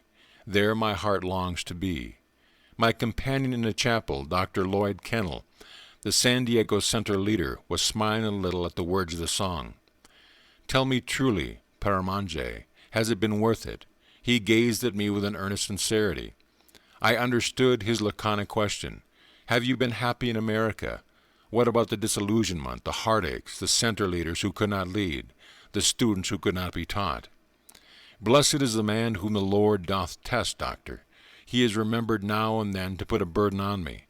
I thought then of all the faithful ones, of the love and devotion and understanding that lay in the heart of America. With slow emphasis I went on, but my answer is yes, 1,000 times yes. It has been worthwhile. It has been a constant inspiration more than I ever dreamed, to see East and West brought closer in the only lasting bond, the spiritual. Silently I added a prayer. May Babaji and Sri Yukteswarji feel that I have done my part, not disappointing the high hope in which they sent me forth. I turned again to the organ. This time my song was tinged with martial valor. The grinding wheel of time doth mar full many a life of moon and star, and many a brightly smiling morn, but still my soul is marching on. Darkness, death, and failures vied. To block my path they fiercely tried. My fight with jealous nature strong, but still my soul is marching on. New Year's week of 1945 found me at work in Ensenada's study, revising a manuscript of this book. Paramahansa, please come outdoors. Dr. Lewis, on a visit from Boston, smiled at me, pleading me from outside my window. Soon we were strolling in the sunshine.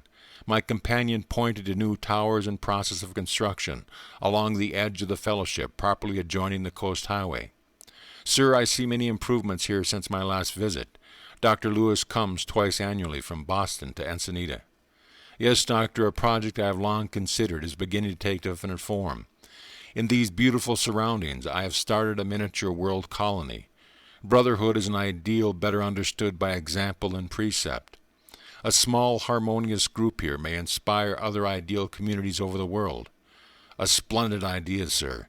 The colony will surely be a success if everyone sincerely does his part. World is a large term, but man must enlarge his allegiance, considering himself in the light of a world citizen, I continued. A person who truly feels, the world is my homeland. It is my America, my India, my Philippines, my England, my Africa, will never lack scope for a useful and happy life. His natural locale pride will know limitless expansion. He will be in touch with creative universal currents. Dr. Lewis and I halted above the lotus pool near the Hermitage. Below us lay the illimitable Pacific. These same waters break equally on the coast of West and East, in California and China. My companion threw a little stone in the first of the oceanic 70 million square miles. Encinitas is a symbolic spot for a world colony. That is true, doctor. We shall arrange here for many conferences and congresses of religion, inviting delegates from all lands. Flags of the nations will hang in our halls. Diminutive temples will be built on the grounds, dedicated to the world's principal religions. As soon as possible, I went on, I plan to open a yoga institute here. The blessed role of Kriya Yoga in the West has hardly more than just begun. May all men come to know that there is a definite, scientific technique of self-realization for the overcoming of all human misery. Far into the night, my dear friend, the first Kriya Yogi in America, discussed with me the need for world colonies founded on a spiritual basis. The ills attributed to an anthropomorphic abstraction called society may be laid more realistically in the door of every man. Utopia must spring in the private bosom before it can flower into civic virtue. Man is a soul, not an institution. His inner reforms alone can lend permanence to outer ones. By stress on spiritual values, self-realization, a colony exemplifying world brotherhood is empowered to send inspiring vibrations far beyond its locale. August 15, 1945, close of global World War II. End of a world, dawn of an enigmatic atomic age. The Hermitage residents gathered in the main hall for a prayer of thanksgiving. Heavenly Father, may never it be again. Thy children go henceforth as brothers. Gone was the tension of war years, our spirits purred in the sun of peace. I gazed happily at each of my American comrades. Lord, I thought gratefully, Thou hast given this monk a large family. End of chapter, end of book. This audio presentation of an autobiography of Yogi by Paramahansa Yogananda, reprint of the Philosophical Library 1946 first edition, has been brought to you by AudioEnlightenment.com and has been recorded for the exclusive use of Audio Enlightenment members only. If you've received this audio from any website other than our own, please visit our website and let us know at your convenience.